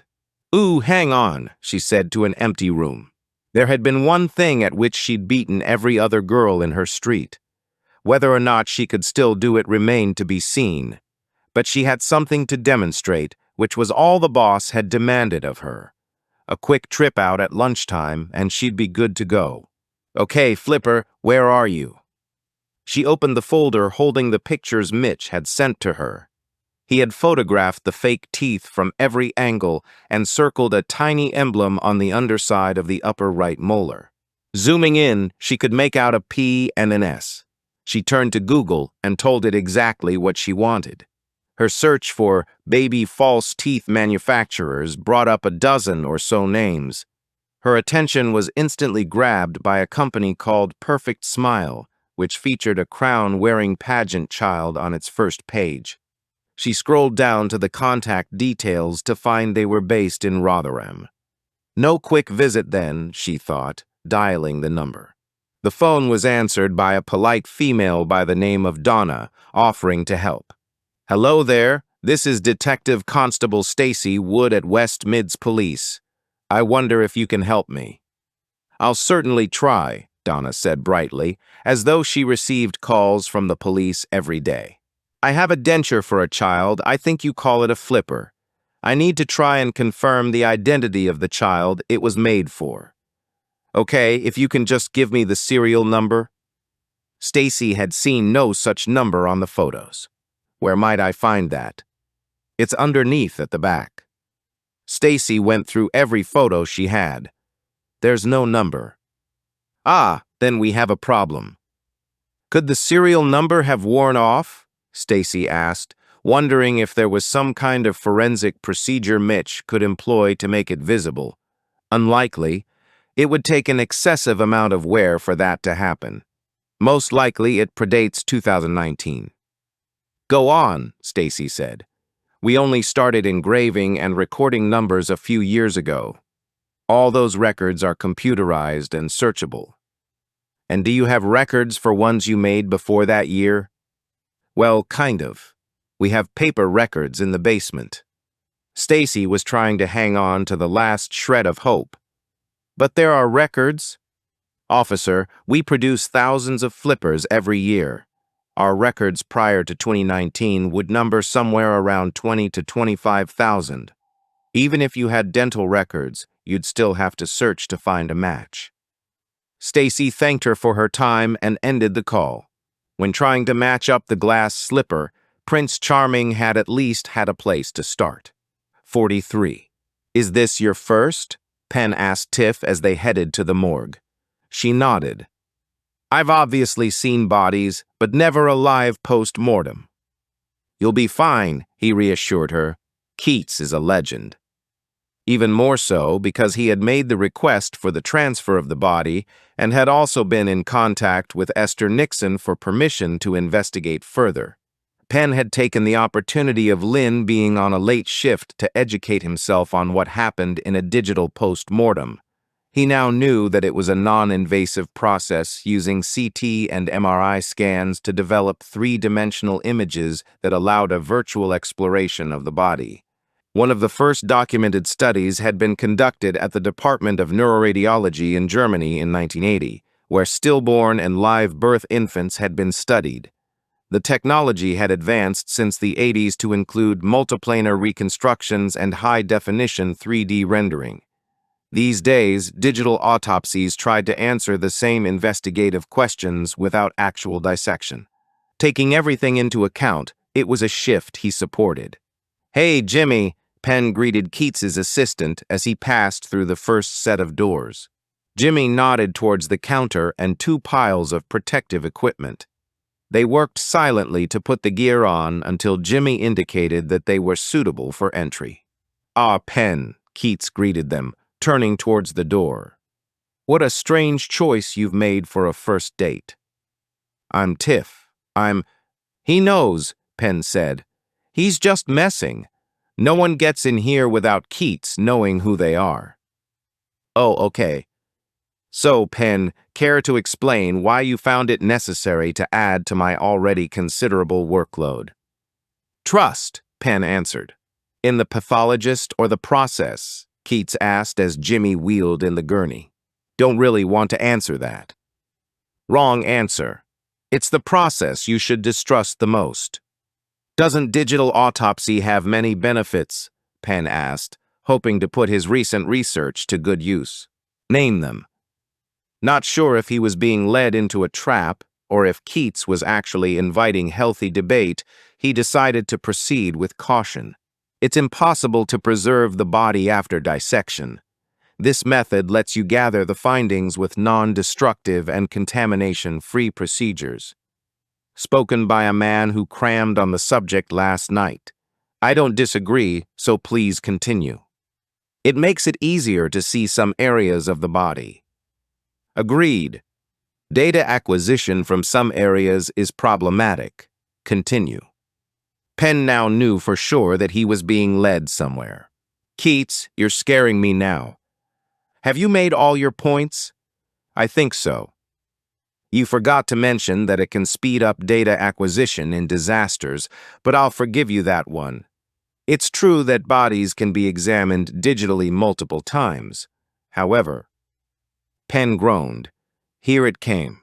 However, a very obvious difference is the real color of internal body organs and their changes in the deceased in comparison to what is simulated in the visualization software. Even vague color changes in organs can offer clues on the cause of death. Plus, this novel technology hasn't been given enough time in action to be sure of its findings.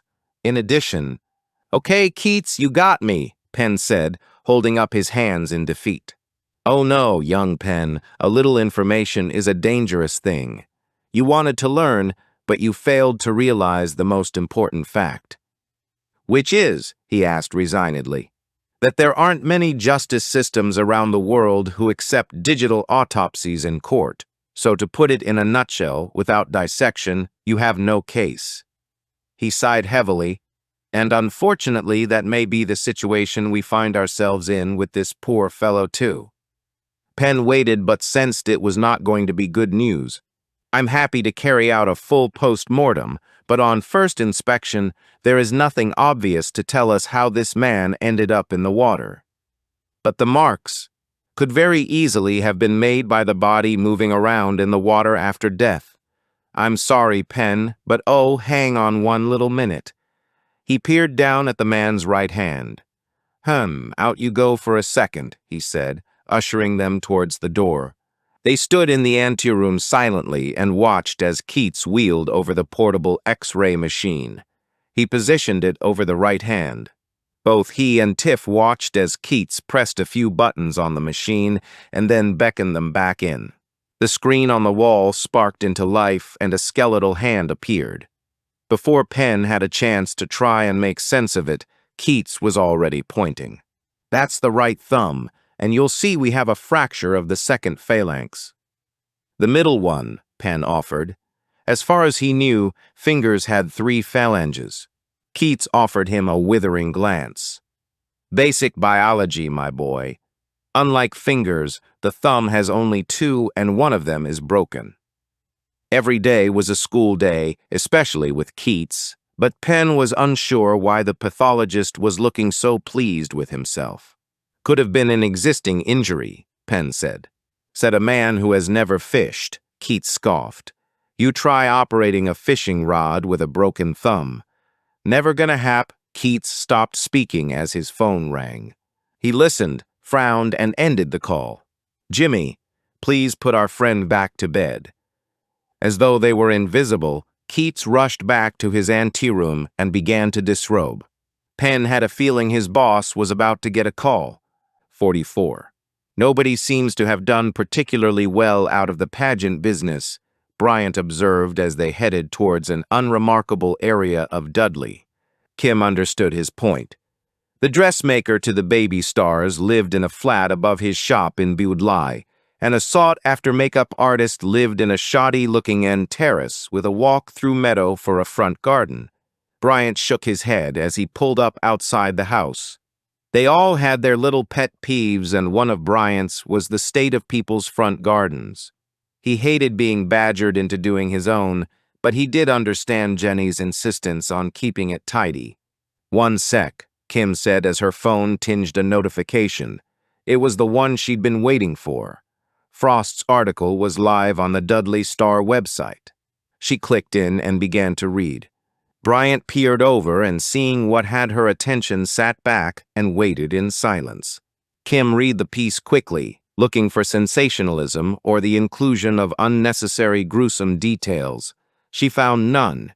She read it again slowly to ensure that nothing had been printed that could adversely affect Katie in any way. There was nothing. "She's not done a bad job," Kim grudgingly admitted, putting her phone away. The piece was interesting but factual, sympathetic without sentimentality, and made no mention of any activity in the custody suite. "You gonna give her a break then?" Bryant asked as they got out of the car. "I'm gonna assume that question was rhetorical," Kim answered, approaching the gate. Bryant laughed as they traversed the weeds that had grown alongside and between the paving slabs. At the top of the path, he knocked the door. It was answered hurriedly by a woman in her late 30s with tied-back brown hair and a T-shirt sporting the name of a local funeral director. "I'm an atheist," she said, trying to close the door just as swiftly as she'd opened it. "Good for you," Kim said, placing her foot in the way and producing her ID. "Oh, sorry, thought you were Jehovah's. They love estates like this. Think we all need saving." "What now?" she asked impatiently, looking up and down the street. "Whatever it is, I didn't see nothing, and I didn't hear nothing." Kim was warmed by her community spirit and willingness to aid the police. "Jenna Bond?" Kim asked. The woman nodded.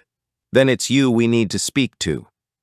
"About what?" she asked, folding her arms. "May we come in?" Kim asked, trying to let her first impressions take a little time. One of the best lessons she'd learned from Bryant was not to act on her first wave of irritation. "Not really. The place is a mess, and I've got to get to work." As though sensing her incoming second wave of irritation, Bryant stepped forward. "We'll try not to keep you as Bond, but we'd appreciate your help regarding a very serious matter." She sighed heavily and stepped aside. Okay, that took more words than if Kim had just knocked her out of the way to gain entry, but it was far less likely to result in a formal complaint. "Go, Bryant." "Look, I haven't got long," Jenna said, walking through to the kitchen. "Maybe you could call work and tell them you might be a bit late," Bryant suggested pleasantly. "We really do need your help, and we wouldn't keep you if it wasn't urgent." "Jesus, fine," she said, grabbing her phone. Bryant sometimes had that effect on people. There was something about him people liked immediately. Her, not so much. Jenna typed out a quick text message and put her phone down. "Thank you, Is Bond," Bryant said. "Call me Jenna. You've got further through those doors than any man has in years." Kim gave him a brief nod to tell him to lead the questioning. It was still a mystery how some people just didn't warm to her immediately, but you had to make use of the tools you had available. "Jenna, I'm not sure if you've seen the news, but we're working a major investigation that appears to be linked to the pageant world." "What? Some little brat got their flipper in a twist?" she said, and then chuckled at her own joke. Bryant smiled his appreciation. "We have 2 victims, both mothers of girls involved in events where you did hair and makeup back in your pageant days." "WH what?" she asked, taking a seat. All the amusement had slipped from her face. Her phone dinged a message which she ignored. "Our first victim was named Cheryl Hahn. Our second victim was Andrea Shaw." She shook her head. "Give me the kids' names. I knew them better." "Cheryl was mum to Katie, and Andrea was mum to Toya."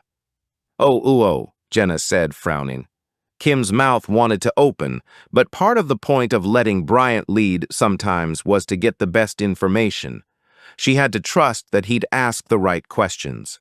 2 quite different reactions there. Not both were a surprise to you. "I suppose both should be costs, like we're talking murder, but I can far easier understand someone being pissed off at Cheryl than Andrea." It seemed that now she had placed the girls, memories of the mums were coming back to her. "Why is that?" "Oh, well, I don't really want to say now I know she's—" "Not being honest won't help her," Bryant reassured her. "Nor will it help us find the person responsible." Jenna nodded, accepting his permission to be candid. Cheryl was a bitter pill. Very driven, very focused. Didn't even seem to enjoy it. Everything was about being the best, getting the best service, getting Katie done first. Lots of the other moms just gave in because it was easier than making her into an enemy. I'm sorry to say she was one of the least popular moms on the circuit. Katie, bless her, was a sweetheart. Clearly embarrassed at times by her mother, but she wouldn't say boo to a goose. she'd just hang her head in shame when Cheryl started on her antics. What sort of antics? Bryant asked. Oh, making a show of herself if she didn't get her own way. She'd garner support from some of the other moms and make threats. Against who? Everyone. Service people, organizers, announcers, judges. Anyone she felt wasn't giving Katie the attention she deserved. Did she ever threaten you? She shrugged. Sometimes. Now and again, she'd bring in a photo of how she wanted Katie to look, and if I couldn't replicate it completely, she'd scream about it to anyone who'd listen. She'd threaten me with non-payment or getting me thrown off the circuit, of blackening my name, ruining my reputation. And what about Andrea? He asked. Chalk and cheese. Andrea was a laugh. She didn't take it too seriously. She didn't scold Toya if she got stuff wrong or ignore her or drag her out by the arm. They had a chuckle, watched the other girls, and then got a burger on the way home. The next question was burning on Kim's lips, but she held it in. If they were so different, can you imagine anything they had in common? That was the question she'd been waiting for Bryant to ask. Well, Andrea was lovely, but she was easily manipulated. When Cheryl decided to rally the troops, she'd get Andrea on side first, and 'cause a lot of moms trusted Andrea, they'd follow suit as well. Anyone in particular spring to mind? Bryant asked.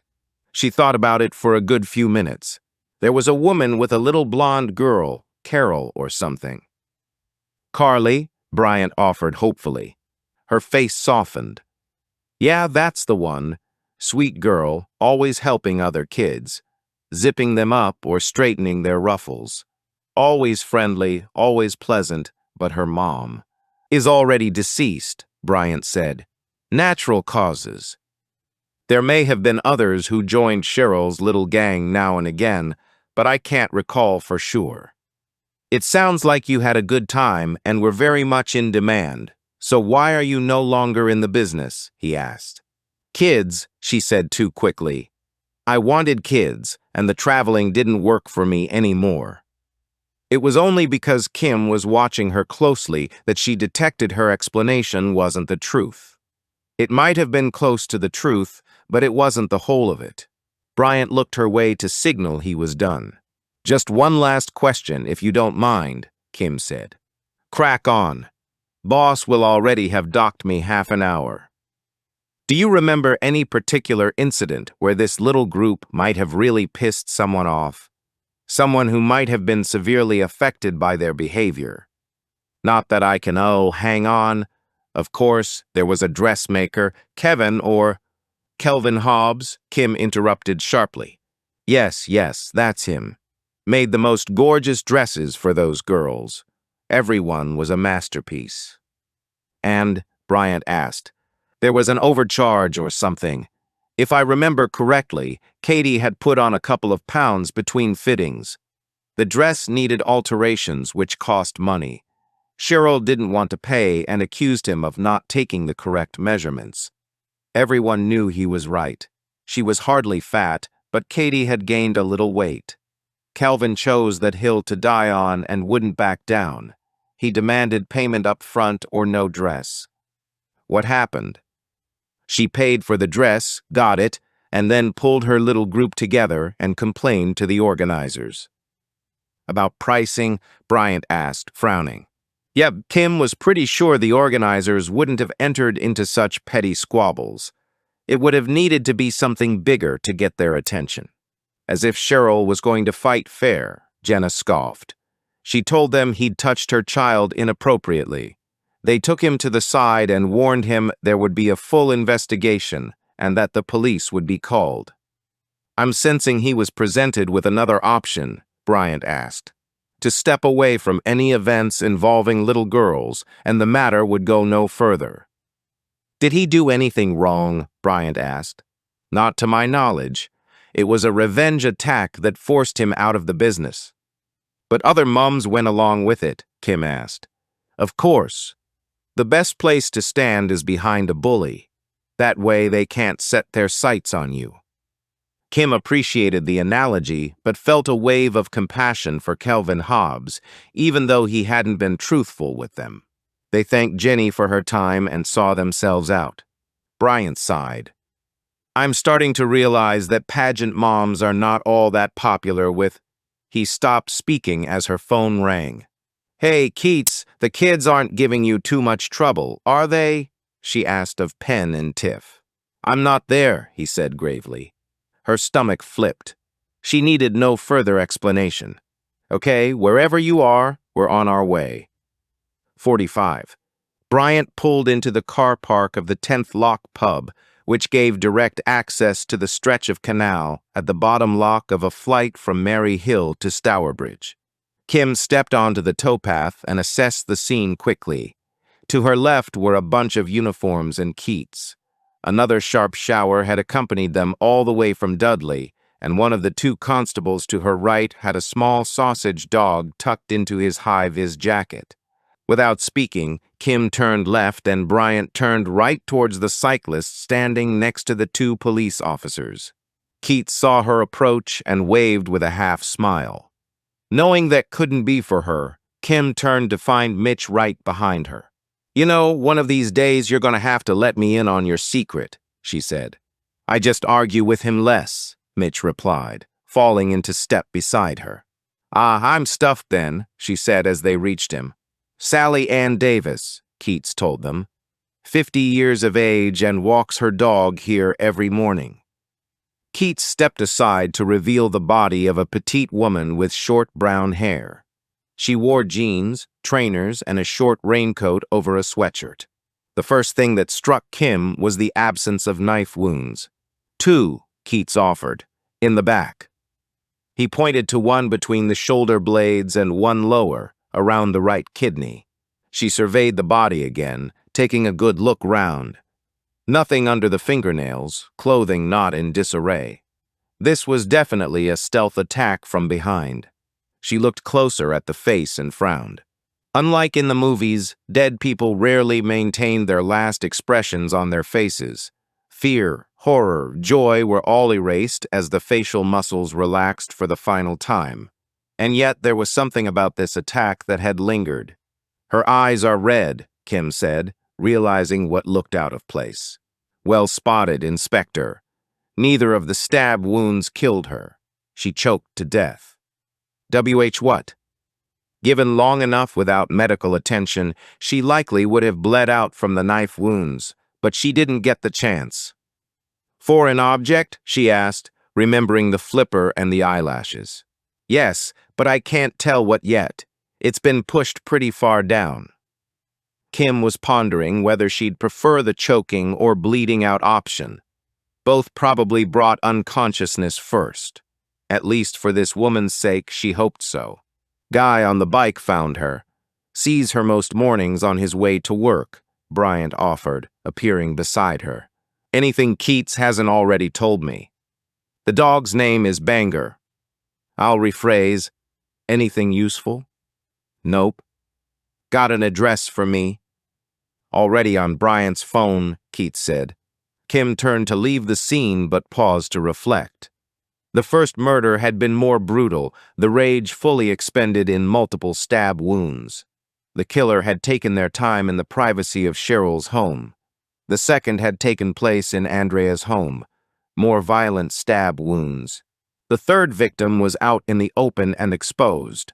It was more risky, and yet the killer hadn't used the reduced time available to stab the woman to death. They'd used it to make sure they forced something down the victim's throat. What the hell was that about? And who was it for? Was the killer trying to tell the victim something, or the police? Was it a literal representation of forcing something down someone's throat, or was it more subtle? Did it mean anything if this particular victim had still been alive when it had been inserted? Kim didn't yet know its purpose, but she was starting to wonder if the message was more important than the crime. 46. My eyes open and the delicious aroma from downstairs finds me. My pleasure is short-lived as I realize what this means. Mom is cooking. I will get downstairs and the kitchen counter will be filling up with plates piled high with savory snacks. Little pizzas, mini burgers, sausage rolls, pork pies, Scotch eggs, all the things I love that make my mouth water. But I won't be allowed to touch them. My weight has been stable since my last diet.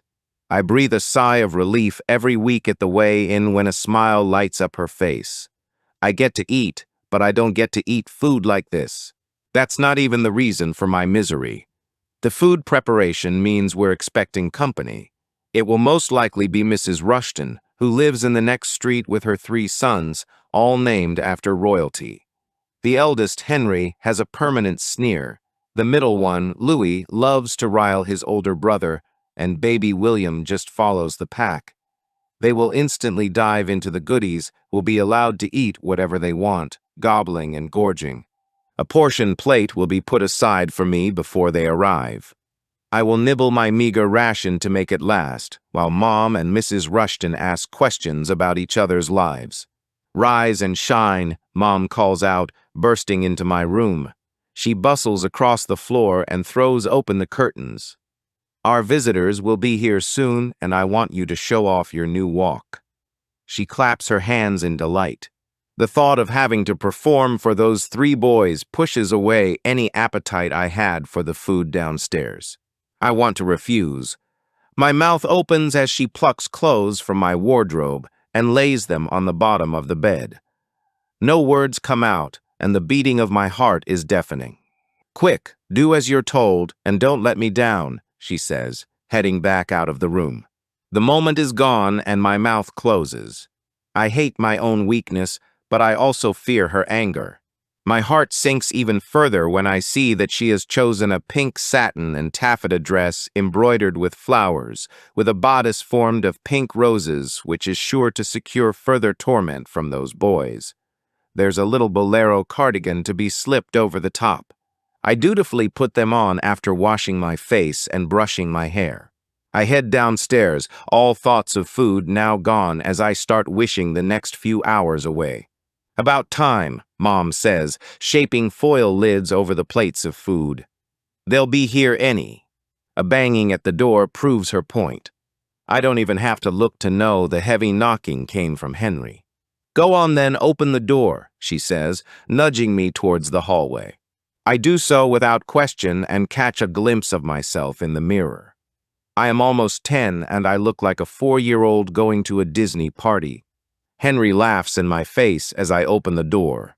His brothers follow him in and copy his ridicule. "Oh, ignore them. They're just stupid boys," Mrs. Rushton says, putting her arm around my shoulders. It's a strange sensation as she draws me towards her, and although alien, I don't fight it. "You look lovely, and they're just jealous." I don't believe the words.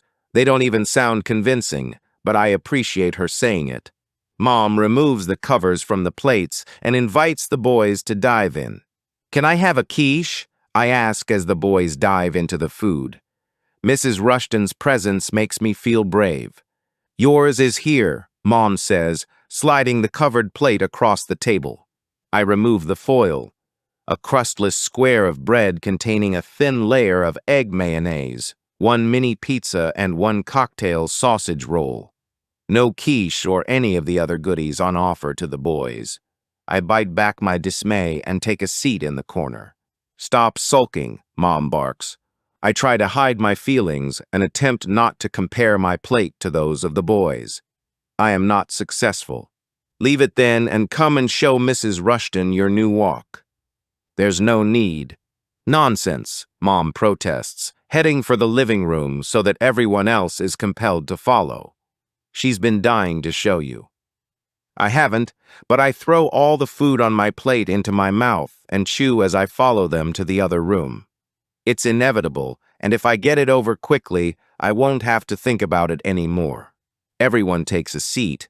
My mother stands at the top of the room so she can see me clearly. She's moved into a new age range, so they're all new routines, Mom explains. I stand in place, still chewing my last mouthful. The boys are fighting over who gets the other armchair and who has to sit on the sofa. Mrs. Rushton looks uncomfortable but smiles at me encouragingly. I start my walk. "Too fast," Mom barks. I start again. Too slow. I start again, and now all the boys are staring at me because of the tone in Mom's voice. Ha ha ha ha, you're crap, Henry sneers. Mrs. Rushton shushes him. I can see by Mom's face that I'm letting her down. She wanted to show me off to her friend, and I've already messed it up. My legs wobble as I see the rage building in her face. I feel sick. The food is threatening to come back up. I can't move, and I know she's getting angrier and angrier. Everyone in the room is just looking at me. Louis goes to stand beside his mom. His small body nestles against her leg. Mrs. Rushton's hand automatically rises and strokes his head. An unconscious, loving gesture. Suddenly, it's all too much, and I burst into tears. Mrs. Rushton rises from the sofa. "Leave her alone," Mom snaps. "She's got nothing to cry for. I'm the one who should be crying because she's useless. Ugly, fat, stupid, and—" "Get your things, boys," Mrs. Rushton says, heading towards the door. I say nothing as they leave. I stay where I am in the middle of the room, unable to stop the sobs. I gag and vomit, and still I can't stop crying. The mucus is pouring from my nose over my lips. "Well, what a clever girl you are," Mom says from the doorway. "Completely humiliated me in front of my friend. After everything I've done for you, this is how you repay me. You can't even walk in a straight line. You don't have 1 ounce of grace to make up for your looks. I'm expected to work miracles with a lump of dough. I don't even know why I'm wasting my time. You're never going to be good at anything." Every word stabs me in the heart. I cry harder. I want her to hold me. I want her to ask me if I'm okay. I want her to soothe me. I want her to stop saying these horrible words. "Get upstairs until you can stop that sniveling. I can't even look at you right now. You disgust me." With the tears refusing to stop, I turn and run up to my room. 47. The home of Sally Ann Davis was less than a mile from where her body had been found. Kim had barely had a chance to compose herself before Bryant pulled up behind the squad car outside the house. It didn't matter how many times she spoke to grieving families, it never got any easier. A pair of shears and a lawnmower had been abandoned on the lawn. From the length of the grass, the job was a week or 2 overdue. It had probably been put off until it could be delayed no more. Something so mundane, so ordinary, and now it wouldn't get a second thought. Inspector Plant met them at the door. "He's not having it," the inspector advised as another squad car turned up. "He might now," she said as a constable got out holding Banger. Bryant took the dog from his arms. It was trembling like a leaf. "Come on, buddy, let's get you home, eh?" Bryant said, carrying him up the path. "Banger, Banger, come here," said a man at the door. The dog scrabbled to be reunited with his owner. "Mr. Davis?" Kim asked, showing her ID. He nodded, looking beyond her, waiting for his wife to return. Kim's throat constricted at the hope etched into his features. "May we come inside?" she asked, eager to close the door so that he knew no one else was coming. He choked back a sob as he turned away. "I don't understand," he said, taking a seat on the sofa. The little sausage dog sat dutifully on his lap. "Mr. Davis, we are so sorry for your loss. I understand that you're in shock right now, but may we ask you some questions? But how did she die? Was it a hit and run? Are you sure there's been no mistake and it wasn't Sally Ann?" Kim looked pointedly at the dog. "I'm afraid there's no mistake. Banger was found just feet away from your wife." Acceptance seemed to be coming slowly to the man. He was likely to hold on to some shred of hope until he actually saw the proof for himself. An early identification was probably needed in this case. "Mr. Davis, had your wife been having any problems recently?" "What kind of problems?" "Strange phone calls, hang-ups, messages, emails." "Nothing." "Any mention of being followed or strange people hanging around?" He shook his head. "Any late-night callers? Someone lost and looking for directions?" "Nothing of the sort, officer. Please explain why you're asking." Kim now understood why Sally Ann had been killed out of the house. The first two victims had lived alone. "Mr. Davis, did your wife walk the dog at the same time every day?" "Oh, yes," he said, smiling and patting Banger's head. "She says that's the only time the dog feels like hers. He's like this the rest of the day." The dog was curled in his lap and appeared to be sleeping peacefully. Not for the first time, Kim found herself wishing that Dr. Dolittle wasn't a work of fiction. This small dog had witnessed the whole thing. Sally Ann's regular habit had given the killer the perfect opportunity. Now she had to try and establish a link between Sally Ann and Cheryl and Andrea. The question of children was on her lips as the front door burst open. "Dad, what the hell?" The woman was mid-20s with red hair tied back in a ponytail. She seemed not to notice them for a moment. "This had better not be another one of your schemes to get me and Mom talking again." He looked to them, stricken, and then back at his daughter. "Lottie, Normally, Kim would have considered helping him out and delivering the news herself. But this man needed to utter the words so that he might finally start accepting it. "Lottie, please take a seat," Kim said, standing. "Your dad has something to tell you. We'll go and put the kettle on." "Dad, what's going on?" Lottie asked, sitting beside her father. Bryant closed the door behind them. Kim had barely got the water in the kettle when a high-pitched, tortured cry filled every room in the house. 48. Penn had to hand it to the boss. If she said she was going to do something, she did. By the time they arrived at Donkey Pool, the team were going in for their second dive. Penn had witnessed the team in action on many occasions and was always in awe. People didn't always understand that they searched not only for submerged bodies, but were also involved in anti-drugs and anti-terrorism operations, as well as forensic evidence recovery. Despite his admiration, it wasn't a role he'd ever coveted. They had to face a number of environmental hazards like underwater structures, debris, industrial pollution, shifting currents, and poor visibility. The service had evolved over the years.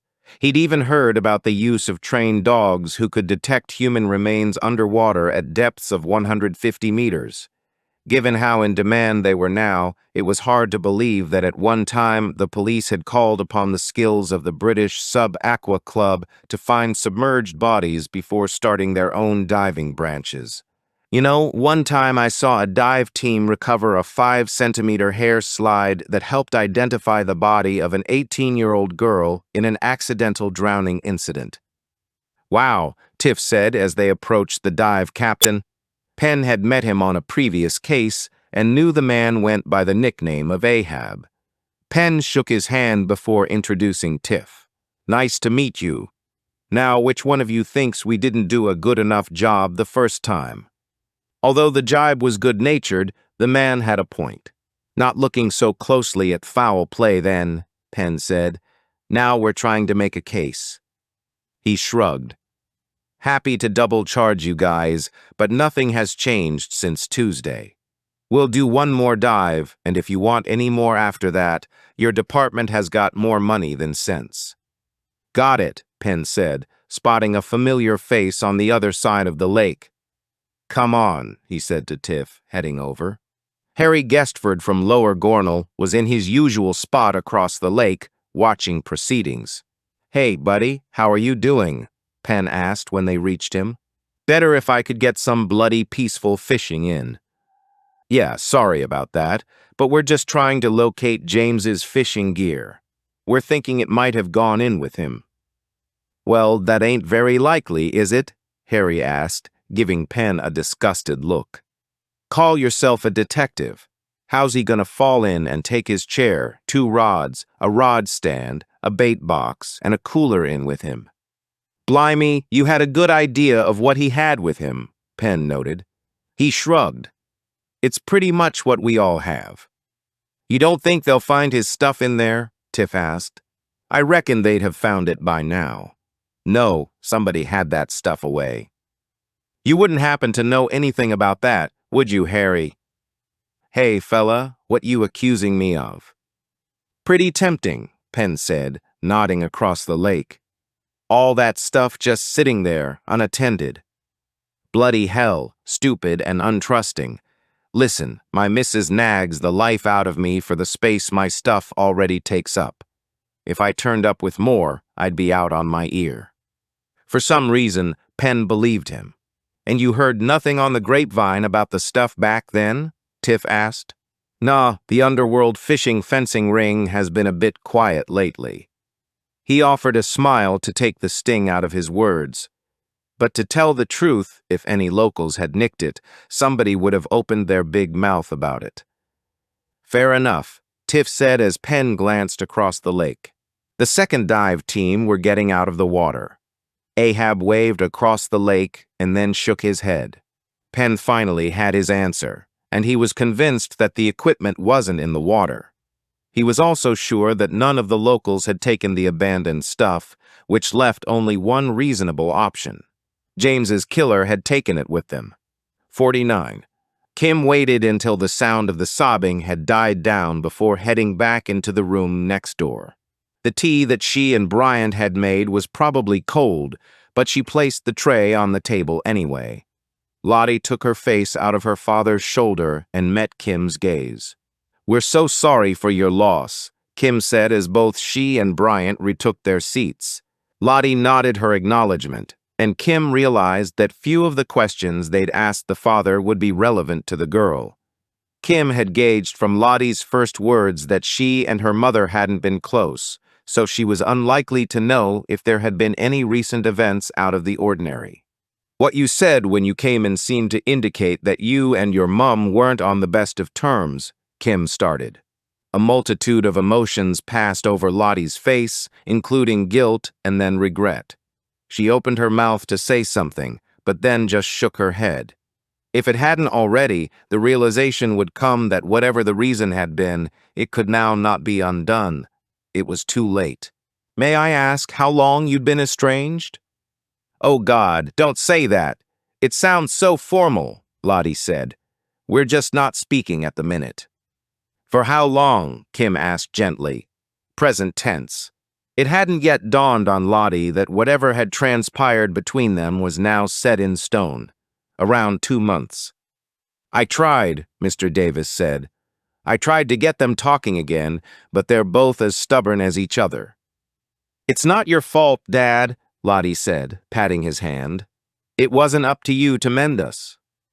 Kim was reminded of a child caught up in the shrapnel of their parents' divorce. Only this time it was the father caught between his wife and their child. "And was there something in particular that caused the rift?" Kim asked. Lottie coughed. "Dad, can you get me some water?" "Of course, love," he said, sitting forward. The movement prompted the dog to jump from his lap. Banger stood and waited for a clue to his owner's direction of travel. "I don't want him to hear," Lottie said as the door closed behind her dad. Kim nodded at Bryant, who got the message and headed to the kitchen to delay the man's return. "He doesn't get it. He hates it when I tell the truth about our relationship." "Go on," Kim urged. "My dad only sees the time we spent together over the years. He thinks it was closeness, which I suppose it was for a long time until I came to know better." Kim waited. "We were very close until I started to learn my own mind. It was only good when I just did what I was told." "Was this during your pageant years?" Kim asked, taking a wild guess. "How do you know about that?" Kim waved away the question. "Please continue." "Well, yes, I had her whole attention. I'm an only child, and I'd get to spend loads of time with my mom. I was her world. We were having a great time until I wasn't anymore. I was bored. I wanted to try other stuff, netball, hockey, athletics. But whatever I tried, Mom tried to attach herself to that too. She wanted everything to stay the same, even as I grew older." "Must have been hard," Kim said. "It was. She insisted on watching me practice for every sport I tried." Kim had been thinking more about how difficult it must have been for Sally Ann, facing sudden exclusion from her daughter's life once puberty came along. It was just embarrassing. I told her hundreds of times to just stay home. I lied, I made stuff up. I gave her the wrong locations for some of my games. Kim tried not to picture the woman turning up to dark and empty venues. And then I'd have to lie and say I'd never told her that to get myself out of the shit. Great gaslighting as well, Kim thought, trying her hardest not to dislike the girl. From the sound of it, she'd not been exactly sensitive to her mum's attachment. Anyway, to cut a long story short, she never gets the message. It doesn't matter how many times I tell her, she tries to involve herself in every part of my life. She just happens to be walking past Nando's when I'm due on my break or driving past the pub when I've been out with my mates. The ironic half-smile told Kim that Lottie didn't yet comprehend that that was never going to be a problem for her again. The concept of permanence didn't always land immediately with people in their mid-20s. And did that lead to the two of you not talking? Kim asked. Lottie nodded. I told her I needed a boundary break. Something about the phrase felt off, but Kim couldn't work out what it was. What exactly did that entail? No contact. No phone calls, emails, or visits until she could learn to respect my boundaries. Kim opened her mouth to ask another question when two things happened. Bryant appeared at the door with an apologetic look on his face, and every ounce of color faded from Lottie's cheeks. Mr. Davis entered the room carrying his daughter's glass of water. Lottie, what's happened? He asked, seeing the stricken look on her face. She's gone. And there it was. The cold, hard truth had landed and would be followed by some pretty ruthless emotions. There was just one more question Kim needed to ask before she left this family to grieve in peace. She wanted to know who had suggested the boundary break in the first place. She would ask it, but she was pretty sure she already knew the answer. 50. Olivia heard the key in the lock at 12:59 p.m. Logan always liked his lunch at dead on 1. He never wanted anything fancy, just a snack, one of his childhood favorites. It made him happy when she got it right. Ah, cheese and bean toasty. Thanks, Mom, he said, grabbing the plate as if this was all perfectly normal, as if she had fixed the meal willingly, lovingly. As if she wasn't trembling with fear that she had got something wrong, or that she'd done something to displease him, or that within an hour she'd be locked back inside her room. What the hell is this? He asked in that low, calm voice which touched every nerve ending in her body. What? She asked, without turning from the sink. The toast is burned. Sorry, love, let me put some more bread in the... She stopped speaking as his plate flew across the table and then crashed to the ground. Her body tensed in anticipation. Are you really so useless you can't even fix a decent snack? He thundered, rising from the chair. Just give me a minute to. Too late, he said, grabbing her hair from behind. I'm sorry, love, she said, walking backwards so he didn't hurt her too badly. I was just distracted by all this talk about James. He stopped dead. Why? He's been gone ages. What concern is it of yours? He was a good man, she said as Logan twisted her around to face him. The fire leaped from his eyes. He wasn't a good man. He was a bastard who was trying to come between us, he said, and his fist met with her ribs. She cried out as the pain exploded on the left side of her body. She gathered her breath back into her lungs. Whatever you say, you can't erase the time we had. His eyes widened. Oh, Mommy, that's fighting talk. I thought we agreed we weren't going to talk about him again, he said, landing another punch in the exact same spot, knowing it was going to double her pain. He was a good man, she repeated, and I loved him. The fire in his eyes intensified as he punched her on the other side. Her words were igniting his rage. It was going nowhere. He loved me, she insisted as the blows kept coming. Don't be stupid. He never loved you, and you just wanted company after Dad. We talked about marriage, she protested, swallowing down the pain and trying to separate herself from it. Then it's a good job I put a stop to it, isn't it? He asked triumphantly. WH what? Don't tell me it hasn't crossed your mind since the police came. I know you're not that dumb. But how, when, where? She spluttered in shock. Fucking hell, Mom, it wasn't even that hard. I knew where he fished. It happened the Sunday when he gave me that look. Olivia remembered it well. It was the last time she'd seen James. He'd stayed over, and they'd been enjoying a leisurely breakfast when Logan had come into the kitchen demanding she cook him a full English. James's look of disgust at her son's entitled tone had not gone unnoticed by either of them. Within minutes, James had excused himself and left the house. Olivia had been able to feel her son's simmering resentment with every mouthful. He had left the house not long afterwards. He had returned much happier, had even made her a cappuccino and run her a bath. You really thought I was going to accept being treated like that in my own home, a home that I've controlled since Dad died. Who the fuck did he think he was? Olivia said nothing as he pushed her to the ground and then stood over her. And that's how easy it was, Mommy, he spat. I sat on a chopped-down log and bided my time. I hid from a fat guy walking his fat black Labrador, and I stayed out of sight until that old fart across the lake packed up. I thought he'd never finish his call and fuck off, but when he left at tea time, I just strode over to James, quietly, and pushed him in. He struggled, so I held him down. He held out his hand for me to pull him out. I laughed. Like, what would be the point of that? I gave it a good stamp, he said, mimicking the movement with his foot. He slid down the bank, and just like that he was gone. Logan, she coughed. Even now, there was a part of her that wished it wasn't true, that he was saying it to hurt her, but she knew in her heart of hearts it was true. Deep down, she had always known that Logan was responsible. Are you happy now? He asked, finally stepping away from her.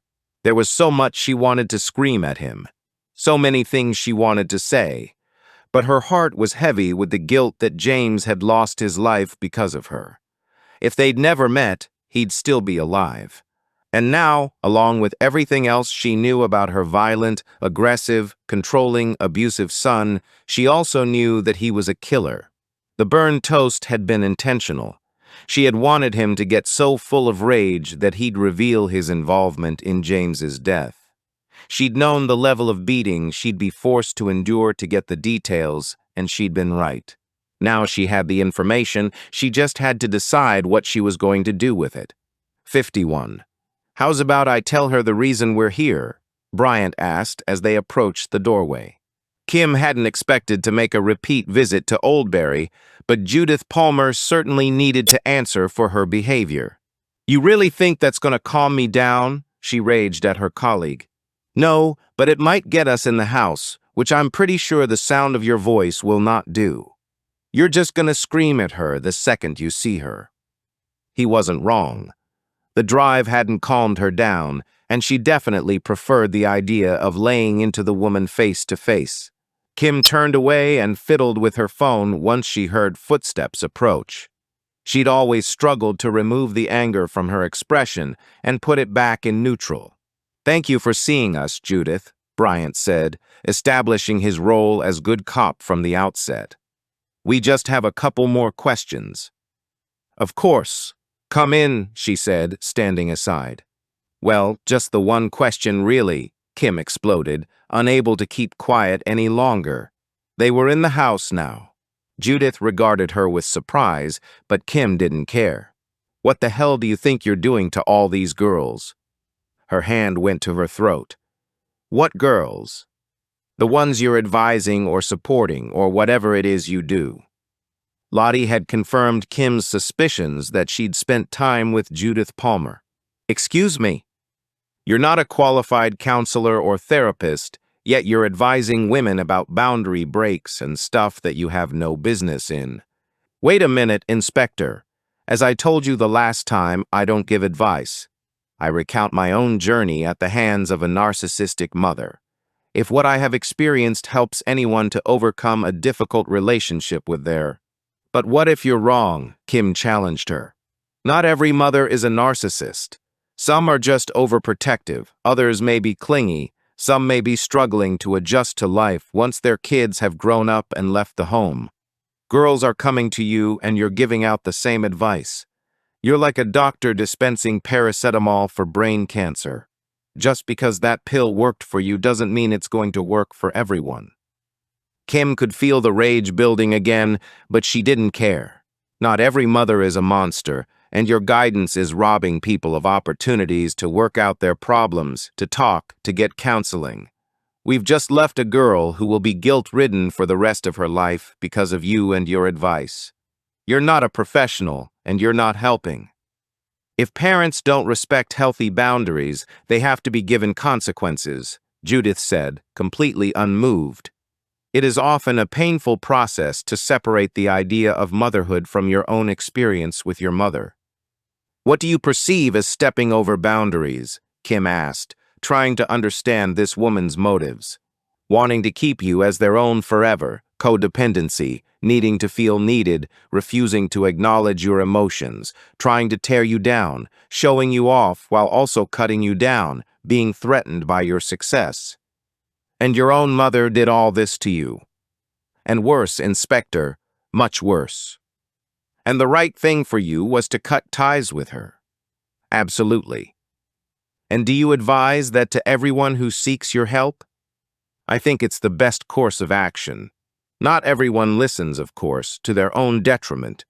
Some people continue to think there's hope to be. Just how many girls have received your guidance? Kim asked. My name gets passed around in certain circles, but I'm not prepared to give names. Around the pageant circle, Kim wondered. Have you ever advised Carly Spencer? She shook her head, but there was clearly a flicker of recognition at the name. She knew that the woman was lying. What she didn't know was why. 52. Bloody hell, you two. If the wind changes, you'll stick like that, Stacy said, noting her colleagues' miserable faces. Both Penn and Tiff were nursing a cuppa with pensive expressions. Dead end, Penn said, and Tiff nodded her agreement. Stacy put aside her matrix for a minute. She was looking for certain information the boss had requested, but these two looked like they needed some kind of life support. So, what's up? She asked. No suspects, nothing, Penn said. No witnesses, no forensics, no enemies, no evidence, no lines of inquiry. Tiff nodded again. And in the hands of lesser detectives that would be a problem, but not you, Penn, Stacy offered. Not this time. All we've found is a weird dynamic between James's girlfriend and her son. Stacy felt for them. Trying to piece together the events of 2 years ago was difficult. So, what's with the family then? Stacy asked. Penn nodded for Tiff to expand. Nothing I can put my finger on. Neighbor says Olivia's got emotional problems and that the son is a saint for taking care of her. She went through a lot with her husband and his illness, so it'd be understandable if she was unwell. But the mental breakdown happened long after he died. Timeline doesn't quite work. Mental illness doesn't follow a script, Stacy said. Have you asked her about it? Can't get bloody close enough, Penn said. But you've been there twice? Stacy asked. Yeah, but Logan always finds a way to stay in the room, Penn explained. Oh, come on, there are lots of tricks for. Doesn't work, Stace. We've tried them. That kid will not leave his mother alone with us. Can't you grab her at the front door? Stacy asked. There had to be some way of having a private conversation with a grown adult. She doesn't answer. Logan always unlocks the door eventually. She doesn't even say a word without glancing his way, Tiff said. He even answers some of the questions we ask on her behalf, Penn offered. Stacy felt herself growing uneasy. They were right. There was definitely something off there. Guys, you gotta do something. Can you get Logan out of the house so you can speak to her? He won't fall for it. He follows her everywhere, and he's already cautious now that we've tried to exclude him from the conversation. He can't follow her everywhere, Stacy said as a slow smile spread over her face. He can't follow her here. Penn's expression brightened as it dawned on him what Stacy was saying. "Oh, Stace, I love you, no matter what everyone else says about you." "Why, what do they say?" she asked, feigning surprise. "Okay, Tiff, we have a plan. James Nixon was reported missing by Olivia Dench, one of the last people to see him alive," he said, standing. "I know that, but where are we going?" "We're going to place Olivia Dench under arrest." 53. Kim hadn't intended on making a repeat trip to talk to Carly, but so far she seemed to be one of the most reasonable and well-balanced girls to have come out of the pageant world, especially ones who had also had contact with Judith Palmer. According to Stacy's matrix, Carly had been totally average as a competitor. Given that they'd learned that the girl had been the typical Miss Congeniality, helpful to the other girls and remembered fondly by all, it was bemusing that she'd sought assistance for issues with her mother. As they headed from the car to Carly's office, Kim's phone tinged receipt of a message. It was from Keats. No text, just photos, and they needed no explanation. "Bloody hell," she said, scrolling down through the images. As they'd suspected, there had been a foreign body lodged in Sally Ann's throat. Keats had retrieved it during the post-mortem, and she had to say this one produced the biggest physical reaction from her. It was a piece of a crown complete with fake glass stones and sharp, pointy edges. Kim couldn't imagine the agony of having it forced down her throat. She passed the phone to Bryant as she knocked on the door of the premises in Hagley. Her colleague's eyes opened wide as he took a big swallow, as though it was currently lodged in his own throat. The door was opened by Carly, who looked surprised to see them again. "Any more trouble?" Kim asked, glancing to where the window was still boarded up. She shook her head as she stood aside. "I think they know I've wound down the business, so there's not much point." She closed the door behind them, and Kim noted that the office was now almost empty. "I know you haven't returned to check on my premises, so—" "Oh, hell no, don't say there's been another one." "Afraid so," Kim said as Carly steadied herself on a pile of boxes. "Who?" "Sally Ann Davis, mother of Lottie. Did you know them?" Carly nodded. "She and her mom were very close. Why is this happening?" "We were kind of hoping you might be able to help us with that." "How would I know?" she asked doubtfully. "I haven't seen any of them in years." Kim leaned against the filing cabinet in the absence of anywhere to sit. "We understand that you were close with a lot of the girls, that you helped out a lot, that you didn't take yourself too seriously," she asked with a smile. Carly smiled back. "You obviously know that I was never a contender for the top spot." "Why was that?" Kim asked. "Well, my mom used to say I wasn't competitive enough," which was true. "What about the others?" Kim asked. "Oh, Katie was a timid little thing, scared to death of her mom, but then again, most people were. Cheryl ridiculed Katie in front of everyone when she got stuff wrong. She tried so hard, but it was never good enough. Cheryl wanted her to come first in every competition, which just wasn't possible. I remember one time when she froze on stage, completely forgot her routine. Deer in the headlights. Every second felt like an hour. It was awful to watch. Her mom was standing in the aisle, glaring at her and giving her prompts which just made her worse. She started to cry and ran off stage, and the poor thing had wet herself. She was 11. I had a spare pair of panties. She was sobbing in the toilets, and I pushed them under the door and ran off so she wasn't embarrassed. It made no difference. As soon as she came out, her mom was screaming at her about losing control of herself like a big baby and threatening her with a nappy. Anyone who hadn't noticed got to hear about it after the screaming from her mother. Kim could feel the humiliation she must have endured. That one episode must have followed Katie to every pageant thereafter. "What about Toya's mom, Andrea?" Kim asked. Carly shrugged. "I think Toya enjoyed it up to a point, and Andrea tried to keep them both happy, which wasn't." "Both?" Kim asked. "Oh yeah, her poor brother always tagged along. Not by choice, I'd imagine, 'cause he was a grumpy little shit. Dad must have been at work or something. Her brother made no secret of the fact he'd rather be anywhere else. Kim had met Tony and sympathized. It couldn't have been much fun being dragged around the pageant circuit with your sister getting all the attention. And then it just stopped. She wasn't there anymore. It was very sudden, and we never saw Andrea and Toya again. Kim wondered if that was when the marriage had broken up and Tony had gone to live with his dad. If her marriage hadn't been worth fighting for, then the pageants must have been more important to Andrea than people had thought. She was reminded again that she still didn't know the real reason Toya had given up competing. "What about Lottie and her mum?" Kim asked. "Now you're bringing all these memories back. I remember that Lottie's mom was a clinger.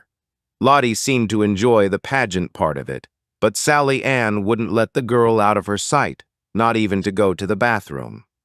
Kim couldn't help but think about Lottie demanding a boundary break more than 10 years later.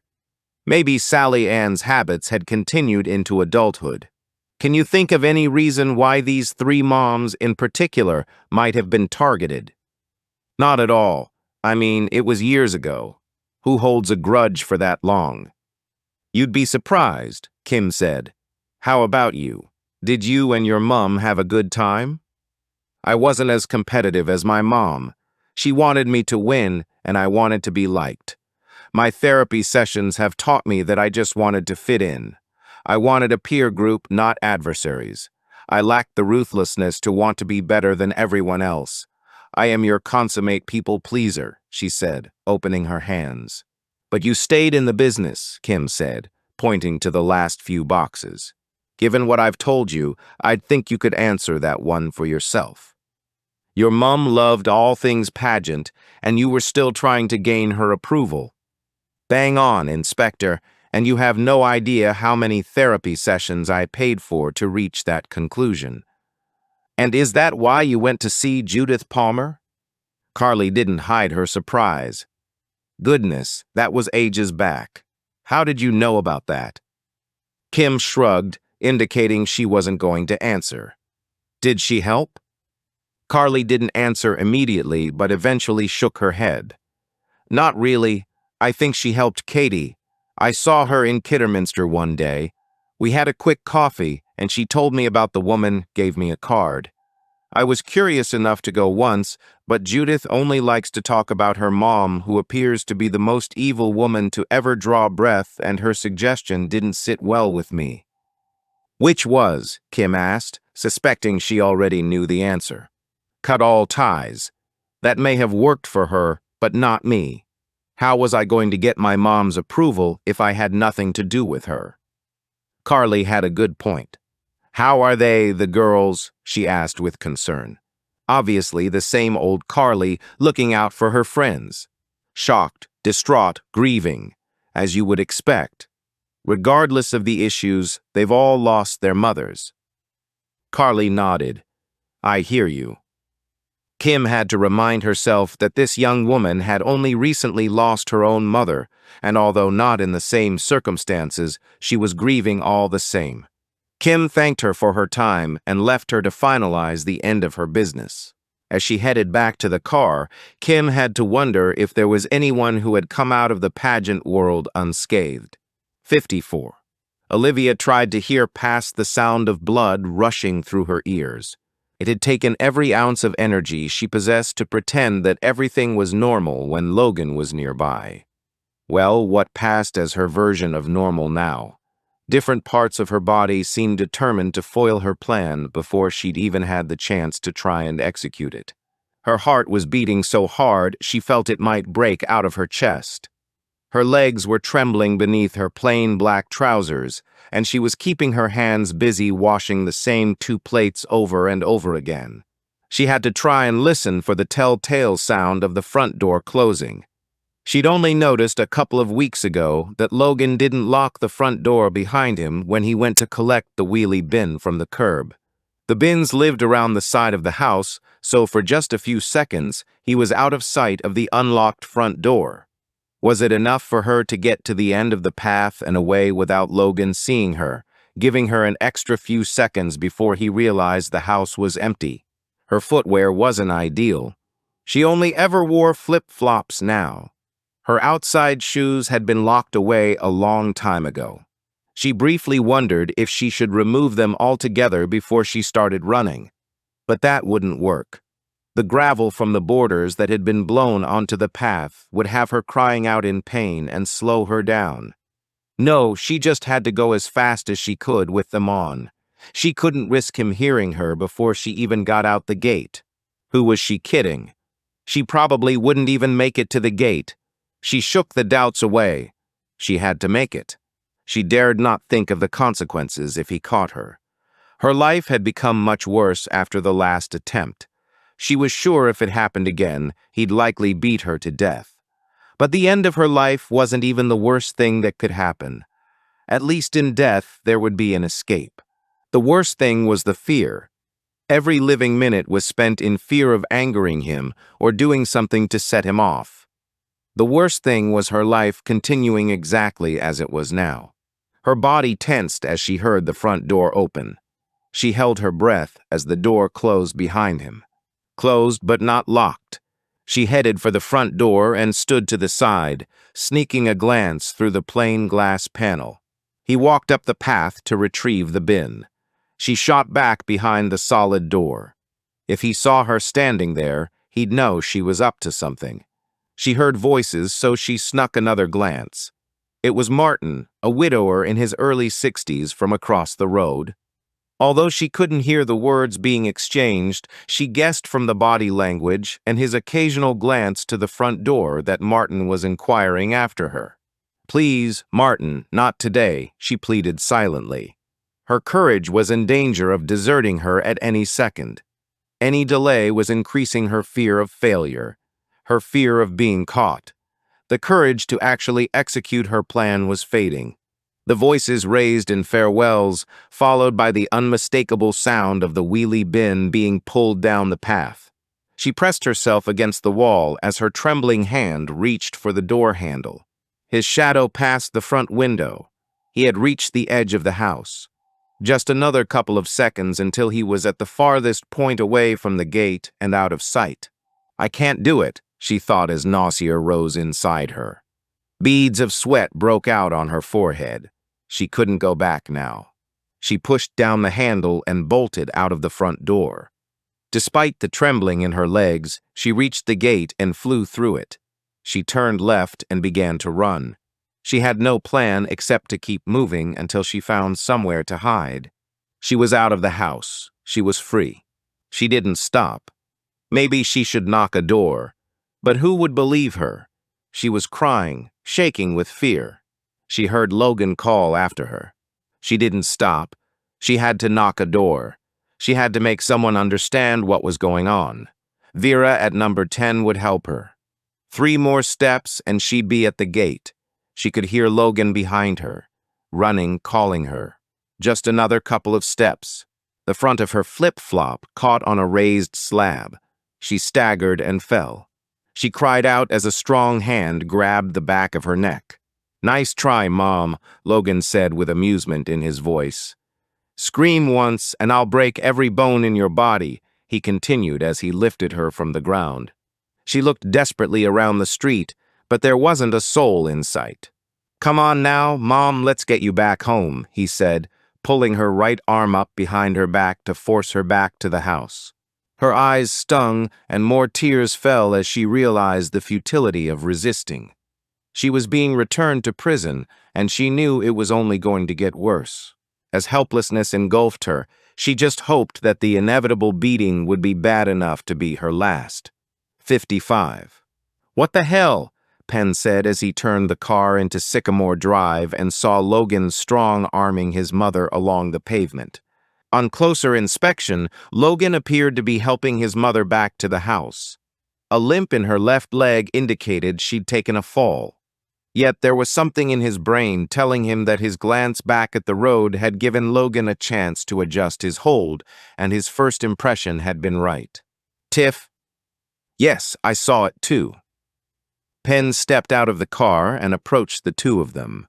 Logan's hand was now firmly on Olivia's elbow, offering support. "Everything okay?" Penn asked, looking to Olivia, who wouldn't meet his gaze. Her whole body seemed drained and shrunken. We're fine. Mom just went out to post a letter and fell on the way back. Damn flip-flops. She will insist on wearing them all the time. Penn was growing more uneasy as Olivia nodded while staring at the ground. She had the air of a woman 20 years older. "Logan, may we speak to your mom alone?" he asked as Tiff moved forward to support Olivia on the other side. "I'm afraid not. She's not up to it. She hasn't been well, and now with this fall, I'm sorry, but I just need to get her inside and make sure she's okay." Penn blocked his entry through the gate. "I'm sorry, Logan, but I really must insist." Logan's expression changed in the face of an authoritative voice challenging him. The fire in his eyes showed how quick he was to anger. But Penn was not prepared to back down this time. Something about this woman was broken. "You have no right to insist. She's done nothing wrong. She briefly knew some guy who fell in the lake. It's not a crime, so can you kindly get out of my way so I can get her safely into the house?" Despite talking to Logan, Penn had been watching Olivia's body language. Although she hadn't yet lifted her head, there was a new tension to her body, despite the trembling he could see in her legs. She was definitely listening. "Step aside, Logan," Tiff instructed in a voice Penn hadn't heard before. "Absolutely not," he raged, grabbing his mother's arm even tighter. "And once I get Mom settled, I'm making a formal complaint about the conduct of—" "Okay, Logan, you leave me no choice," Penn said. "Olivia Dench, I am arresting you on suspicion of the murder of James Nixon. You do not have to say anything, but it may harm your defense if you do not mention when questioned something which you later rely on in court. Anything you do say may be given in evidence." Olivia had finally raised her head, her eyes wide with shock. "I'm sorry, Olivia, but you're going to have to come with us now," Penn said. "Logan can't come with you. Do you understand?" Olivia's eyes rolled back in her head as she began to fall to the ground. Penn was sure that before her body had given out, he'd seen one expression. It was the same look he'd seen on that little boy all those years ago. He would swear he'd seen relief. 56. "And how is she now?" Kim asked, perching herself in front of the coffee machine. "The doc is with her at the minute," Penn said. She glanced at the clock. "You know you're getting nowhere near her tonight." It was almost 7 and the doc wasn't even finished. Olivia would need a meal and a rest before being questioned. "I know, but I don't think it'll do her any harm," Penn said. "You think she knows something?" Kim checked. They weren't in the habit of arresting people for no reason. There's something she's not telling us, and Logan won't give her the chance to speak. To be honest, boss, she's terrified of him. "What are you saying?" Kim asked, folding her arms. This case was changing shape in front of her eyes. Penn took a breath. "I think we may have a serious domestic violence situation between mother and son. Although rare, they all knew this happened. The signs were no different, whatever the relationship. She becomes smaller when he's around, as though she's trying to turn in on herself, shrivel up, make herself invisible. He doesn't allow her to speak, and we've not managed 1 minute alone with her." Kim saw the glance between Penn and Tiff. "There's more?" "I don't think it's just domestic violence. I think he's been keeping her prisoner in the house." "Penn, are you?" "Logan unlocks the door every time. Always him. It takes him longer than it should, as though he's setting the stage. I don't think she has access to her own mobile phone. There's no landline, and the neighbor hasn't seen her outside the house in almost 2 years." "Go on," Kim said, now understanding their suspicions. "When we arrived, Logan was apparently helping her back to the house, except that's not how it looked initially. Looked more like he was strong-arming her back, and the story about posting a letter was rubbish." "How so?" Bryant asked. "No post box within a half-mile. She had no jacket, no brolly, she was wearing flip-flops, and she had no house keys to let herself back in. Coincidentally, it was bin day. You think she saw that as an opportunity to try and escape? Kim said. Penn nodded his agreement. Hang on, Bryant said. If that's true, why didn't she say that when you turned up? Probably thought we wouldn't believe her, Tiff offered. If she had spoken out and we'd done nothing, what punishment would she have faced from Logan? What about the search? Stacy asked. The search team turned up right behind us. We left with Olivia while Logan was arguing the toss with Planty. Kim knew no kid was going to stop Inspector Plant from doing his job. What did you get on the warrant? She asked. There was no way they were getting a full search on the information they had. Fishing equipment in external areas, including garage, Tiff answered. Not bad, Kim said. Does anyone else want to grab the kid by the throat and give him a taste of his own medicine? Bryant asked through gritted teeth. I think this week is bringing up a lot of emotion for all of us, Stacy said. I've phoned my mom every night just to tell her I love her. She's been my best friend my whole life, and I can't imagine it being any other way. Never even once talked back to mine, Penn offered. She had her hands full with Jasper, but I never felt like I got less from her because of it. I still don't know how she pulled that off, but the house was always full of love. I was a little shitbag, to be honest, Bryant said with a smile on his face. I was always up to something. My mom wasn't overly demonstrative, so I don't know if I was trying to get a rise out of her most of the time. We found our groove when I hit my 20s. I sometimes think she wished I was a girl, 'cause Jenny had a totally different relationship with her. My mom prefers all my brothers to me, but I've learned to live with it, Tiff added. Her own mother was like a throwback to the Tudors and valued boys more highly, so I understand where it comes from. Anyway, I console myself with the fact that I'll probably be the one to choose her care home. Despite the jokey manner of delivery, Kim knew it had taken Tiff a long time and a lot of heartache to reach this stage of acceptance. Everyone in her team seemed to have different relationships with their mothers, and this case seemed to be provoking emotions in all of them. All except her. She looked around the room. She'd intended to do a full debrief, but they all looked shattered. At this point, she had no clue if the killer was done and could only pray that there were no more victims to come, but running her team on empty wasn't going to help. Go home, guys. We'll regroup in the morning and... Hang on, boss, Stacy said, standing. I almost forgot. I've got something to show you. She reached behind her and produced a large, colorful plastic ring.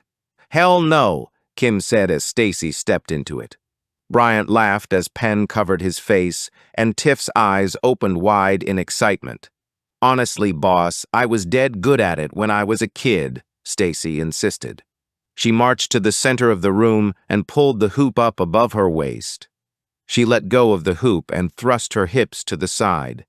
The hoop fell dolefully to the ground. Just out of practice, she said, picking it up. She tried again, same result. What am I doing wrong? She asked as she tried for a third time. Not sure, Bryant said, wiping at his eyes. But that thrust is becoming a little bit disturbing. As the laughter from all of them, including Stacy, increased, Kim felt her will to live ebbing away. Honestly, boss, I know I can. Put it away, Stace, Kim advised. You can't manage to fill 2 seconds, never mind a couple of minutes. She turned to Bryant. Hope you've got something for tomorrow. Gov, I've already told you. Bryant stopped speaking as Penn's phone rang. He answered, listened, and thanked the caller while punching the air. They all waited. Fishing stuff. All of it tucked away in the back of the Dench's shed. 57. Olivia leaned back against the coolness of the cell wall and tried to make sense of the feeling that was stealing over her. She wasn't sure what time it was, but the doctor had finished with her a couple of hours ago. With Logan's voice in her ear, she had told the doctor that she felt fine and that she'd simply passed out after having the fall. She'd assured him she had no blurred vision or headaches and that the nausea had passed. He had offered her a trip to hospital, which she had quickly refused. Hospital was out there. Logan would know. He'd find her and get her home somehow.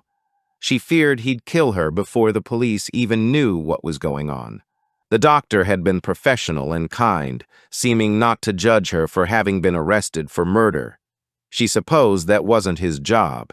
She really didn't know what had prompted the police to arrest her, but she did know they had saved her from being dragged back into the house by Logan. Just the thought of her son brought somersaults to her stomach. She found herself looking around for him. No, it was impossible. He couldn't get to her here. She was in police custody. She was behind locked doors. There were police officers all around her. A small voice still wondered if he could find a way. That small voice caused her to wonder just how much power she'd given to her son, to believe he could overthrow the police force just to get to her. The shame of what she'd become thickened her throat, but she pushed the tears away. She was sick to death of crying. She had to make a plan. She knew the police would discover their mistake soon enough. There was nothing to tie her to James's death because she hadn't done anything wrong. And then what? She'd be set free to go where? Back home. Her heart flipped inside her chest at the thought. She couldn't go back, and she couldn't tell anyone that Logan had killed James. Who would believe her? He had everyone fooled. The neighbors, her doctor. He'd just convince everyone that she was delusional or having a breakdown. Even if they did believe her, and they pressed charges, he'd probably be bailed. And if it even got to court, he'd likely get a suspended sentence because he'd never been in trouble in his life. No, telling the truth wasn't an option, she realized, settling her breathing back down. The unfamiliar feeling returned and worked its way through her body. She tried to pin it down and put a name to it. While being seen by the doctor, she had mentioned her medication. The doctor had nodded and assured her he would look into it. Around an hour later, the flap on the cell door had opened, and an officer had passed her a cup of water and her medication. She hadn't had to beg for it. He'd just given it to her and waited for her to give the plastic cup back. An hour after that, the hatch had opened again, and she'd been offered a sandwich and a cup of tea. She knew the police had regulations to follow, but she had almost burst into tears at the kindness with which she'd been treated. Despite her surroundings, she had eaten the sandwich and drunk the tea. Safe. The word darted into her mind. She felt safe. She'd been fed, watered, and medicated without the threat of violence. In effect, she'd been transferred from one jail cell to another, but in this one she felt at peace. Logan had given her all the details of the crime he'd committed, and the way ahead was now clear. She knew exactly what she needed to do. 58. Kim hesitated as she thought about getting off the bike and knocking the door. Was this really such a good idea? As was often the case with her visits here, it hadn't been a totally conscious decision. More like a gravitational pull that occurred when something was gnawing at the back of her mind. The front door opened and Ted Morgan stood in the doorway. When she still didn't move, he headed down the path towards her. "You're here now and the kettle's on," he said before turning and walking back into the house. Jesus, the man even understood her indecision. She dismounted and followed him. A vague frisson of comfort touched her as she moved through the hallway. The wallpaper might have changed, but the framed photos of Ted and his wife remained. They'd enjoyed little more than 20 years together before her early death from cancer, and Ted had never met a woman to match her. The kitchen was much as she remembered it from her first visit when she'd been 6 years old. She had sat at the round table with a glass of pop, and there had been a plate of biscuits. She hadn't touched either and hadn't spoken a word. That had formed the pattern for many of their counseling sessions over the years, while he had tirelessly worked to gain her trust. And although there were things she'd never share with another living soul, he still knew her better than anyone else in the world. She removed her jacket and took a seat. "Geez, Ted, how old are those mugs now?" she asked as he filled them with coffee. Another staple of her past were the cups with local football team logos on them. "Nothing wrong with them," he said proudly. "Not even a chip." She smiled as he placed a mug before her and then grabbed a plate containing custard creams and bourbon biscuits. "Ted, when have I ever?" she asked. "I'm a dunker and I make no apology for it," he said, sitting down on the opposite side of the table. "How are the fish?" she asked, nodding towards the back door. The bench beside the small pond had been the location of many of their silent sessions. "Still swimming in circles, as you'd expect," he said, dipping a custard cream into his mug. "And retirement?" she asked. The man hadn't fully quit until his early 70s and had now been totally work-free for a couple of years. "Busy. Not sure how I ever had the time to work," he said, taking another custard cream. He dunked, chewed, and then pushed the plate away. "So, my dear, what ails you?" "Nothing, it's just a visit," she said, taking a sip of her coffee. "They tend to coincide with something playing on your mind." Retirement hadn't dulled his powers of perception. "Come on out with it. If you don't, I'll be tempted to busy myself with more biscuits, and 2 is enough." "We're working this case well, too, actually. They're both focused heavily on maternal relationships." "Ouch, that must be tricky for you," he said, then took a good look at her face. "Oh, I see. It's like that." Just before I left the station, the team were all talking about their mothers, about the thoughts they've been having all week. I have nothing, not even anger or regret. The whole thing is evoking absolutely no emotion whatsoever. He nodded. "Understandable, really. You've closed that chapter. You knew that when you made the decision not to visit your mother before she passed." "I don't regret it," she defended herself. She had known she had nothing to gain from it. Forgiveness had not been an option. "I'm not saying you should regret it. It's a decision you made, and you'll stick with it as you always do. I'm saying that your pragmatic mind stuffed all thoughts and emotions on the subject into a box. That box was locked, sealed, wrapped in chains, and dumped at the bottom of the sea in an unknown location. It will never be opened again." "But to feel nothing at all," Kim pushed. "How is that even normal?" "Oh, my dear, can you recall a time when we've ever used that word in connection with you? I didn't say it was even close to normal behavior, but it's normal for you." Ted reached for another biscuit, but she pulled the plate out of his reach. He'd said 2 was enough. He rolled his eyes in response. "Okay, you feel nothing because you can't identify with anyone else's experience. Not one person you know can understand your experience with your mother. Their tales of minor arguments, rebellions, or groundings will never compare to you trying to keep yourself and your brother alive. Their enjoyable, positive memories will be met with not one happy memory for you. You can't connect with what they're saying. They might as well be talking about their experiences of flying to the moon. You have no reference." "But I had Erica," she protested. "Thank God for Erica. I've often felt that you wouldn't be sitting here today had it not been for the love of that lady. But that was only 3 years." "Quality, not quantity," Kim argued. "Ah, it's not that easy. Mom is normally our history. She's a constant, like a diary, a journal. Her presence marks important events. She's there for your first day of school and your last day of college, not to mention everything in between. The relationship changes and adapts over the years and through the different stages of your life, but she's like a thread that leads from birth to wherever you are now. Mom is the person you can call and ask about that TV show you used to watch together. She'll know. Mom is the person you can call to check when you went to hospital for your tonsillectomy. She'll know. What was your favorite food, color, book, subject at school? She'll know. You didn't have that. So you're saying that my emotional response to the whole thing is normal for me?" she asked, reaching for her jacket. It was all she had wanted to know. "I am indeed saying that."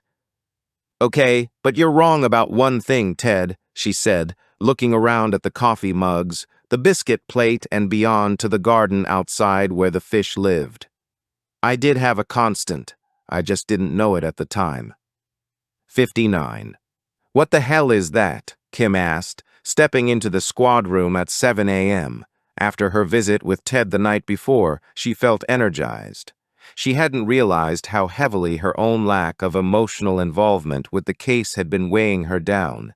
And while she knew she'd never be normal, the fact that she was behaving to type had put her mind at rest.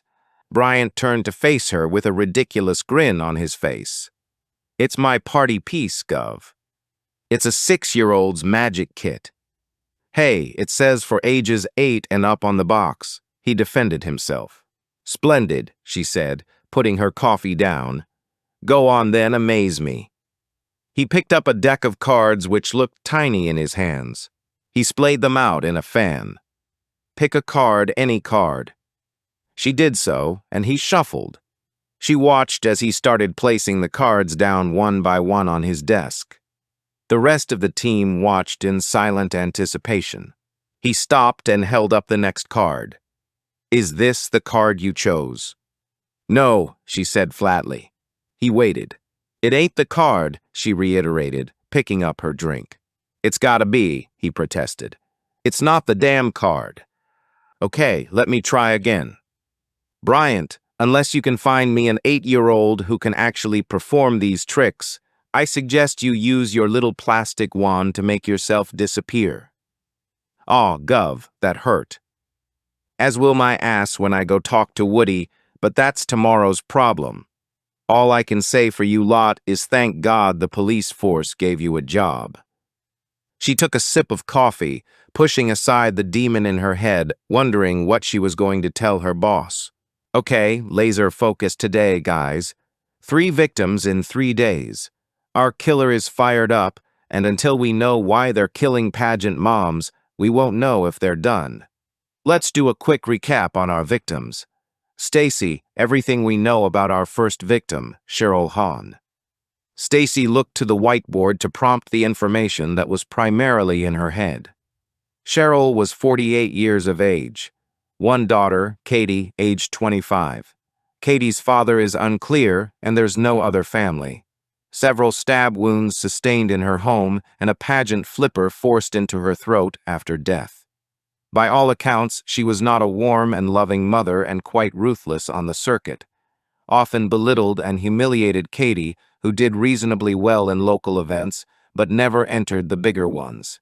Cheryl was a stage mom on steroids, and the two of them didn't have a close relationship. In addition, we're pretty sure Katie sought advice from Judith Palmer. Kim nodded. That was a pretty good summary. She turned to her partner in crime.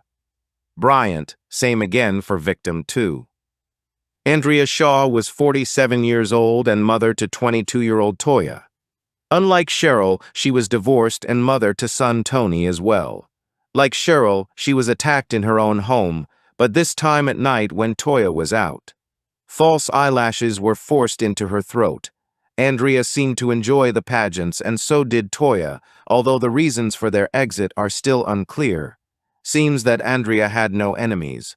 It doesn't seem like she treated Toya badly, and she wasn't rude to service people, but she was part of Cheryl's little group. There's no evidence to suggest Toya had any contact with Judith Palmer. Nicely done, Kim acknowledged. And victim 3, Sally Ann Davis, was married and leaves behind 26-year-old Lottie. Sally Ann was killed out in the open, but despite the higher risk factor, our killer still took the time to force a sharp piece of tiara down her throat while she was still alive. Again, no current enemies that we know of. However, we do know that she and her daughter were on a boundary break, most likely instigated by Judith Palmer. It's not clear whether Sally Ann was a part of Cheryl's posse or not. There's nothing that applies to all 3 of them, Bryant noted, and he was right. There was no commonality on marital status, career choice, or friends. Nothing to link them outside the pageant circuit. "Anything at all on family members?" Kim asked.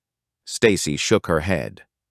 "Lottie has a second cousin who has done time for theft, but he's not known to the police for anything else. However short of suspects they were, theft to multiple murder was a bit of a stretch. Okay, so we're absolutely sure it's pageant related. We've got that message loud and clear. It's safe to assume our killer is pretty angry about something, and given what we've learned this week about the pageant industry, it's pretty cutthroat. Excuse the pun, but the way I see it is, we're either looking for someone on the circuit who has been wronged in some way by all these women, or we're looking for a killer much closer to home. You think one of the girls did it and is killing other mothers to cover her tracks? Bryant asked. The reactions from all of them felt pretty genuine. She shrugged. A wise man recently explained to me that your mum is your oracle, your diary. She's entwined in every notable event you can recall. What if those notable events do not make for happy memories? How is Ted these days? Bryant asked, knowing exactly where she'd been. All I'm saying is that I'm not ruling out a damn thing at the minute, she replied. Especially seeing as we found out yesterday that our affable dressmaker Kelvin Hobbs was pushed out of the industry by Cheryl and her buddies, although that doesn't explain why he's going on a murderous spree now. This happened over 10 years ago after all. He's going out of business, boss, Stacy said. The lease on the shop is available from the end of next month. Flat above as well, Kim asked, knowing that he lived above the premises. Stacy nodded. He loses the lot. Okay, that deserves another chat. Stacy, I want you to focus on the girls and what they were all doing, except Katie. We know where she was during the murder of Andrea Shaw. On it, boss. Dig a bit deeper on Judith Palmer as well. She has an awful lot to say for someone who doesn't actually offer advice. I want to know if she has any ties to the pageant world at all. Okay, boss. Kim turned to Penn. How's your prisoner this morning? Doctor's report is in. Olivia's a bit undernourished and dehydrated. She has bruising to her stomach and back that she insists was sustained in the fall. There's no question she recently suffered a beating. Jesus, Kim whispered. Other than that, she's fine for questioning. As a side note, she's taken advantage of every refreshment and meal she's been offered. Okay, good to know she's... Kim stopped speaking as Bryant's desk phone rang. Seeing the caller, he picked it up and handed it straight to her. What's up, Jack? She asked. Got a lady down here wants to talk to you. About what? Makeup tips. How should I know? Won't give me her name and won't talk to anyone else. She sighed. Okay, on my way, she said before handing the phone back to Bryant. Okay, kiddies, talk amongst yourselves for a bit, and if you want to solve this case in my absence, have at it. She headed for the door and took the stairs at speed. She was eager to get the day started by having a more honest chat with Kelvin Hobbs about his reasons for leaving the pageant circuit. She unlocked the door into the reception to find a woman in a full-length rain mac, looking back out of the glass doors to the car park. Kim coughed. The woman turned, and Kim noted two things immediately. There was something in her features that was vaguely familiar, and she had a port wine-stained birthmark that covered a quarter of her face. May I help you? Kim asked, stepping forward. Are you investigating the murder of the woman from that newspaper article by someone named Frost? She was referring to the piece on Cheryl Hahn and her daughter, Katie. I am. Then there's something you need to know. Go on. I'm the real Catherine Hahn. Cheryl Hahn was my mother. 60. Kim had all kinds of questions running through her head by the time she placed 2 coffees on the table in the interview room. She'd made a quick call upstairs to advise her team she'd be gone longer than she'd thought. Sorry to just come out with it like that, but I wanted you to know I wasn't here to waste your time. What makes you think that Cheryl Hahn is your mother? I don't think it, Inspector. I know it for sure. I wouldn't be wasting your time otherwise. Kim nodded for her to continue. Cheryl gave birth to me 25 years ago in a small town just north of Huddersfield. I was the result of a one-night stand, born to a woman who had been spoiled and overindulged. She was an only child, and both my grandparents gave in to her every whim. Whatever she wanted to do, they supported her, and Cheryl was happy as long as she was in the limelight. Pageants, Kim asked. Catherine nodded. As well as singing competitions, dancing, gymnastics, modeling, acting, anything where she was getting attention. The only trouble was that she wanted to be the best, immediately, and if she wasn't, she quickly moved on to the next thing. By the time she hit 20, she'd tried everything, and even though she was beautiful, she had no direction. She still wasn't particularly good at anything except getting male attention. Catherine took a sip of her coffee, and Kim decided to just let her talk. She didn't really need to pick holes in the woman's story. A simple DNA test would give her the truth if she had any doubt. When she found out she was having a girl, I became the focus of her world. Apparently, we were going to do everything together, and I was going to be so beautiful. She spent 9 months planning our future. We were going to be famous. I was going to be a child star. And then I was born, and she realized that was never going to happen. Catherine took a deep breath before continuing. She rejected me on sight. She told the nurse she didn't want to hold or touch me. Thinking it was some kind of postnatal depression, my gran stepped in immediately.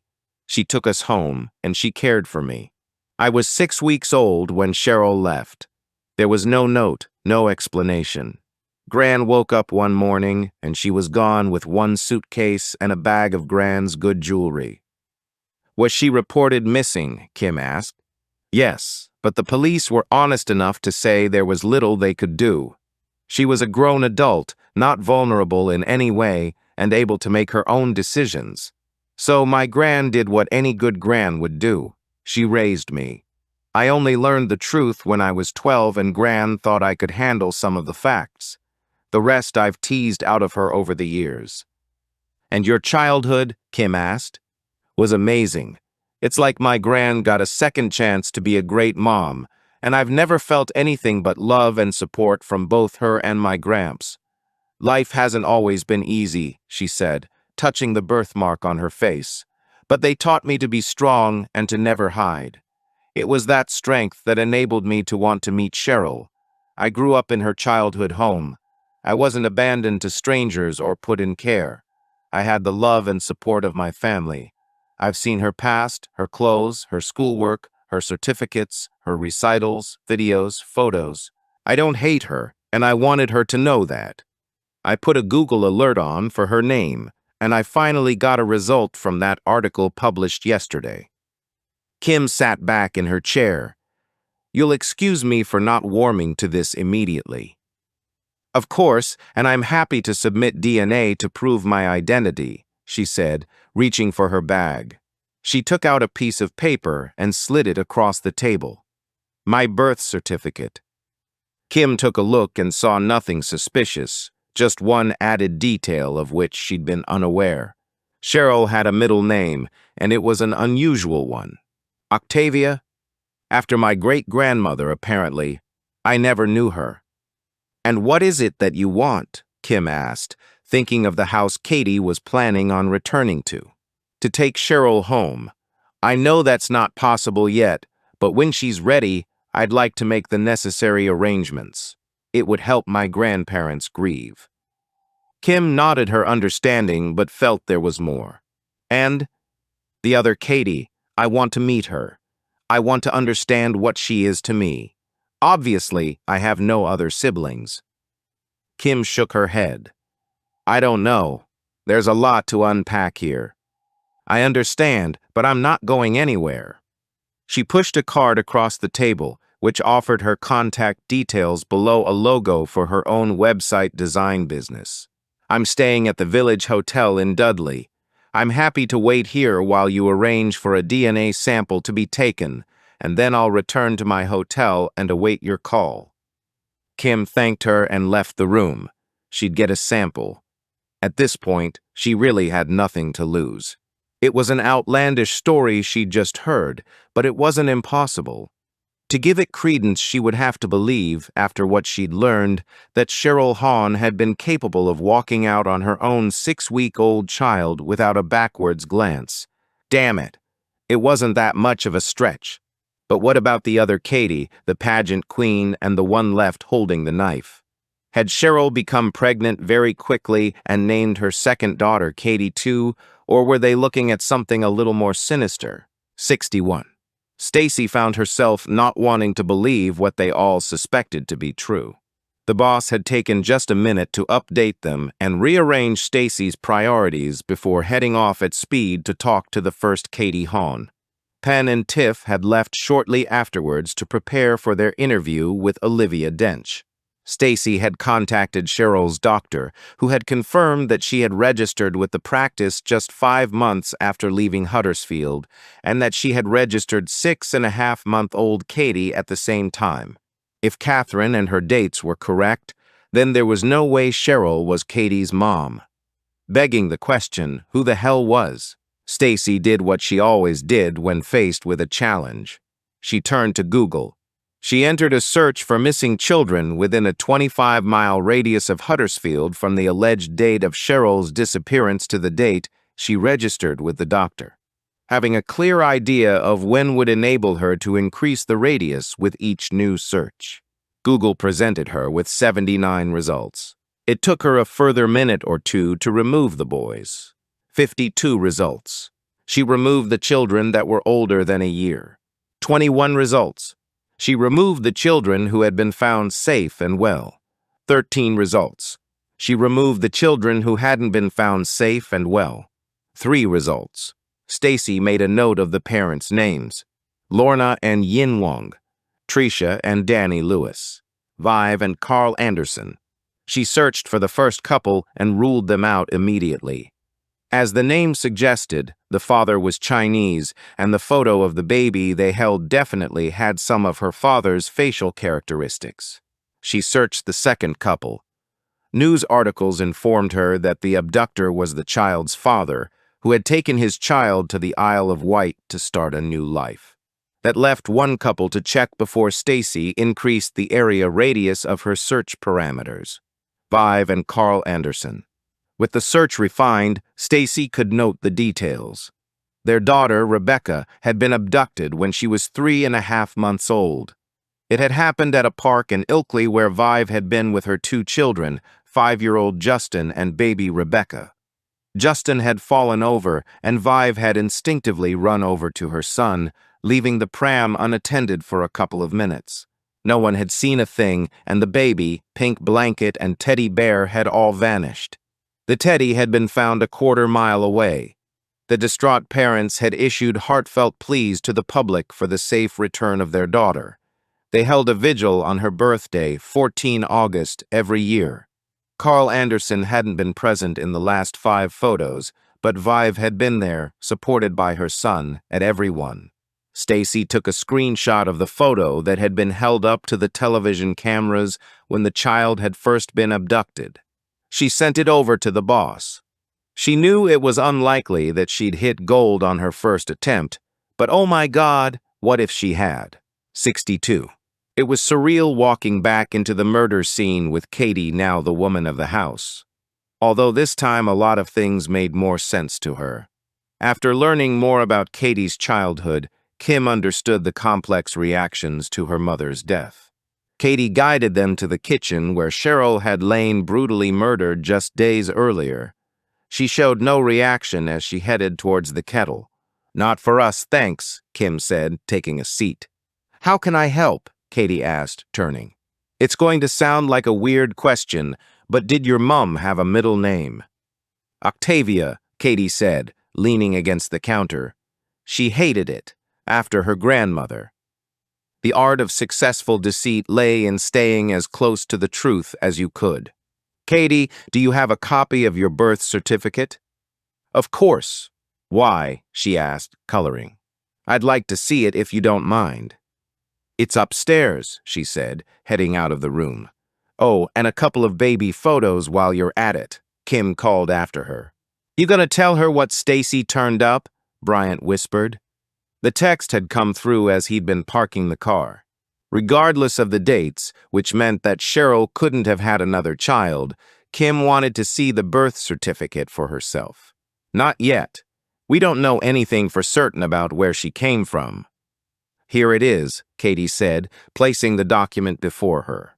In her other hand was a small photo album. Kim knew immediately that the birth certificate was the same one that she'd already seen. There was no doubt now. Katie wasn't biologically Cheryl's child. You knew, didn't you? Kim asked. Katie hesitated, then nodded.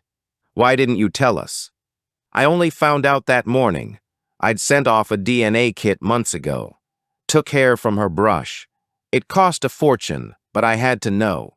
I didn't tell you in case you changed your mind and decided I'd killed her. I wanted to. I thought I had. I wasn't going to give you any reason to doubt me again. Your alibi was solid. You were in police custody when our second victim was killed. She shrugged. I suppose I was still in shock. What made you wonder about Cheryl being your mom? Kim asked. I don't know. It's just a feeling I'd get sometimes, like a distant homesickness or like I was in the wrong place, living the wrong life. I'd always had it, but I just pushed it aside. I also felt very little emotional connection to her. I didn't know that wasn't normal. We were nothing alike, had no similar qualities.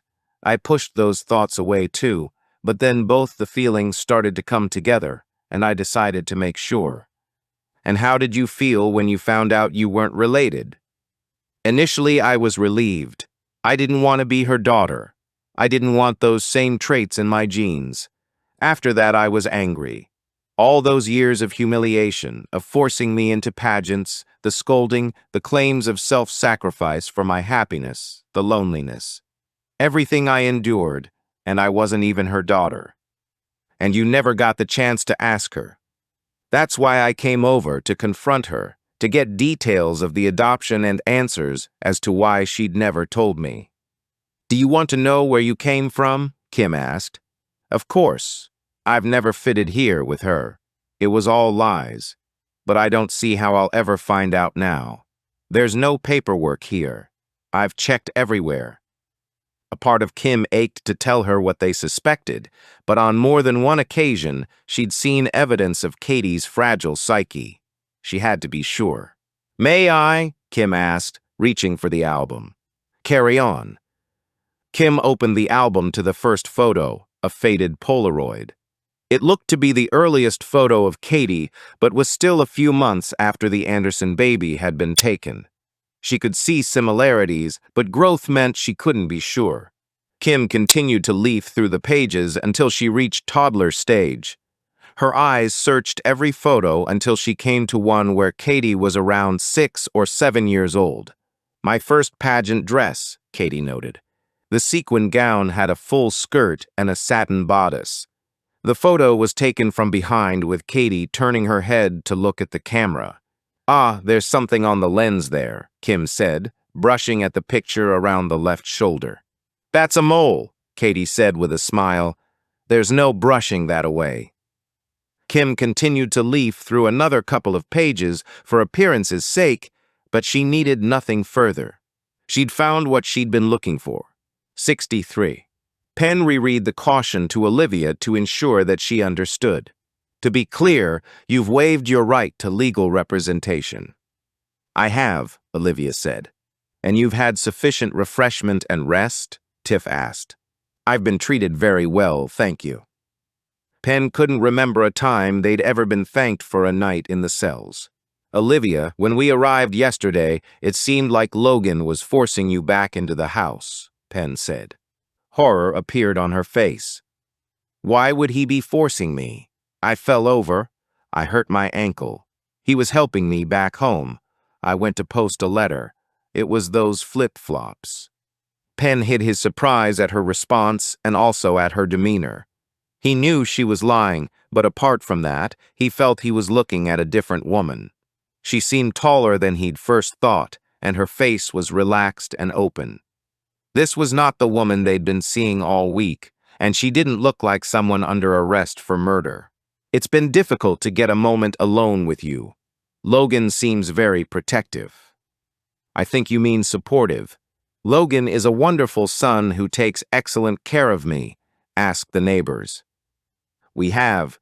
We were told about an incident where you were trying to escape over the back fence.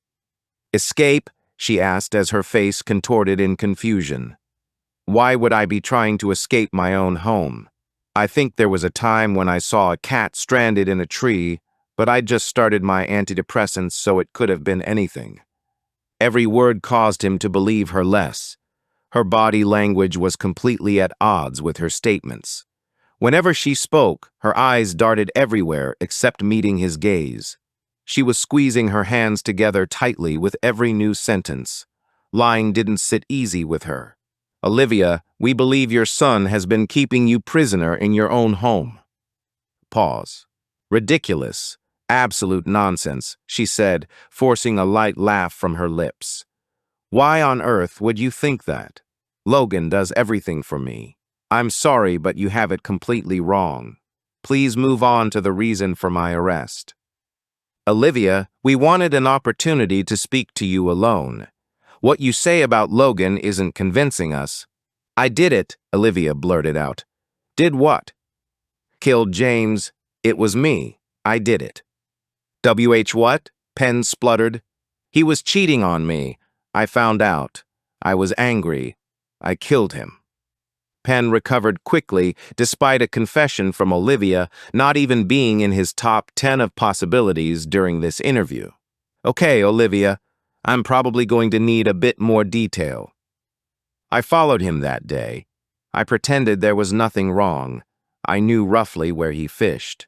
There were trees that I could easily hide behind. There was a chopped-down log.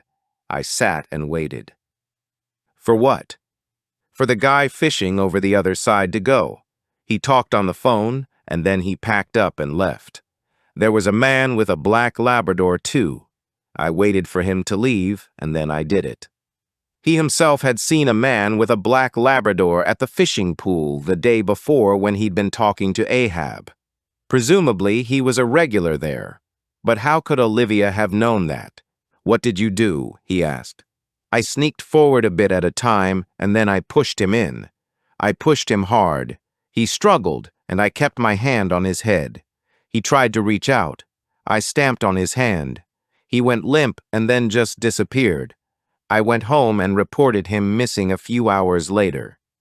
The level of detail in her story was compelling, given what they already knew to be true. But could Olivia really have held James's head underwater? Pushing someone was one thing, but this was someone she professed to have loved. Could she really have held him down until the breath left his body? Could she have stamped on a hand that was reaching out for help? Despite the questions in his mind, she was offering a convincing account of what had happened. Except for one thing. What did you do with his stuff? His WH what? The fishing equipment. What did you do with it?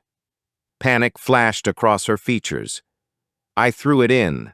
I picked it all up and threw it in after he'd disappeared from view. I'm sorry, Olivia, but I don't think that's what happened at all, Penn said.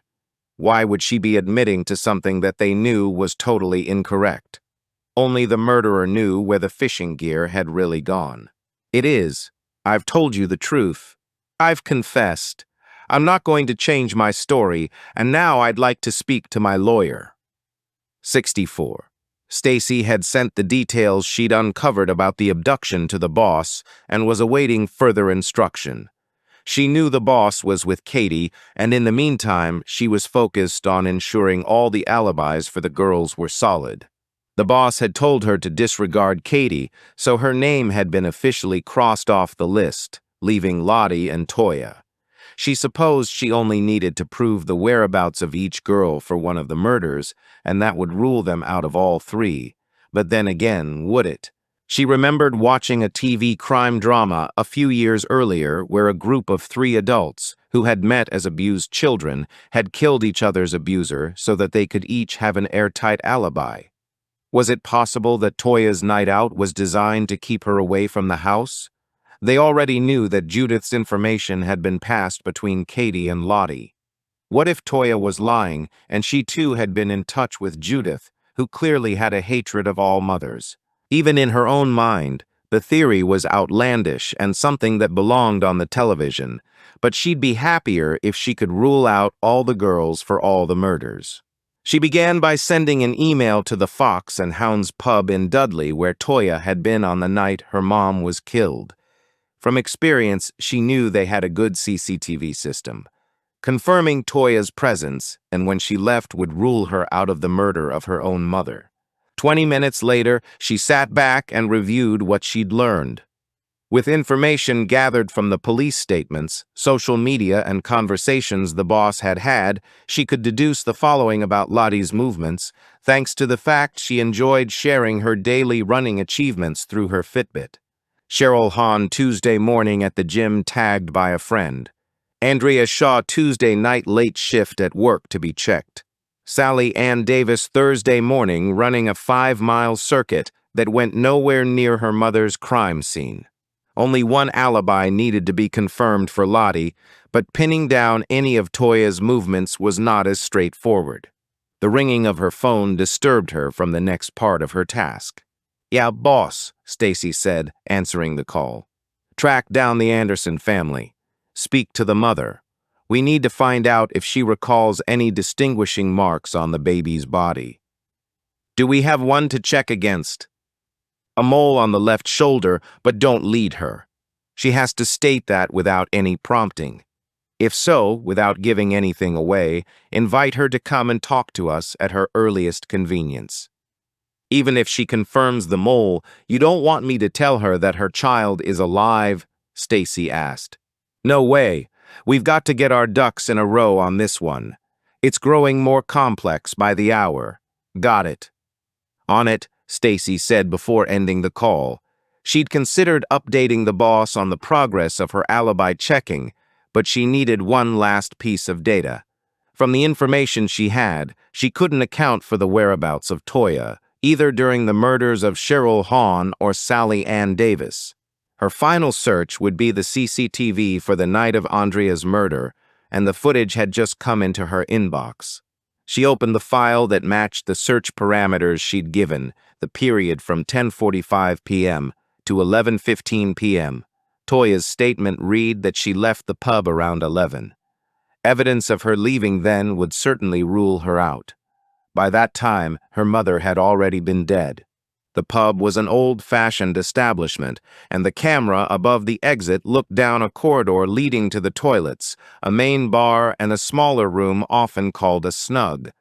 The corridor was the route to everywhere as well as the fire exit at the end of the hallway, meaning you couldn't leave the place without being caught on this camera. Stacy allowed the video to play and saw people going in and out of the toilets, crossing rooms carrying pints of beer, others heading out front for a quick smoke with their last half before closing time. Around 10 minutes into the footage, the mass exodus began as people streamed into the corridor, shrugging themselves into their jackets, reaching into pockets for their car keys. A steady throng of people passed beneath the camera to head home, but so far Toya Shaw wasn't one of them. A couple of minutes of nothing passed before the owner appeared with his keys behind two men. He was nodding and agreeing with whatever they were saying as he shepherded the stragglers to the front door, which he locked and bolted behind them. No sign of Toya on any of the footage she'd viewed, which brought one question to the front of Stacy's mind. Had they overlooked the person who had been their poster child for pageants all week? 65. Kim was still thinking about the photos she'd seen of Katie when Bryant pulled up in front of the dress shop in Biwalai. "If we're right, it explains why Cheryl never took Katie to nationals," Bryant said, revealing that it had been on his mind, too.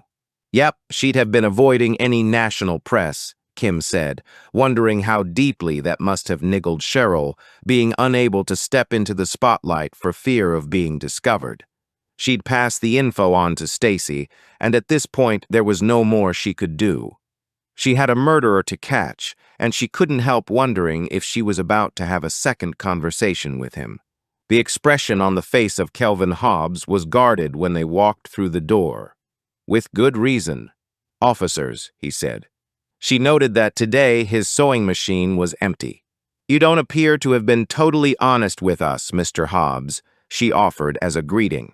About what? He asked like a man with more than one secret, who didn't want to fess up to the wrong one. Well, let's start with your reasons for leaving the pageant circuit. We understand that you didn't have a lot of choice. Who told you that? Doesn't matter. It was Jenna, wasn't it? Was she lying? He waited a good 10 seconds before answering. I didn't do anything wrong. I didn't do what they said. So why didn't you stand up for yourself? Bryant asked. Because Cheryl hit me where it hurt, my sexuality. Go on, Kim urged. It's fair to say I've never had any interest in little girls, not even when I was a little boy. I'm gay and have struggled with it my whole life. Actually, saying the words out loud is something I've only mastered in the last 5 years. But why has it been such a... Don't, he said, holding up his hand. Public acceptance makes no difference to my own struggle.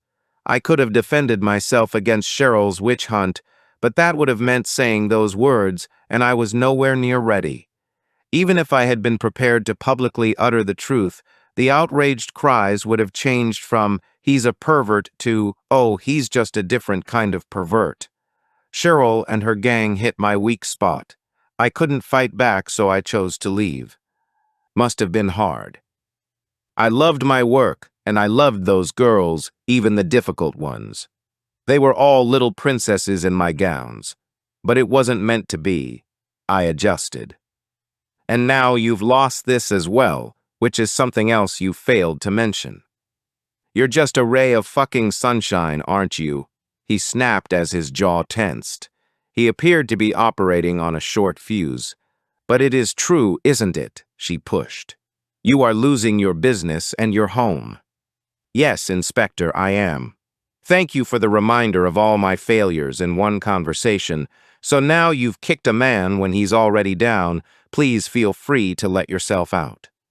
Not quite, Mr. Hobbs. I would imagine that the little group who ousted you have been on your mind recently. Oh, no, you don't. I can see what you're trying to do, and it's not going to work, he said, pointing towards the door. You have to admit that it's a bit of a coincidence that a group of women who negatively affected your life to a huge degree are winding up dead at the same time your life is falling apart. Inspector, do you get paid extra for being this rude? I wish, she answered. Maybe I would find it strange if I'd been the only person in the crosshairs of that group, but I was simply one of many. Who else? Oh, now you want my help. Yes, if you'd like me to cross you off my list and go harass someone else. Haven't you asked yourself why someone who had a lucrative career in hair and makeup is now beautifying the dead? You really think that's an aspirational career choice? Is there something you want to share with us? He shook his head. Not a chance. I'm not like Jenna. It's not my story to tell, but I'm pretty sure it's a story that you're going to want to hear. 66. You can't see her, Penn said for the 7th time. Each time he said it, Logan Dench grew more agitated. You have no right to keep me away from her. We have every right. Your mom is helping us with our inquiries, and if you don't settle down, you're going to have to leave. He'd been called through by Jack after finishing the interview with Olivia because Logan was refusing to take no for an answer from the desk sergeant. Penn was still trying to get his head around Olivia's admission of guilt and her all-out lies about her relationship with her son. You can't stop me from seeing her. She's my mom, Logan said with an air of possession. Actually, I can. Your mom is in our care and under our protection, and you're not going to see her for a while yet. But she's done nothing wrong. I'm going to call a solicitor. For yourself? Penn asked. Of course not for me, you idiot, he hissed. Penn let the insult and the derision in his voice pass. For now, as much as he would have liked to give the guy a taste of his own medicine, it did no one any favors to reveal what they suspected about this warped relationship. Your mom has had access to a solicitor, and she has chosen to speak to us without one. Logan looked horrified. She's done what? How could you have allowed that to happen? She's a grown adult. She can make her own decisions. He paused. She can, can't she, Logan? His face darkened. Of course she can. What did she say about me? Your name came up, Penn said, and wasn't lying. But the content of our interview is confidential. Just wait. Until what, Logan? Who has to wait? Who are you threatening? Penn asked, stepping into the man's space. Their eyes met and held, but Penn would grow old before backing down. He sensed that even without words, the truth was passing between them. Logan eventually stepped back. I'm going to get coffee, but I'll be back to wait for her. Penn didn't doubt it. Logan was terrified to move too far away from the action. It was almost as though he felt he could control his mother's silence by being in close proximity. Trouble was, if they didn't work out what was going on soon, they'd have no choice but to release her. Confession or not, they knew she hadn't killed James Nixon. And once they let her go, Logan would be waiting for her, ready to take her back to her prison, and the violence would be worse than it was before. Without any confirmation from her about his abuse, there was absolutely nothing they could do about it. 67. Stacy took a deep breath before picking up the phone. This one conversation had the power to start a journey that could lead to heartbreak or jubilation, and she had to force herself to tread carefully. The phone was answered on the second ring with a simple hello. Mrs. Anderson. Speaking. Hi, I'm Detective Constable Wood from the West Midlands Police. Okay, she said in a voice that had turned wary. Mrs. Anderson, I understand that your daughter, Rebecca, has been missing for 25 years. Correct. Do you mind if I ask you some questions? Are you a reporter? No, I am who I say I am, and I'm happy for you to ring Helzoan Police Station and check before you speak to me. Okay, I believe you, but do you mind telling me where Helzoan is? We're a few miles south of Birmingham. How could you know anything about Rebecca? Stacy left the question unanswered and posed one of her own. I understand Rebecca was just a few months old when she was abducted. That's correct. She was almost 4 months. Stacy heard the crack in her voice. This woman felt the pain as if it had happened yesterday. Her heart ached. And you've had no contact, no calls, no ransom demands in that time. Nothing. We don't know a thing about what happened to her.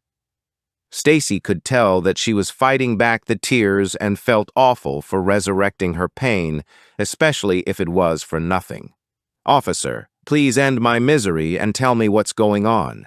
There's no scenario you can give me that hasn't gone through my mind, and it would be a blessing just to know. We have an incident down here that might shed light on what happened to your daughter. The sharp intake of breath was followed by a sob. Please, tell me anything. Whatever it is, tell me. Mrs. Anderson, I have one final question.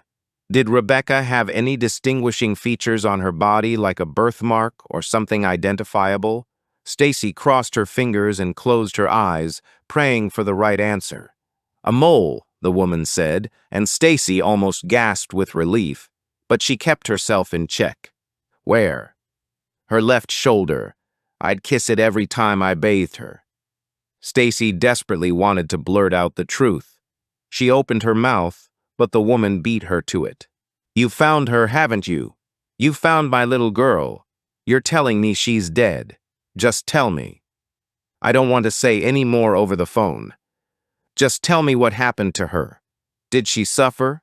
Please, just give me that. I've waited 25 years. I think it's best if we speak in person.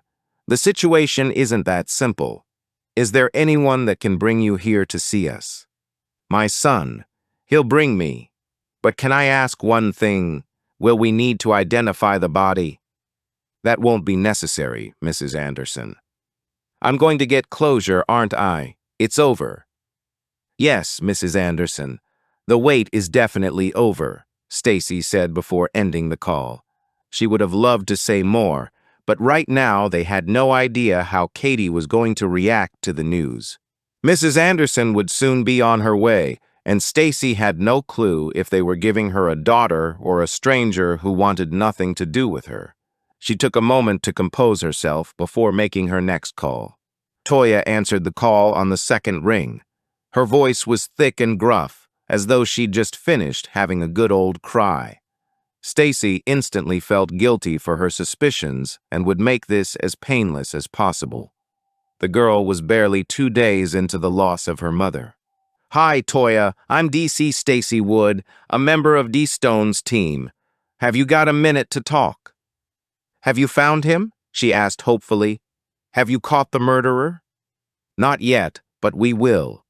In the meantime, I'm just clarifying all the information we've gathered, and I just wanted to check a couple of details with you about Tuesday night." "Of course," she said, covering the microphone and saying something to the side. "You told my colleague that you were at the Fox and Hounds?" "Why, yes, that's correct." "And you left around 11? "I think so, but—" The line went silent for a second before another voice sounded on the phone. A male voice. "Who the hell is this?" Stacy reintroduced herself while wondering what was going on. "How dare you harass my sister in such a way? Do you have no sensitivity?" Stacy felt the heat burn her cheeks. She would hate to think she'd upset the girl badly enough for her brother, Tony, to have to take the phone from her. "What exactly do you need to know?" he barked. "What could my sister possibly be able to tell you to help your investigation?" Stacy was no longer stunned, and she still needed to ask the question. "If I can check the details of Tuesday night." "Are you kidding, or are you just a fucking moron? Why the hell would you need to check that? Is she a suspect? You think she butchered her own mother?" "Mr. Penne Shaw, if you could just hand me back to—" "I absolutely will not. Her mother was savagely murdered barely more than 48 hours ago, and you want to check where she was when it was happening. You are despicable, and you're not getting anywhere near my sister," he shouted before ending the call. Despite being stunned at the man's attitude, Stacy couldn't help but notice his odd turn of phrase. He'd referred to Andrea as her mother twice during the call. Shouldn't he have been saying our mother? Because Stacy was pretty sure that Andrea had been Tony's mother as well. 68. "Feeling a bit like a bloody tennis ball at the minute," Bryant said as they pulled up outside Horton's funeral home in Sedgley. Kim could understand his point. They were being volleyed between the dressmaker and the stylist to get the truth that should have been available from the start. For all she knew, the killer had another victim in their crosshairs, and they were chasing other people's tails. After trying Jenna Bond's home first, they'd surmised her absence meant she was at work. Stacy's digging had unearthed a disturbing rumor that had been circulating right before Jenna had left the circuit for family reasons. A bell above the door announced their arrival into a small foyer with a wall that bore the company name and framed photos of floral arrangements. With no reception desk, they had no choice but to wait to be discovered. Kim shook her head as her colleague shuddered. The man could process the most horrific crime scenes, interrogate the most evil villains, but anything to do with the process after death disturbed him. "May I help you?" asked a slim woman who appeared from around the corner. Kim guessed her to be early 60s. Her gray hair was short and stylish, and her expression was already filled with compassion. "May we speak to Jenna Bond? We assume she's at work today." The woman didn't hide her surprise as they both produced their IDs. "Is everything okay?" "It's fine. We just need to ask her a couple of questions." "Of course. If you give me a minute, I'll go get." "That's okay. If you take us to her, we can get out of your way. We won't keep her for long." Kim heard Bryant curse under his breath as the woman led the way. He would have preferred to question Jenna away from the dead, and she would have preferred him to have performed a better magic trick. But hey-ho, such was life. They followed the woman along a corridor with display rooms on either side. Coffins, flower arrangements, and cards. They passed a couple of small offices before reaching a set of stairs that led to the lower level. Kim could imagine the expletives running through Bryant's head. The woman tapped lightly on a door before opening it. Kim could already smell the formalin from the embalming process. Jenna Bond was standing to the right of a trolley, leaning over the body of a woman who looked to have been in her 80s. The gray hair had been washed, dried, and brushed. Kim could see immediately that she had not been subject to a forensic post-mortem, so no effort would be needed to hide the incisions that would have stretched from the neck up to behind the ears. Incisions for a routine post-mortem were on the chest only and easily covered by clothing. "Sorry to visit you at work, Jenna, but we have a couple of follow-up questions." "Shoot," she said, "but I can't stop working. It's a busy day." "We're not sure you were completely honest about your reasons for leaving the pageant circuit." Jenna's hand stilled above the aged face. Kim could see that she was applying theatrical-style makeup as a first layer. She knew that the skin turned many shades during the early stages of decomposition, and the thicker, waxier substance covered the blemishes better. "I haven't lied about anything," she said. Technically not, but her exit from the circuit had not been as drama-free as she'd had them believe. "There were rumors that you actually struck one of the girls." "Rumors," she said with a level of conviction not befitting a false allegation, although the passion in that one word caused her to rub harder on the woman's lower jaw. The lips didn't move, indicating they had likely been stitched closed to avoid the mouth gaping open during viewing. "Gossip normally starts somewhere," Kim said, pulling her eyes away, waiting to hear Jenna's account of the story. "It was nothing. It was clearly something, so we'd like to know about it. I was looking for something, and Lottie accused me of stealing. I was doing no such thing. I was the one always looking after other people's stuff. I would never have stolen from them.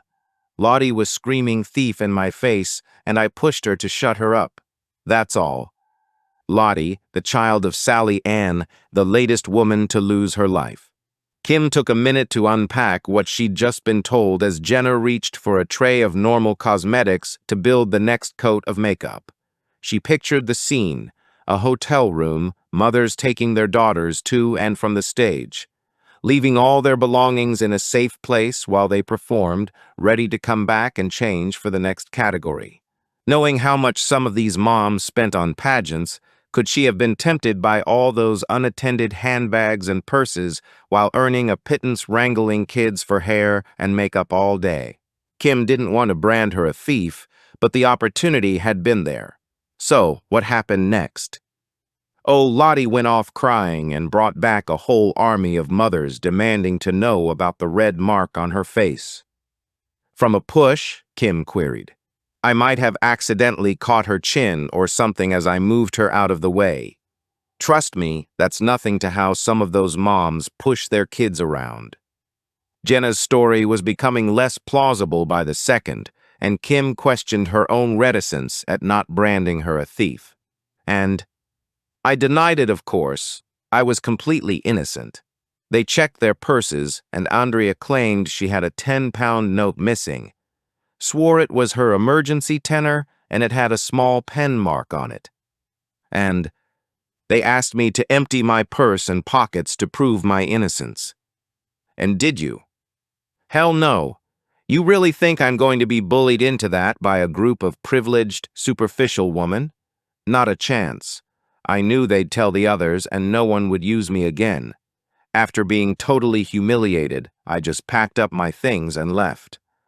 "Or you made good your escape before your guilt could be uncovered," Kim thought. "Innocent people didn't need to run for the hills." "Why didn't you give us the whole story when we spoke last time?" Kim asked. "Because, Inspector, every one of your victims was in that room." "And now you're here doing this," Kim observed. Before, she had been part of the vibrant color, light, and excitement of the pageant world. Now she was in a windowless room face painting a dead body. "And all the better I am for it." "Really?" Kim asked. Jenna put down the lipstick and faced her. "You still have no idea how toxic that environment is." "Some kids enjoyed it," Kim offered, feeling a need to defend at least one of the girls she'd spoken to this week. Perhaps, but not many from the lot you're talking about. Toya had a great time, Kim said. Jenna shrugged. Yeah, and look at the cost of that. What cost? Jenna opened her mouth and closed it again. No, it's not my story to tell. There's been enough tittle-tattling already. But if you think that their family came out of it unscathed, you can think again. She looked pointedly at the woman on the trolley. Now, if you don't mind, this lady's family will be here any minute. Unable to keep her any longer, Kim thanked her for her time and opened the door to leave. The woman who had brought them downstairs materialized before them, an eerie gift given their location. She guided them back to the front door, and Kim left with an uneasy feeling in her stomach. Wouldn't do that job if my life depended on it, Bryant said as they headed to the car. Kim considered where Jenna had once been, where she was now, and the events that had led her there. Despite what the woman claimed about being better off, Kim had to wonder if she was looking at a motive for murder. Before she had the chance to consider what Jenna had been implying about Toya, her phone rang. Go ahead, Stace. Seriously, boss, I've got no idea what's going on over at that house, Stacy said. What house? Toya's. Just been chewed up and spat out by her brother, Tony. Kim's stomach lurched. It was the second time the girl's name had been mentioned in as many minutes. What happened? I was working on the alibis like you said. Lottie's whereabouts are all accounted for, independently verified, but so far I can't place Toya anywhere for any of the murders. No CCTV footage of her when she allegedly left the pub on Tuesday night, so I tried to get clarification, and that Tony guy really gave me the business. Gotta say, the bloke is a total wanker who refers to Andrea as Toya's mother alone. He seems to have disassociated himself from the whole thing. Okay, Stace, go take a breather and leave it with us. We're on our way, she said as the feeling of unease began to build. 69. It's that party, isn't it? Mom asks from across the table as I push the food around my plate, although the boiled chicken and plain rice is hardly tantalizing. I heard a girl at school say that's what they fed their dog when it wasn't very well. I nod. Yes, the party is on my mind. I hadn't expected to be invited to Sadie's 11th birthday party. My first term at high school was only 1 week old, and I'd barely spoken to any of my new classmates. For a moment, I'd been excited and had eagerly accepted the invitation to a local pizza place rented by her parents. I'd thought it might be an opportunity to fit in a way I hadn't been able to do in the past. I'd spent the walk home from school working up the courage to ask Mom. Are you out of your mind? She'd asked. Even you're not stupid enough to think you can go to a party 2 weeks before pageant season starts. My heart had plummeted. Of course I had known, but for just a few minutes it had been fun to hope. She'd laughed raucously and no more had been said about it. But now the day is here and I can't get it off my mind. My whole class will be meeting up to have fun, and as usual I'll be the odd one out. Mom frowns as she taps her nails on the table. You really want to go? I can't believe she's actually asking the question. I nod vigorously. Of course. Okay, you can go. I can, I ask, wanting to get up from the table to hug her, but there's never been a time when that was acceptable behavior. I don't see how a couple of hours will hurt, and I know how much you want to make friends at your new school. I do, I say, willing to agree with anything she says. Just one problem, she says, her frown deepening.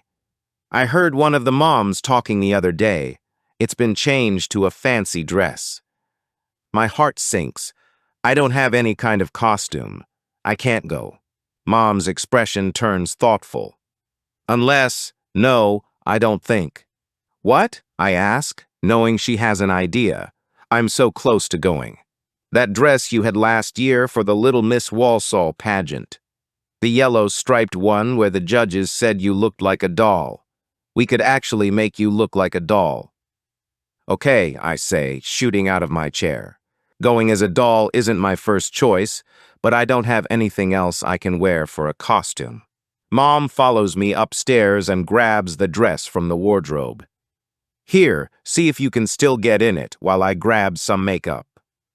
I take off my clothes and pull the dress over my head.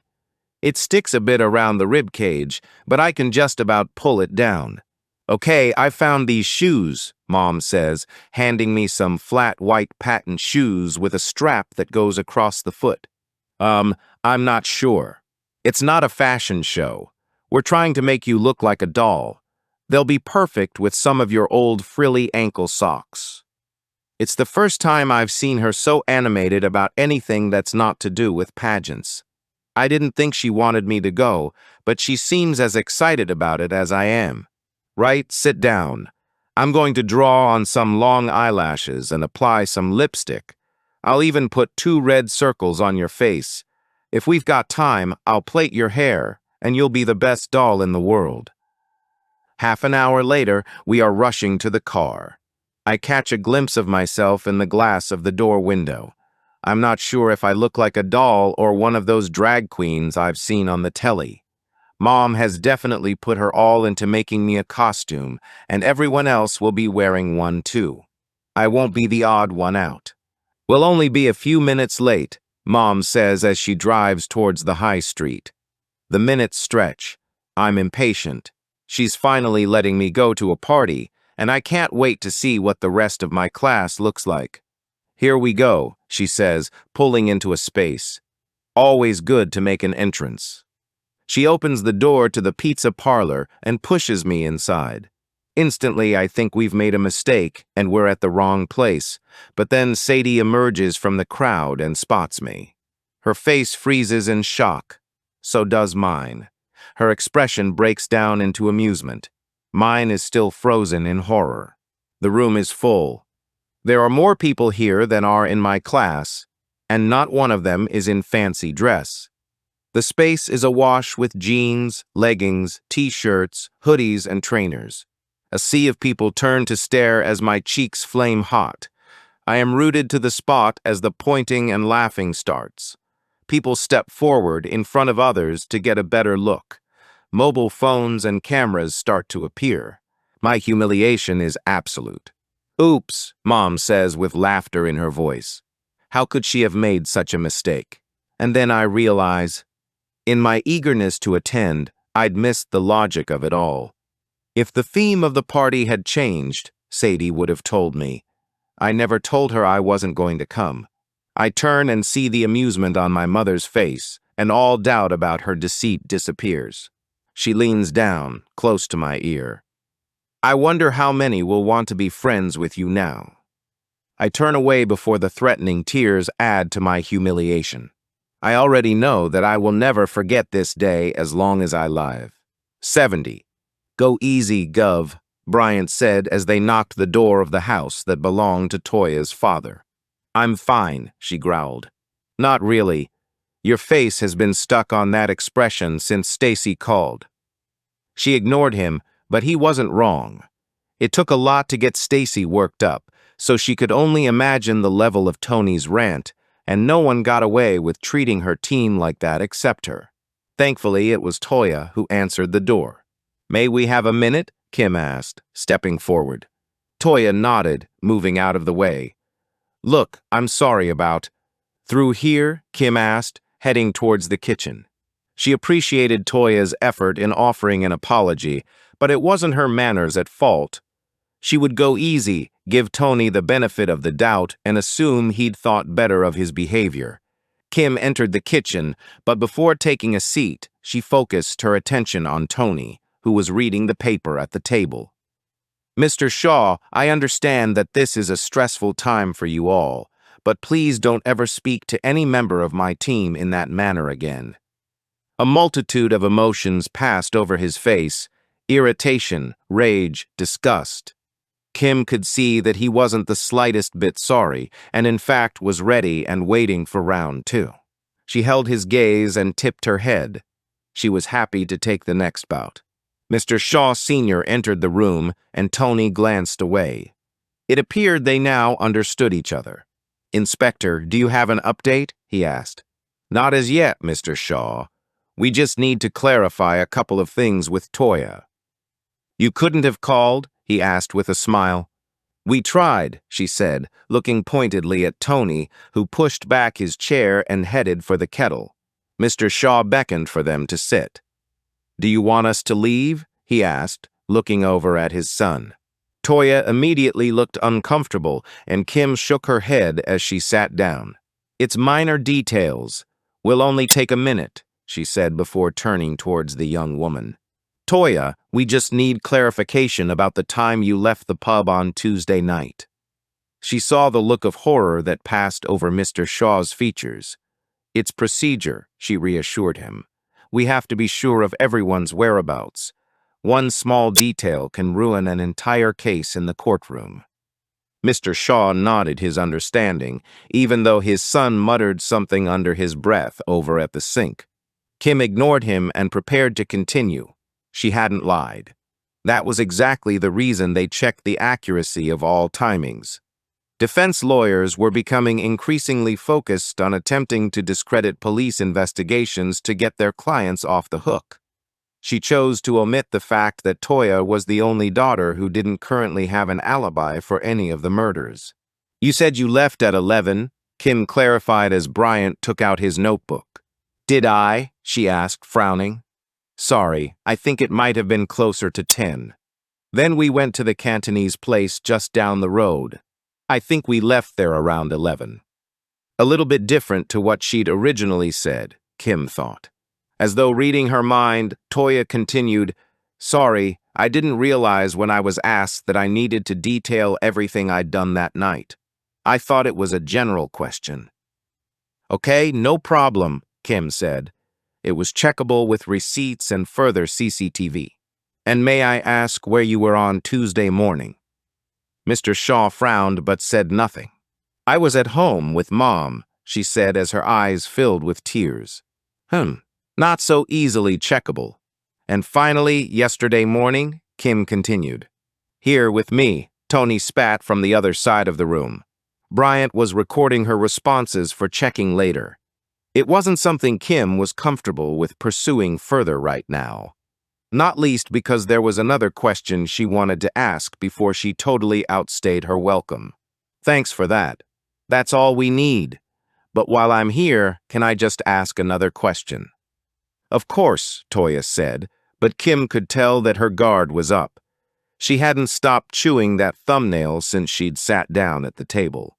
When we spoke the other day, you told us that you loved doing pageants with your mom.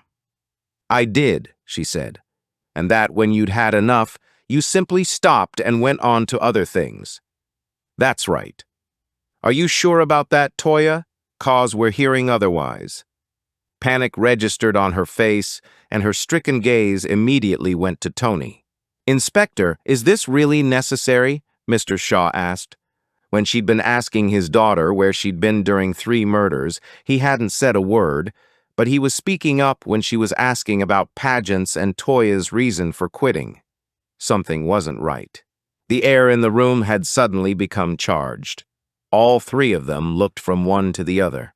Of course it's fucking necessary, Tony bellowed from the other side of the room. She won't be happy until she knows every last detail about us. Tell her whatever you want. I don't fucking care anymore, he said before storming out of the room.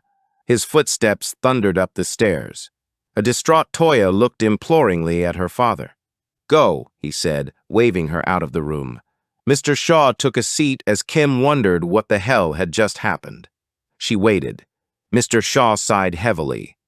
I didn't tell you the whole truth the other day. I told you that Andrea got more and more into the whole thing, and so did Toya. She loved every minute of it. The events were always held at weekends, and I was normally working, so Tony had to tag along. Neither of us had any close relatives to babysit, and Tony didn't have many school friends. For some reason, Kim wasn't surprised. Tony hated every minute of it. He wasn't great with crowds of people, and he didn't like being the only boy around. Even some of the other moms used to tease him. As Andrea got more and more involved, she wouldn't even listen when I tried to tell her that Tony was suffering. She wouldn't hear it. She insisted that when Tony found something he was passionate about, she'd be just as enthusiastic. Over time, things got worse. Not only did the pageants take over our weekends, but weekdays were taken up with learning and practicing new routines. From that point on, Tony didn't get a look in. He literally spent no time with his mom. He withdrew even more due to the arguments between me and her, but I couldn't make her see that he needed her. He paused to take a breath. And then, when he was 14 years old, he tried to take his own life. Kim shook her head. The young man was far more troubled than she'd thought. I found him. He'd taken tablets. I'm still not sure if it was a serious attempt or a cry for help, but either way, it got everyone's attention, including Toya, who has been plagued by guilt ever since. There was no question that the pageant days were over. But the marriage ended anyway, Kim asked, thinking that was something else the kid had had to deal with. Mr. Shaw nodded. Unfortunately, it was too late. Much as I tried, I couldn't see Andrea the same way afterwards. Every time I looked at her, I pictured Tony lying unconscious on the sofa. I blamed her, which wasn't fair. I could have done more, and she never stopped trying to make it up to him. He doesn't like to talk about it, Kim stated, thinking about his earlier reaction. He has anger issues. He's very quick to react to stressful situations and has enough trouble trying to find work. If this comes out, it'll ruin his chances even further. I'm sorry we had to raise it, Kim said. It's not your fault. It can't be helped. It's just that the timing of all of this could not be worse for him. Why so? Kim asked. It's the 10-year anniversary this week. 71. Judith Palmer's childhood did not make for pleasant reading, Stacy thought. If she was using her own experience to guide others in her role as supporter, then goodness only knew what advice she was giving. Stacy had learned that Judith Palmer had been born in Tipton to an alcoholic mother who was 19 years old and had already done 2 stretches at Her Majesty's pleasure. Judith had spent the first 7 months of her life in hospital suffering from alcohol withdrawal. Her whole childhood had been horrific. She had been removed from school because her mom couldn't get up to take her. She was placed in and out of care her entire life, but her mom would always get clean and fool the authorities again. Her mom refused to do the decent thing and give up parental responsibility so that Judith would have the chance of adoption. Instead, she would fetch her out of care, and then the whole cycle would start again. Judith had been sent around to the neighbors to beg for alcohol and had been forced to leave the house when her mom had entertained men for a cheap bottle of whiskey. She'd been forced to eat the scraps from other people's bins when her mom forgot to feed her. Her whole childhood had been a horrific litany of abuse and neglect at the hands of a woman who cared only for herself. Stacy sat back and sighed, confused. Given what she'd learned, why the hell had she been able to read about such horrific mistreatment and yet remain unmoved? Stacy was well aware that her emotions lived very close to the surface. Only the other day, Devin had read her an article about an elderly dog finally finding his forever home, and the tears had gathered in her throat. And yet here she was after a tale of prolonged suffering and heartbreak, and she didn't feel a thing. Her concerns about her own humanity were interrupted by the return of Penn and Tiff, who had chosen to take lunch in the cafeteria while discussing what to do about Olivia. "Cheers, matey," she said as Penn placed a ham and cheese panini on her desk. Betty was getting adventurous, and Stacy had developed a liking for this new addition to the menu. She sat back to eat it while it was hot as the two of them sat down. "Is her brief here?" Stacy asked, seeking a distraction from her own workload. A change was as good as a rest, her mom always said. "Yeah, he's with her now." "Why so glum?" "She confessed," Stacy said, taking a bite of the sandwich. "'Course she didn't do it," Penn answered. "We just need to work out why she's saying she did." "So work it out," Stacy said. "She's not a puzzle, Penn. She's a human being, so why would she confess to a crime she didn't commit? What does she have to gain?" Maybe she's taking the blame to save her son, he mused. Stacy shrugged. It was possible. Penn was not the most skilled interpreter of the workings of the female mind, but Tiff looked like something was beginning to germinate in her brain. "Penn, is Logan still here?" she asked. "I think so. He was fetching coffee, but he insisted he wasn't going home until he saw his mom." "Okay, sounds like a good idea," she said, standing.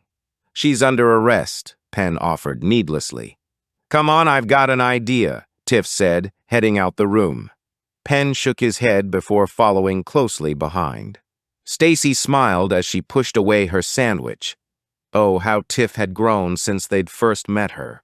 There was still the natural effervescence and joy in life. She still whistled theme tunes and sang the wrong words to musicals, but there was a new solidity, a confidence that added balance. Stacy liked to think they'd all been a part of that growth.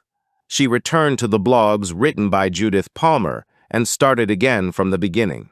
She'd been dipping in and out of the blogs to get to the core of Judith's issues, but this time she would read them in full and in the order they were written. Something about them just wasn't making sense. 72. Tiff unlocked the door to interview room 1 and placed her folder on the table. Her heart was beating hard in her chest, and she wondered again if she could pull this off. Penn had convinced Olivia's brief to get a late lunch at the canteen, while they finalized the paperwork with CPS to charge Olivia with her boyfriend's murder. On the way back, Penn was bringing Logan to see his mother.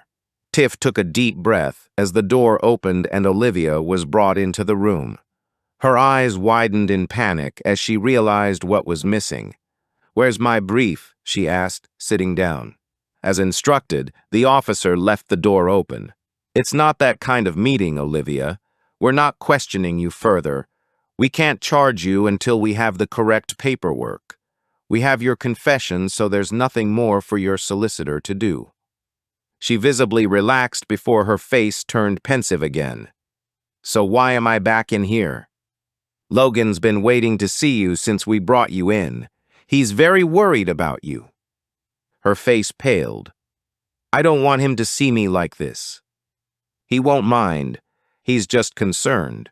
You've told us he takes such good care of you, and he just wants to check that you've not come to any harm. He's not going to think badly of you. He's your son, and he loves you, whatever you've done." Tiff could see the torment that crossed her face. Olivia didn't know which particular lie she was going to get caught in. "Can't he see me once I've been charged, once it's all final?" she said, biting her lip. "'Fraid not. Our protocols are much more stringent after that. But right now we can allow him a few minutes to say goodbye. We know how close you are. I'll have to remain present and the door will be open, but don't worry, you won't even know I'm here." "I don't want to see him," Olivia cried as panic contorted her face. Tiff heard the door at the top of the corridor open, and Logan's voice found its way to his mother's ears. The fear in the room was palpable. "Please, I don't want to see him. I'm begging you." "Olivia, trust me," Tiff whispered, squeezing her fingers across the table before Logan appeared at the door. He stormed into the room and grabbed his mother's hands. "Mom, are you okay?" Olivia nodded. "Logan, you can sit down beside your mom," Tiff offered. "She's fine, but she has something to tell you. We know you've been worried, and we appreciate your patience." She paused. "Because your mom is under arrest, I have to stay here, but we wanted you to hear the truth and say goodbye before we charge her." "Charge her with what?" he cried. Tiff opened the folder to indicate she was no longer a part of the conversation. She began making notes and flicking through papers that had nothing to do with this case. Logan gave her one final glance before dismissing her, but she was listening to every word with her head down. "Mom, what's going on? I've been out of my mind with worry." He certainly sounded like the concerned son, and there it was. Already Tiff was doubting her own suspicions because of how well Logan presented himself. No wonder Olivia probably felt that no one would believe her. "I killed him, Logan," she said shakily. "What are you talking about?" I killed James because he was cheating on me. I followed him to the lake. I waited until the man opposite had gone, and then I pushed him in. Tiff didn't bother to look up to gauge Logan's response. His feelings didn't matter. It only mattered what came out of his mouth. "Oh, Mom, you haven't told them this, have you?" "Yes, Logan. I've confessed to everything. I'm being charged later." "Did they pressure you?" "No. I just couldn't live with myself anymore. The guilt was eating away at me." "But there must be something we can do to get you back home. Maybe it was the pills. If you were unstable at the time you did it, the judge." "I wasn't unstable. I knew exactly what I was doing. I thought about it and I planned it. I'm going to prison for the rest of my life, and I deserve to." From the corner of her eye, Tiff saw Logan's head fall into his hands. He had to accept that his mother had outplayed him. Their life as he knew it was over. He was no longer her captor or her controller, but the big question remained. Would he own up and tell the truth about what had happened to James? Or would he reverse the bus his mother had thrown herself under and in effect get away with murder? "Oh, Mom, I don't know what to say. You're not a murderer." Tiff held her breath. Was he really going to admit to it, or would he secure his mother's future behind bars? Logan sighed. "He must have really hurt you for you to do something like this. I suppose there was a part of you that must have wanted to get caught." Tiff held her breath tighter. "I mean, why else would you keep all of his fishing stuff in the garage?" Euphoria shot through her as Penn rushed into the room. Olivia had claimed to have pushed it all into the lake. Only the real killer knew where the kit was. "Logan Dench, I am arresting you for the murder of James Nixon." Tiff tuned out as she reached across the table and squeezed the hand of the bewildered woman. "It's okay, Olivia. It's time to take your life back." 73. "Stace, are you sure about this?" Kim asked as Bryant pulled up at the address they'd been given by the constable. "I know, boss, but that's where she lives. I'm telling you there's something weird here. I've read those blogs 5 times now, and every time Judith tells the story of her childhood, it all gets a little bit worse." "You think she's embellishing?" "I don't know what it is, but I'm just not getting any raw emotion from her words. Unless she's able to recount the horror from a purely factual and objective viewpoint without any sentiment, then there's definitely something off." "Okay, Stace, we'll let you know," Kim said before ending the call. Kim hadn't been able to shift the feeling that something wasn't right with Judith, and Stacy's instinct about the blogs had cemented the unease. The fact that she had links to 2 of the daughters warranted further investigation, and where better to start than hearing from her drunk and abusive mother? The semi-detached home on the edge of Brockmore didn't look like the dwelling of a barely functioning alcoholic who had been in and out of prison for a quarter of a century. They'd interviewed many alcoholic ex-cons over the years, and very few of them lived like this. "Could have got clean, Gov," Bryant offered as they approached the front door. "Yeah, wouldn't that be a convenient little detail for Judith to leave out of her monologues?" Kim thought. The door was opened by a slender woman in her early 50s. She wore a kitchen apron covered with pictures of baked beans. The smell of something delicious had followed her to the door. "Mrs. Pug?" Kim asked, taking a good sniff. There was no obvious smell of alcohol. "Close enough. Who's asking?" Kim produced her ID. "Oh, good Lord, what's happened?" "Nothing," Kim reassured quickly. "May I just check that Judith Palmer is your daughter?" A sigh. "Would you like to come in?" Kim nodded, taking the invitation as an affirmative answer to her question. "Is she okay?"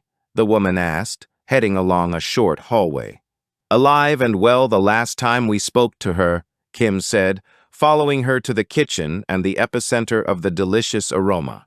"Excuse me," she said, opening the chest-high oven. "Kids with lactose problems. I'm trying new recipes." Kim had already noted an assortment of kids' toys and wondered if she operated a day care facility. To Kim's knowledge, Judith was an only child. If her mother was taking in kids, she really had cleaned up her act. Mrs. Pug, It's not Mrs. It's my maiden name, actually, but please call me Ellie. Okay, Ellie, I'm not gonna lie. We're a bit confused. Of course you are, as is every other police officer that comes here. I don't usually get SID, but there you go. Have at it, she said, taking a pack of paperwork from a drawer. She reached for her phone and passed that to Kim as well. Kim glanced at her partner to see if she had missed a vital part of the conversation. His expression said she had not. I'm sorry, I don't understand. What she accused me of this time. Last time it was abusive text messages. The time before that was threatening emails. Time before that it was... Sorry, Kim interrupted. We are talking about your daughter, Judith. Ellie Pug nodded before seeming to realize they honestly had no clue what she was talking about. Oh dear, it's your first time, she said, taking a seat. They followed suit. I assume you've read her blogs. We know of them, Kim said. They hadn't read them all, but Stacy had given them a detailed summary, along with her opinion that something didn't seem right. Looked like the constable had called it right. So you know her account of her childhood. Kim nodded as Ellie opened the document folder. This is her birth certificate, and this is the photo of me bringing her home 2 days later. Neither of us were addicted to alcohol, and her father took the photo. These are her school pictures from the age of 5 up to 15. She was never placed in care, and I haven't spent 1 minute in prison. I've lived in this house for 27 years. Kim was actually looking at the house deeds. You keep all this close by? Saves me searching around to prove my story every time you guys come to call. So Judith is a liar. My daughter is a fantasist. Kim sat back and waited for her to continue. Judith makes things up in her own head and then ends up believing them. She honestly doesn't feel she's lying and now truly believes that the history she's invented is actually the truth. Luckily, I always have the proof she's lying, and then she becomes the victim of some huge conspiracy theory. So there's no truth to any of her accusations, Kim asked. None, although it doesn't make this continued torture any less painful. Kim let out a puff of breath as she sat back in her chair. Her mind was truly blown. It's a lot to get your head round. I suppose I'm not easily shocked anymore. I've been dealing with this a long time. When did it start? Kim asked. She was around 7. She didn't take well to having a sister, Lori. When she came to the hospital, she sat in silence and wouldn't look at the baby. I thought it would pass, but it didn't. She would scream at me to take it back. One time, when Lori was just a few months old, we went to the park, the 3 of us. When we got back, I left Lori in her pushchair while she slept. I came out from the kitchen to check on her, and the pushchair was gone. I won't bore you with the details of my panic, but it transpired that Judith had wheeled her to the end of the road and left her there. So, Judith had had trouble sharing, Kim thought. Not uncommon in second siblings. Not so strange. I found disturbing pictures she'd drawn, and in every one there was a dead baby. Did you take her for help? Kim asked, noting they were definitely heading in the direction of strange. Of course. I was told that she'd grow out of it, that it was an adjustment at having to share my attention. I tried to believe the experts, but then one day I got a call from the school, saying Judith had spoken to one of the teachers and that as a consequence of that conversation, child services had been called. Ellie paused before continuing. Judith had bruises on her arms. She told the teacher it was where I'd grabbed her while smacking her. Obviously, I was horrified, but luckily, I knew where the bruises had come from. My friend had to sign an affidavit that her daughter had the same bruises from a bungee trampoline during a trip to the park a few days earlier. What would have happened if you hadn't been able to prove it? Kim asked. Who knows? I started keeping a journal of every activity, every accusation. I'm sorry, but I'm not going to elaborate further. It's too painful. Sexual abuse too? Kim asked. Ellie's face contorted in pain before nodding. They had now moved from strange to incredibly disturbed. Judith sought emancipation the day she turned 16, and I didn't fight it. Maybe I should have done, but by then she was like a stranger to me. It's easy to look back and wonder if I could have done more, but at that point I couldn't even allow myself to be in the same room as her without someone else present. I needed a witness to be around my own daughter. I lived in fear of the next accusation. Kim couldn't even imagine it. She suspected that legal emancipation was probably the best for all concerned. Was that when she changed her name? Kim asked. No, Inspector, I changed mine. Pug is my maiden name, but once she started writing those blogs. And your other daughter, has she been affected? You'll know from the blogs that in Judith's world, her sister doesn't even exist. Still, Lori changed her name by marriage 2 years ago, and my grandson obviously has his father's name too. The smile that hovered at her lips at the mention of her grandson indicated that she still had family members who brought joy to her life. She gave her bottom lip a good chew before she spoke again. Is she okay, though? Is there anything she needs? Obviously, a small pebble of hope existed inside her. Kim thought of the hate and aggression that had emanated from Judith every time she'd mentioned her mother. No, I think she's perfectly fine as she is. Kim hesitated before asking the next question. I'm sorry to ask this, but in your opinion, is Judith capable of murder? The woman instinctively began to shake her head, perhaps thinking of the child Judith had been before her sister had been born. Then she shrugged as tears filled her eyes. You know, I honestly couldn't tell you any more. I really don't know the woman she is now. Thank you for your honesty, Kim said, not feeling at all reassured about the role Judith was playing in advising young women about their relationships with their mothers. Every event she'd used had been a lie, and yet her influence over vulnerable young women had been impressive. Is there anything else I can help with? Ellie asked. No. We appreciate the time you've given us, Kim said, rising from her seat as her phone began to ring. She nodded at Bryant to say their goodbyes as she headed for the door. Go ahead, Stace. It's Katie's mom, boss. It took a second for Kim to remember they were no longer talking about Cheryl Hahn, their first victim. What about her? She's here, boss, and she wants to see her daughter's body. 74. Back up there, Stone, Woody said, beckoning for her to sit down. Following Stacy's phone call, they'd taken one detour and then headed back to the station. Oh, she really wished he'd caught everything she'd said the first time. She had a lot to do. Even so, she took a seat. When he rested his chin on his laced fingers like that, she knew she wasn't going anywhere. You're telling me that during your investigation, you've uncovered that the daughter of your first victim, who was initially a suspect, is now not her daughter and also not a suspect. In addition, her identity was stolen from the victim's real daughter, who is alive and well and currently staying at a local hotel. As if that's not enough, you now think that daughter one was abducted, and you have both daughter one and her real family downstairs. She nodded. Looked like he had got it after all, although they hadn't really uncovered it.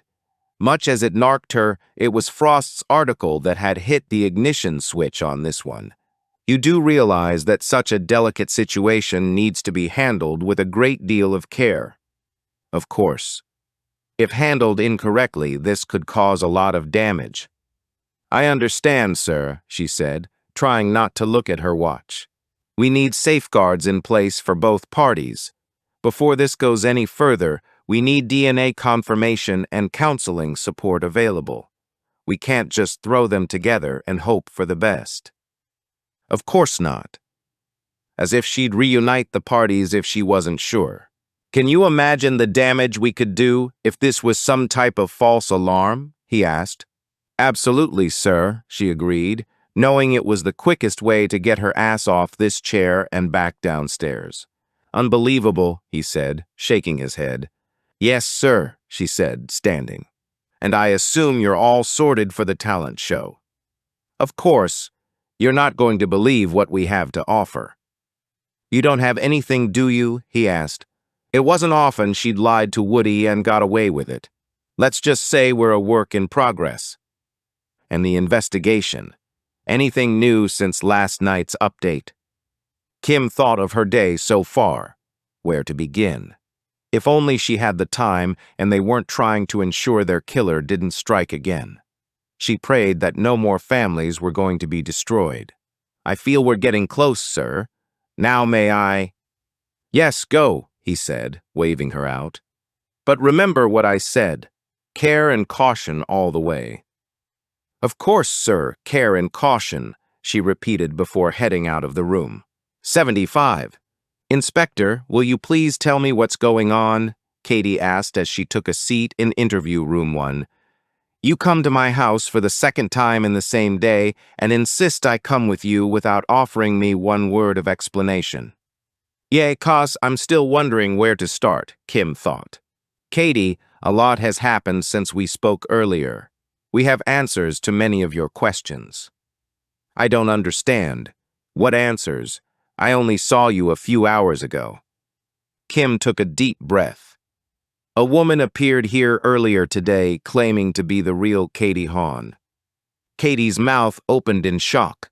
She has the same birth certificate as you and has been living with her grandparents.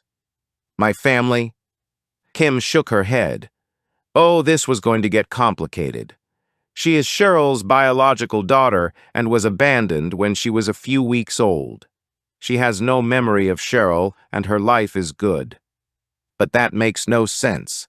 Why would Cheryl abandon her own child and then adopt me?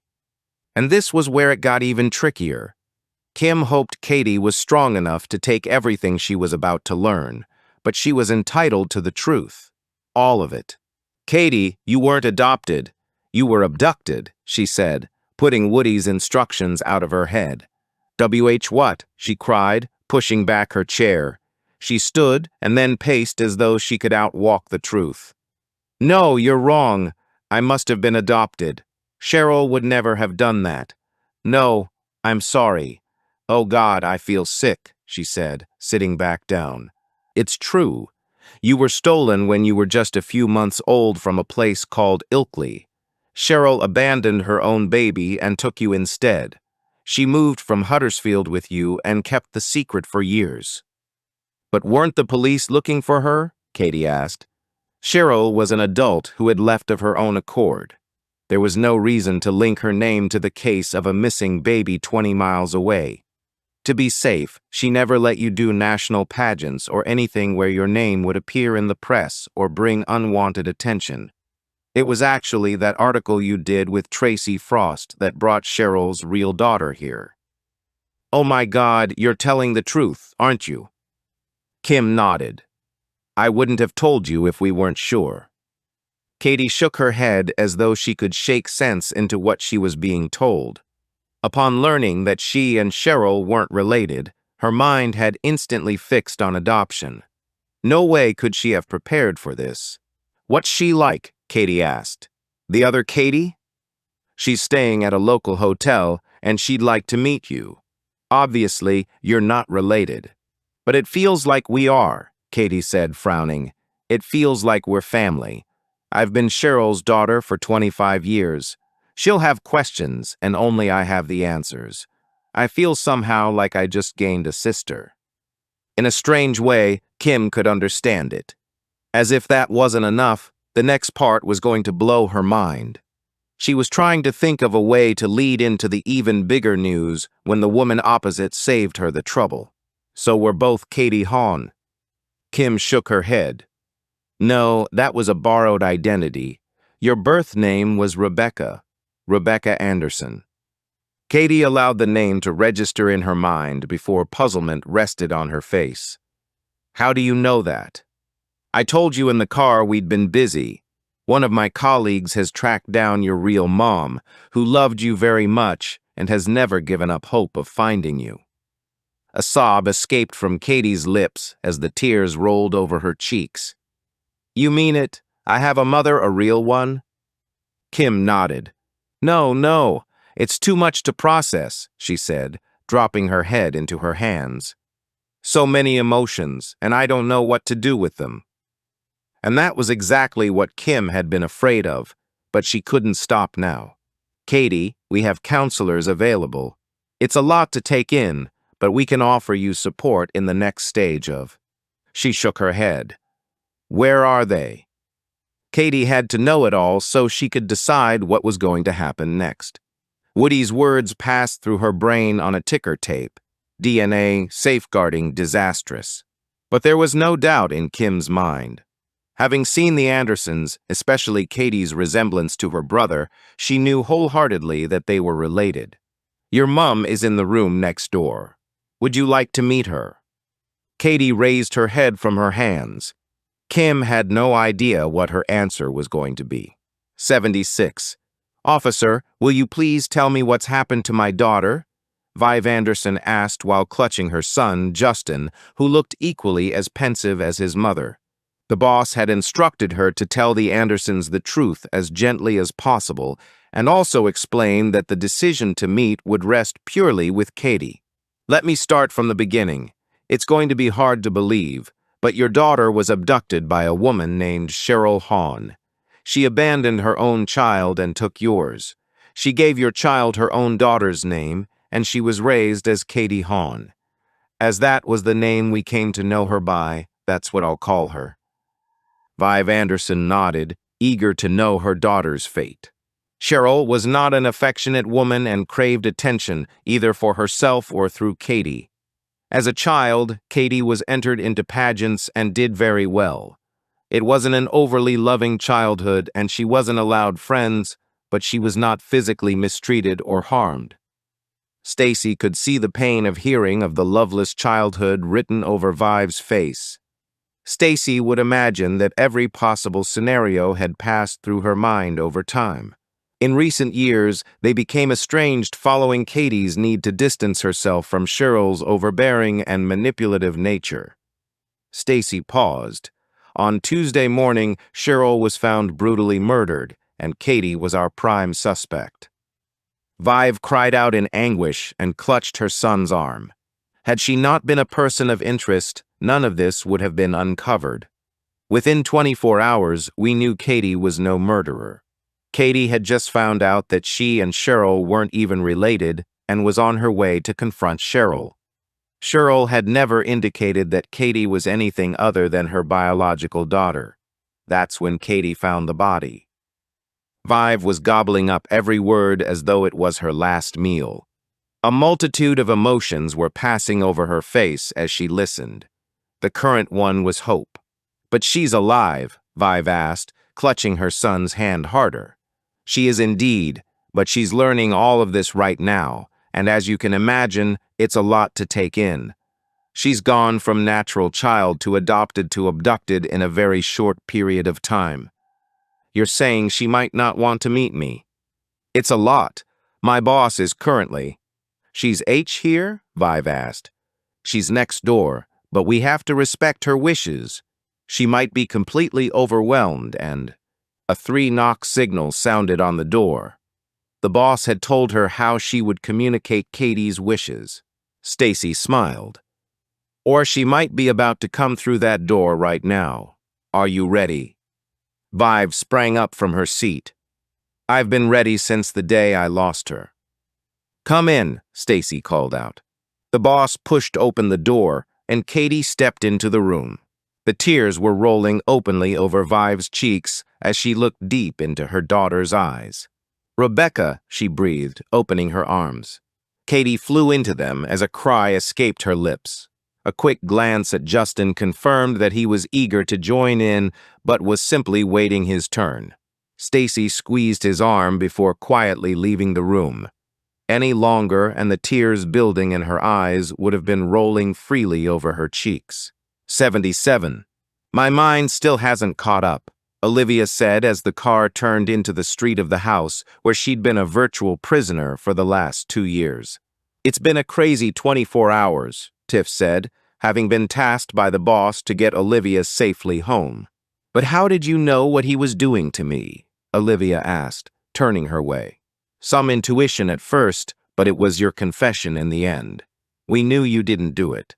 You didn't even know that the fishing equipment was hidden in your garage, but you still had enough detail to have known what happened, and you were so determined to go to prison for a murder you didn't commit. There could only be one reason for that. Preferring prison life had to mean that life out here was untenable. I even understand why you didn't hand him in. You thought he'd get away with it. You thought he'd find a way to beat it, and then he'd most likely kill you for going to the police. I thought my only chance of safety from him was behind bars, Olivia said as the car parked outside her house. I'll walk you inside, Tiff said, getting out to open the door for her. It feels strange, Olivia said, looking at the key in her hand. I haven't touched this in almost 2 years. During the customary search, Logan had been relieved of his possessions, and the house key had been handed straight to his mom. His first 15 minutes of cell life had been spent shouting obscenities and insults about his mother and all the rest of them. Logan was no longer in control, and his frustration at that fact was being voiced loudly and continuously. She couldn't help thinking about Olivia's use of that same cell as a chance to reflect, relax, and feel safe. However Logan decided to handle it, he wasn't going anywhere, and it was important that Olivia knew that. There are going to be a lot of things to get used to, Tiff said. He's not coming back, but... There was one thing on her mind that Olivia hadn't yet mentioned, and it needed to be addressed, but she'd give the woman a chance to find her feet. Tiff followed Olivia to the kitchen as she looked at things as though seeing them for the first time. That tension that had pervaded the air had now gone. I don't have to be frightened of them anymore, she said, touching the hob and then the kettle. They're just appliances. Olivia, there's something. I have to testify, don't I? She asked quietly. To be absolutely sure of securing a conviction, we'll need you to recount what he told you. It's likely there'll be fingerprints or DNA on the equipment that will link him to it, but he could try and claim that he only moved it and that you put it there in the first place. Only your testimony can put him at the scene and secure that conviction. He's still my son, she whispered. I have to believe he didn't mean everything he did to me. Tiff went to stand beside her at the window. You're not giving testimony about his treatment of you or to punish him for that. He's not being tried for his despicable crimes against you. This is about telling the truth. He killed someone, Olivia. He admitted to you that he took the life of an innocent person, a very dear friend of yours. You know that can't go unpunished. I know, and I'll do it. I have to do it. Tiff lay a reassuring hand on her shoulder. I'll let myself out, but you have my number, and if there's anything at all you need, give me a call, okay? Okay, she said, turning. However improper it was, Tiff hugged her tightly. Thank you for saving my life, Olivia said as they pulled apart. You're welcome, but I want you to promise me that you'll now live it. I know it's hard, but you deserve to be happy. Don't continue to live in the prison he constructed. Olivia chuckled, and it was music to Tiff's ears. That's a soundbite that's going to stay with me for a long time. Tiff was pleased to see that the smile forming on the woman's face was genuine and full of hope. Tiff squeezed her hand before heading for the door. She got back into the car and sighed heavily.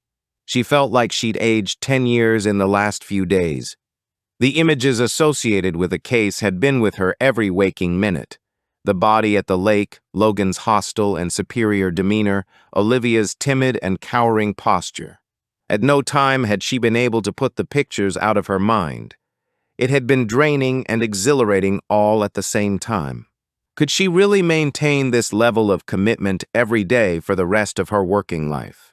Olivia pulled back the net curtain and waved as she pulled away from the curb. She knew she had been instrumental in breaking Olivia out of her prison and had possibly helped save her life. Yes, the commitment was huge, but so were the rewards. Was she ready to do it all again? You bet your bottom dollar she was. 78. Okay, folks, get yourselves together.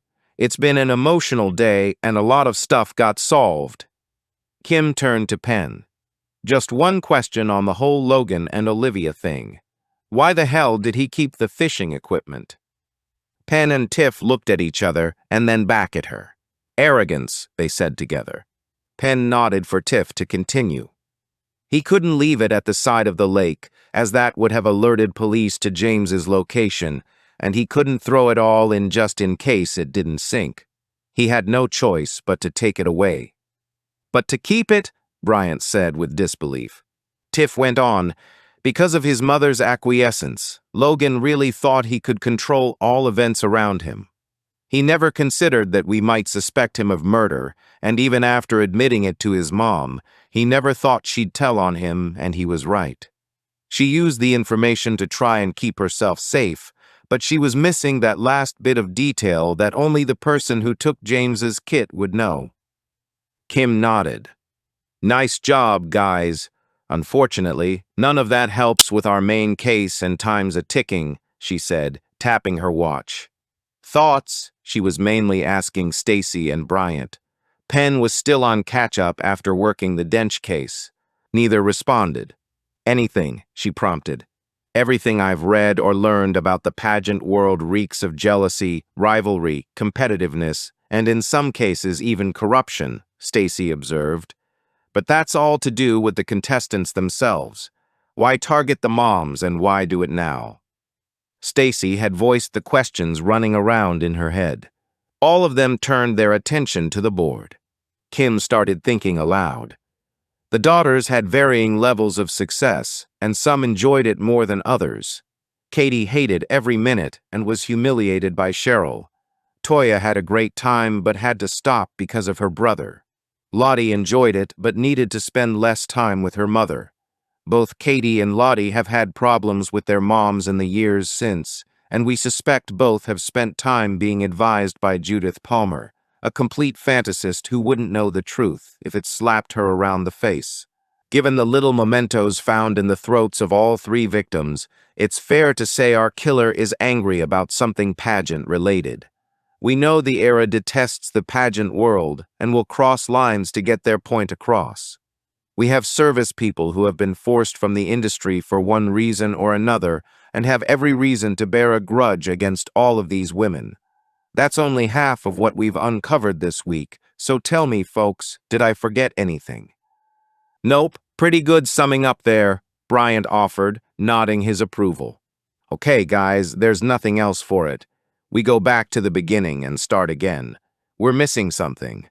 Penn, I want you looking at Stacy's matrix, which lists everything about the girls, including what they had for tea last night. We need fresh eyes on that. Stacy pushed a paper copy of her matrix across the desk towards him. Stace, I want you going deeper on the backgrounds of everyone we've spoken to since Tuesday. We have to. Kim stopped speaking as Penn sniggered. Well, that's a turnaround, isn't it? How did she explain that? He asked. They all waited. I mean, the irony of Bobby's attitude towards the pageant business in her role at the era. Still drawing a blank, Penn, Kim said. Well, surely Bobby Carter is also Roberta Carter, the most popular pageant girl at the top of this list. Kim looked at Stacy, who looked at Bryant, who looked at her. How the hell had they all missed that? 79. Kim was still wondering how they hadn't connected those particular dots when Bryant pulled up outside the premises of the era. Another question was why Bobby hadn't mentioned it either. She'd had plenty of other stuff to say about the pageant world. The lady herself answered the door. Ah, you again, she said, stepping aside for them to enter. This time there were another two women present, drinking beer and making use of the pool table. Kim wondered if the place was for serious issues or just a hangout spot.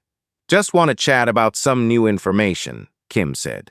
Shoot, Bobby said, taking a seat and reaching into a bowl of popcorn. You were quite the little performer in the pageant world as a child. The absence of reaction from the other two women told Kim this was no secret. Oh yeah, I did it, and I was bloody good at it. You certainly were, Kim acknowledged. You pretty much won everything you entered. I did indeed. I won money, gift vouchers, holidays. It was a blast. I remember the days fondly. You made friends. It wasn't like that. You had to compete, be better than the rest. There were some girls that wanted to be liked, but that's not how you won the big bucks. You must have been popular? Kim asked, raising an eyebrow. There was a lot of jealousy, but you got used to it. You speak so fondly of those times, I wonder why you have such an aversion to them now. I did pageants for 6 years, and it's taken double that to recover. Go on, Kim urged. Although prickly, Bobby did seem to have it all together, and despite her passion-driven forays into vandalism, she presented as intelligent and educated. She held up a piece of popcorn. See this little sucker? I can tell you the calories and fat content. I know how many steps I need to do on the treadmill to work it off. Each piece I eat triggers a battle not to run to the bathroom and vomit it back up so the calories don't register. I won't because I've made progress, but controlling the actions is much easier than controlling the thoughts. And your relationship with your mother? Kim asked. She smiled ruefully. Part of my treatment has included accepting my mother for who she is and choosing to love her anyway. Kim had wondered if they were dealing with a twisted kind of jealousy, targeting the girls who had done well and making them suffer through the loss of their mothers. But there had been no girl more prominent and successful than this one right here. And how is your mom? Kim asked. Very well when she was getting on the train a few hours ago. Train? Kim asked. Yeah, she's had a week away in Scotland. Loves it up there. She checked her watch. Should be just off the train now.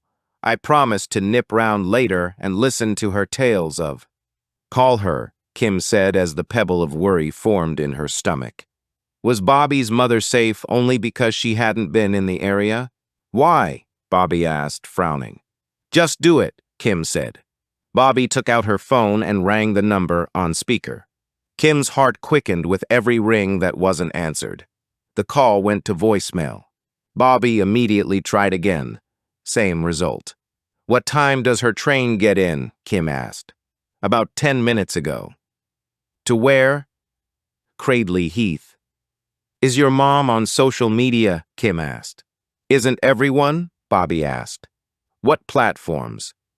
Facebook, Bobby said, rolling her eyes. Loves showing off where she's going and what she's doing. Private or public? Kim asked. Public. Why? Bobby asked as it dawned on her that Kim wasn't making polite conversation. Show me, Kim said. With a few taps on her phone, Bobby showed her the profile. Shit, Kim said, barely needing to scroll. An innocent enough post stated where she was leaving and what time she'd be getting back. It wouldn't take a genius to use Trainline and fill in the blanks. Who collects her? Kim asked, handing the phone back. Sherwood Taxis. She calls them when she's a couple of stops away. Ring them. See if they have her. Inspector, I think you need to calm down. I'm sure my mom is perfectly fine. Her phone was probably in a black spot. Feel free to try her again, but I've got 3 dead pageant moms, and it looks like the only thing that saved your mom is that she was a few hundred miles away. Finally, Bobby's expression took on some of the fear that was twisting Kim's stomach. Hey, Jim, it's Bobby Carter, Leona's daughter. Did you get a call from my mom? Bobby put the phone on loudspeaker. Yeah, we got her call. Bobby's face began to relax. So what's she playing at? Jim continued. What do you mean? Messing us around. When we got there, she'd already gone. 80. Penn, get someone to Leona's house. 2 out of 3 murders have been committed at the victim's home. If our killer suspects were onto them, it's unlikely they'd be that stupid, but we have to rule it out.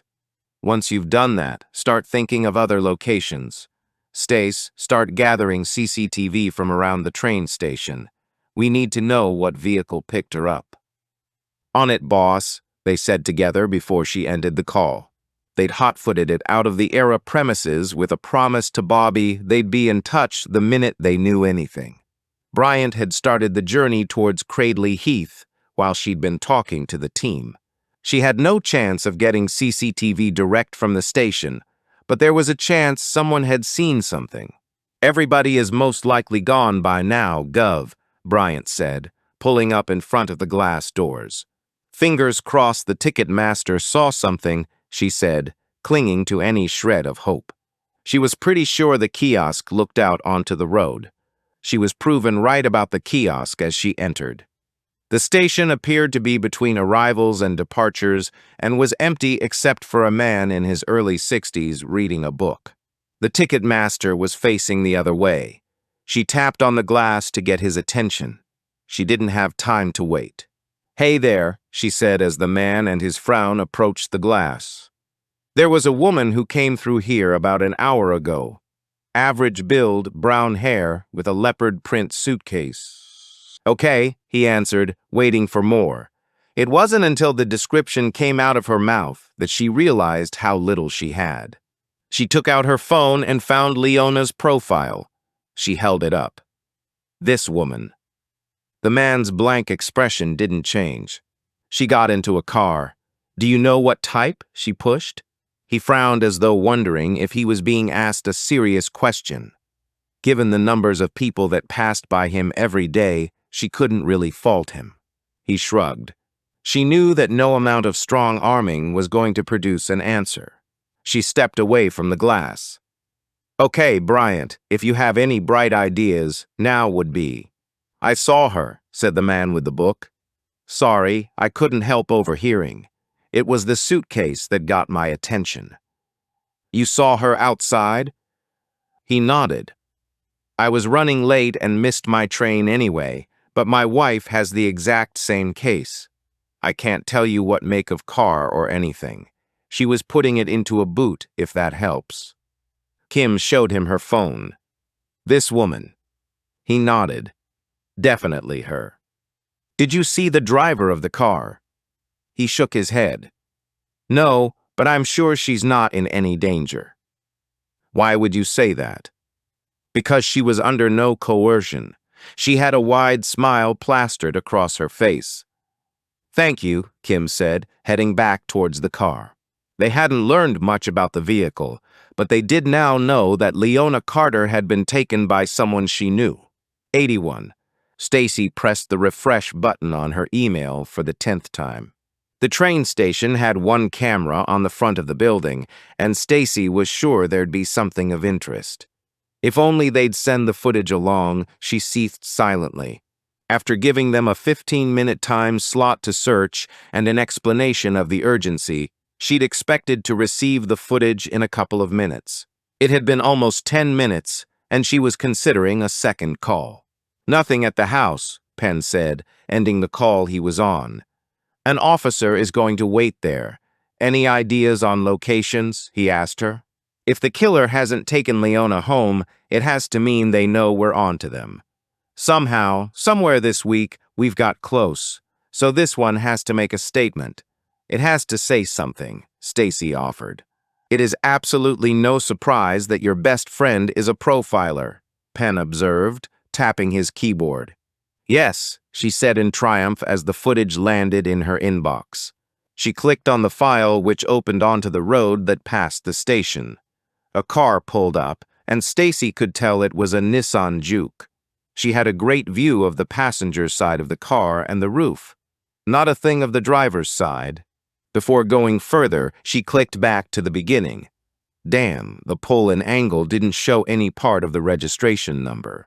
She continued watching until Leona stepped out onto the pavement. Her head turned to the right as though looking for the taxi she'd booked. Stacy watched as Leona jumped slightly. From the similar reaction of a man walking past, Stacy guessed that the driver of the car had peeped their horn. Leona's attention was attracted to the car. She leaned down to look through the passenger side window, obscuring Stacy's view. There was around 5 seconds of interaction before Leona straightened. The window went up, the boot popped open, and Leona lifted her case into the back of the car before coming back around. There was no doubt in Stacy's mind that the expression on her face was delight. Leona got into the car, and Stacy's last hope was for a glimpse of the number plate as it pulled away. Arg, she growled as the car moved slowly out of shot, but gave no view of the registration. Although she'd been watching the back of the car, a movement up front caught her eye. She played it back. Her eyes widened as she saw Leona's head smash against the window. 82. "Where am I going, Pen?" Kim barked into the phone. After what Stacy had just told her, they didn't have a minute to lose. The fact that their killer was foregoing any kind of preamble meant they were in a hurry. They wanted Leona dead as soon as possible. "I've got 2 potential locations, boss. Following Stacy's suggestion that our killer will want to make a statement at a place that means something, we have 2 local sites associated with pageants during our time frame. There was a community hall in Netherton that hosted some of the smaller pageants. The building is gone, but the land is still vacant. And the other? A civic hall in Wordsley that hosted the bigger events. The building is still there, but derelict." "Did they have to be in opposite directions?" Kim asked, knowing that wasn't Penn's fault. "Okay, people, which one?" "Wordsley," they all said together. "Agreed. Penn, get yourself to Netherton just in case, and let me know when you get there," she said before ending the call. Bryant was already heading away from the curb. Even if they'd called it right that their killer was intent on using a meaningful location, she now had to wonder if they'd chosen the right one. If not, Leona Carter was as good as dead. 83. Bryant took a left at the Cat and headed away from Wordsley High Street. The remains of the Civic Hall were located on the edge of the town before it gave way to the countryside beyond. It was one of those forgotten buildings that had been sold to a developer, but the planning permission for 7 houses had been denied. The subject of the eyesore came up now and again in newspaper articles or local Facebook groups, but no one seemed to know of any further plans, and the building fell further into disrepair every year. The owner no longer valued it enough to add fencing or other prohibitive measures, and it had been subjected to abuse by squatters, homeless people, and vermin. They drove straight into the car park. Kim immediately spotted the back end of a vehicle tucked around the side of the building. Thank God they'd called it right. There was no reason for anyone else to be here. They jumped out of the car as a second vehicle sped into the car park. The headlights temporarily blinded them. "What the?" Kim stopped speaking as the occupant got out. "Bobby, what the hell?" "I followed you." "Where's my mom?" she asked, heading towards the building. Bryant grabbed her arm. "You can't go in there." "Get your hands off me," she growled. "Shut up," Kim hissed. "They'll hear you." She didn't have time for this. "Bryant, keep her out of the way." Bobby's arrival meant that Bryant was now busy babysitting, and she would be forced to go into the building alone. "Oh, bloody great," Kim said as the first spots of a shower began to fall. When the hell was it going to stop raining? "Just let me go," Bobby cried. "You're not helping this situation one bit," Kim snapped. Bobby tried to pull away from Bryant, but he held her firm. "It's my mom," she cried as the tears rolled down her face. "I just want to help." Kim regarded her for a further few seconds as something clicked into place in her brain. Then she sprinted towards the door. 84. Most of the building exterior had been vandalized. Graffiti plastered the walls, and there was no clear path through it which avoided the debris of glass and brick underfoot. Kim knew this would once have been the foyer to the event space, and that the double doors ahead led to a hall that had once had a dividing curtain for smaller events. No matter how slowly she tried to traverse the space, the shards and gravel crunched underfoot. A scurrying noise to her right did nothing to ease her nerves. Approaching slowly to remain undiscovered wasn't working. She took a deep breath, burst through the door, and stopped dead at the sight that met her. Leona Carter was tied to a chair, her head lolling backwards. A swollen bruise was evident on the left side of her face. A figure towered over the seated figure, brandishing a knife in front of her. "Wake up," screamed Carly Spencer. "I want you awake when I kill you." "Step away," Kim called out, keeping her voice calmer than she felt. During their 2 conversations, Carly had seemed to be the most together person they'd spoken to, and the one least affected by her time in the spotlight. She'd recently lost her mum to natural causes and closed down a lucrative business. Kim could now see the link between all of those events, and the timing had been staring her in the face. "Don't come any closer," Carly said, turning. Kim didn't dare move closer. The distance between Carly and Leona was 2 feet. She was more than 15 feet away. On her best day, Kim had no chance of covering the ground before a fatal wound was delivered. This wasn't a situation where she was in immediate danger. She wished it was. She'd swap places with Leona Carter in a heartbeat. But it didn't matter if there were 100 officers in and around the building. Not one of them could have physically restrained or disarmed the woman before she made her last kill. And Carly knew it. She knew it was over and that she wasn't leaving this building without handcuffs. The only question remaining was whether she would leave one more dead woman behind her. "Why, Carly?" Kim asked simply, even though she already knew the answer. "Of course you need to ask that," Carly spat. "I can imagine it now. A loving mother who encouraged and guided you. A mother who only ever wanted the best for you. A mother who—" "I was taken into care when I was 6 years old," Kim said, giving as much detail as she was prepared to offer. "Lucky you. I only wish that had been my fate. But that couldn't have been any worse than what I suffered. You already know that abuse doesn't have to be physical. That woman ruined my life." "What did she do, Carly?" Kim asked. "You'll never understand. You'll never get the damage that was done. Can you even contemplate what it was like to be put on a diet when you're 8 years old? To be fed nothing but lettuce and tomato until your weight dropped off? To have your mother call you a little fatty or porky, to insult your skin, your teeth, your nose, everything about you. All the time, every single day, remarks on your appearance. An endless cycle of practice, practice, practice. Nothing else. Not even schoolwork. Walking up and down until my heels blistered and my legs cramped, until I fainted with the effort, and even that wasn't enough. It was all about getting those trophies and being the best. You see, I wasn't a natural pageant child. I wasn't pretty enough. I wasn't thin enough. I wasn't personable enough to the judges. My mom tried to make a silk purse from a sow's ear. She wanted a beautiful, graceful child that she could show off as a representation of herself.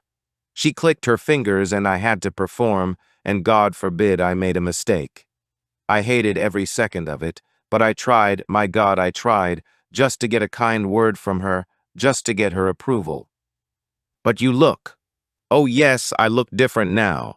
I've made it so. I take any treatment I can to look good. It's what she always wanted." "You started the pageant business for your mother?" Kim asked. "Of course. I was still seeking her approval until the minute she died. All I ever wanted was for her to be proud of me. It's shaped my entire life. At the pageants, they would tell us to just be ourselves, but then they taught us to be someone else with all the fakeness and trickery. So being yourself isn't enough, is it? It's not enough for the judges or for the people who are supposed to love you. So you tell me, Inspector, what are you supposed to do?" "Make yourself perfect," Kim asked. "Exactly. And I did. I always said yes when I wanted to say no. I never expressed how I truly felt. She made me settle for less than I deserved. I've spent my entire life trying to please others, allowing people to mistreat, criticize, or ignore me just to get their affection. I let fear of my mother govern every decision, and I always put myself last. That's what she did to me. But she's gone, Carly. She can't hurt you anymore. Oh, I know that. Her death has freed me from those constraints. The moment she took her last breath, I was euphoric. Every last bit of self-loathing, of feeling inferior, fell away. I no longer had anything to prove to anyone. It was the best moment of my life." At that second, the door behind Kim burst open, startling them both. Like a flash, a figure shot past her.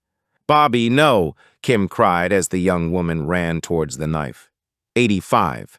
"Don't do it," Carly said, pointing the knife Bobby's way. "Bobby, no, stay back," Leona breathed. The sound of her daughter's name appeared to have roused her back to consciousness. Bobby stopped running but didn't take her eyes from her mum. The tension in the room was now charged. For a moment, Kim had been convinced that no flesh was going to see the end of that knife. Now she wasn't so sure. At no point during their exchange had Carly looked like a crazed killer, but now her eyes were darting around. Her movements were fidgety and stilted. Her voice was no longer steady, calm, reasonable. There was a tremor in her voice, and more importantly, in the hand that held the knife. The door behind her opened again, and Bryant entered. His face was flushed, and he was rubbing at his right hand. She could see a small amount of blood and guessed that Bobby had bit him to escape. His arrival had done nothing to ease the tension as Carly looked around at them all. "Does no one understand that I've been doing a good thing?" Carly asked, gesturing with the knife. Realizing the peril both she and Leona were in, Bobby remained silent and looked to Kim. Kim shook her head, indicating that Bobby should continue to keep her mouth shut. One wrong move and Leona was dead. She had to try and salvage this situation before someone got hurt. "You always were the nice girl, weren't you, Carly?" Kim asked. "I still am," Carly said, as though that much was obvious. "I'm being a good friend. I'm taking care of my buddies. All I ever wanted was friends, but my mom ruined that for me. She humiliated me so that no one would ever be my friend. But now I'm free and they're all still suffering. I'm emancipating them, relieving them of the impossible pressure of trying to be good enough for someone who will never be satisfied. They deserve to feel how I feel, to get the opportunity to live their own lives. I'm helping." Bobby gasped, and Kim took the opportunity to interrupt. "Carly, they don't all feel like you," Kim said, forcing herself into Carly's one-way conversation. "Of course they do. I remember them all. Sometimes they'd cry, or they were quiet, or they weren't allowed to play, to make friends. They were all the same as me, suffered the way I suffered. They all carry the scars from the monsters who were their mothers." "They weren't all monsters," Kim insisted. "Of course they were. Who other than monsters would subject their children to that kind of abuse?" "They didn't all see it that way," Kim said. "Right, Bobby?" Bobby looked her way, and Kim nodded for her to speak. "Carly, I love my mom. I couldn't bear the thought of anything happening to her. She's my rock," Bobby said before her voice cracked. Carly looked genuinely confused. "But she—" "Of course, there were times your friends were unhappy," Kim said.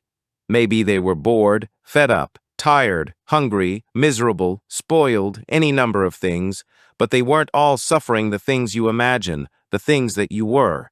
I'm not saying they all had the perfect mother-daughter relationship, but does that even exist?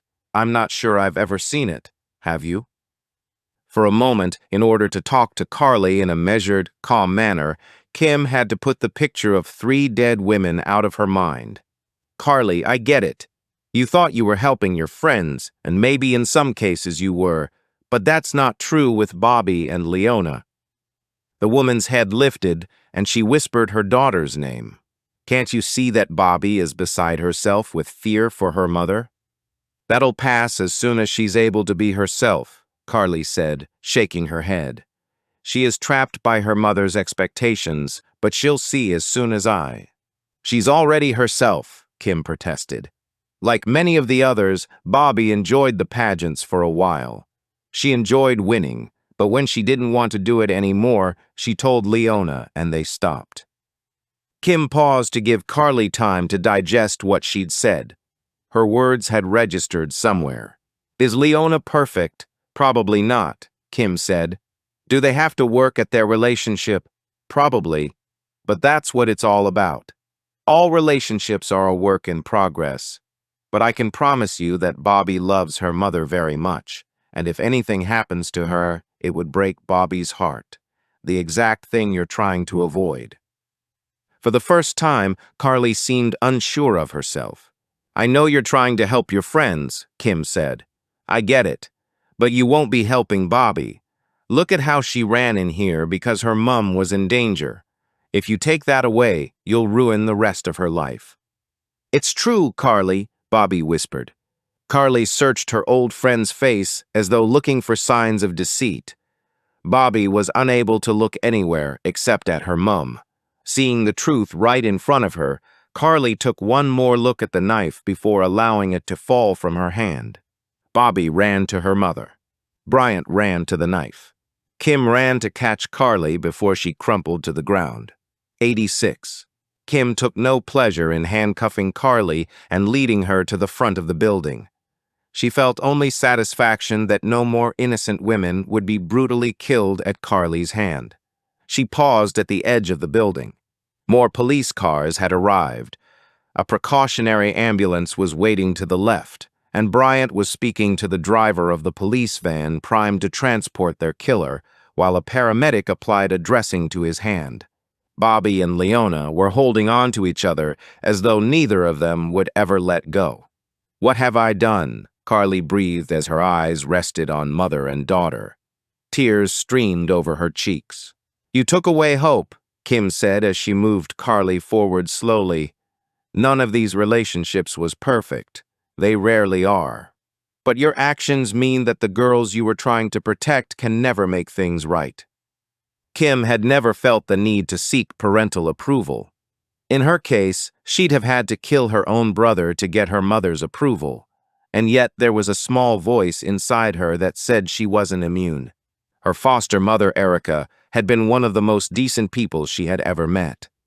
The woman had had a strong sense of right and wrong, tempered with fairness and empathy. She had trusted authority and believed in justice. The 3 years Kim had spent with her had taught her a lot. She rarely questioned what had fueled her own desire to become a police officer.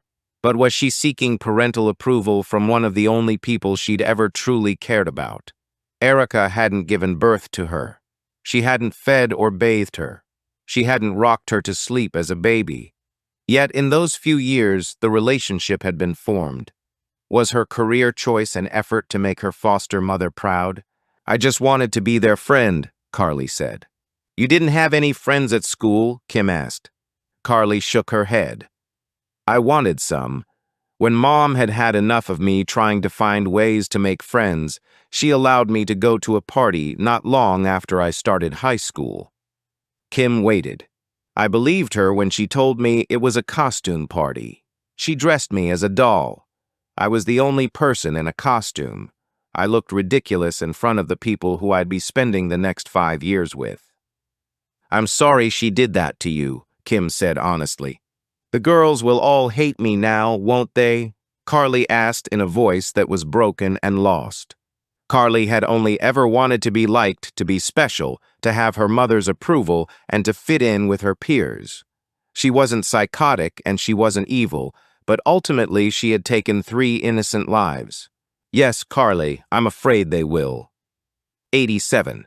The image of Carly Spencer had accompanied Kim home and followed her back to the station on this Saturday morning. She and the rest of her team were busy completing the paperwork for the CPS prior to formal charges. Tiff had brought them all coffee and pastries on the way in. A lovely gesture. There was something different about Saturday morning over spills. Not that they normally worked your average 8-hour days, but they weren't officially on duty, so the dress code slipped a bit.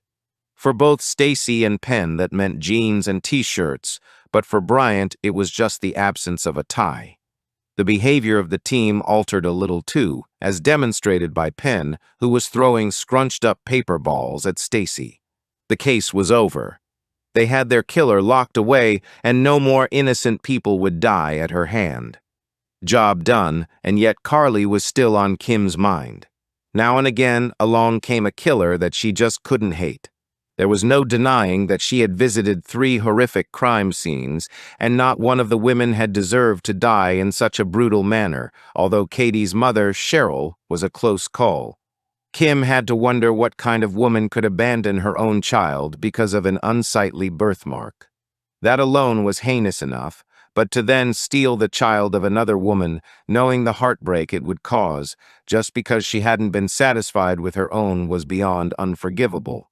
She'd updated all the girls last night before anything had hit the news and had received different reactions from all three. Although officially named Rebecca, the daughter of their first victim would always be Katie in Kim's mind, and she'd been the first to learn the news. Once the shock of the killer's identity had abated and the reasons had been explained, Kim had sensed an element of sympathy in the woman's tone. Katie remembered Carly fondly from the past and had voiced concern about the reactions of the others. Given her history with her mom and all that she'd learned since, Katie could be forgiven for wanting to close this chapter of her life. Lottie had shouted and screamed and threatened all kinds of things to Carly if she ever got near her. Kim understood her reaction. The person who had stolen her opportunity to heal the relationship with her mother was someone who was known to her. Carly's reasons were lost on Lottie. She didn't care that the woman thought she was helping her friends. Nothing mattered except the fact that her mother was gone.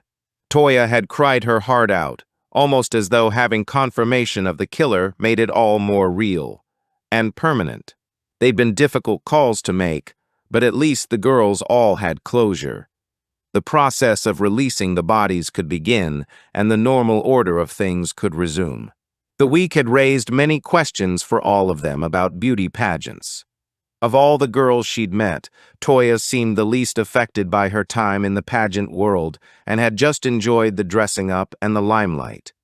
Initially, her mom hadn't taken it too seriously, but even Andrea had been caught up in the competition and rivalry of it all, to such a degree that her other child had attempted to take his own life, forcing them to stop. Even so, Toya's memories of competing were positive and filled with joy. Poor Lottie had been talked into an estrangement with her mother by Judith Palmer and would never get the chance to make things right. Their boundary break was now permanent, and she would have to live with her choices. Kim's own feelings on pageants had clarified in her mind as the week had worn on. Her initial indifference to the whole process and her naivete in thinking it was all innocent fun had been replaced by a belief that it would all be so much better without the parents. The kids themselves enjoyed much of the process, and the ruthless competitiveness and rivalry was only bred into them by the parents' own desire to win. Some had hated it, and some had enjoyed spending that time with their mums. And then you had Judith, poor, bitter, twisted Judith, who had reinvented her whole childhood to get back at her mother for having a second child. The fact that she now believed the lies she'd formed from jealousy and hate was something Kim still had trouble understanding. Now aware of the damage her daughter was doing to others by setting herself up as an unofficial expert, Ellie Pugh had instructed lawyers to get the blogs taken down and the self-help book removed from sale. Kim was glad of the action, as legally there had been nothing they could do to prevent Judith from spreading her lies. Throughout the week, Kim had been presented with different mother and daughter relationships, and every one of them had been unique. She'd seen the toxicity between Katie and the woman who hadn't even been her mother.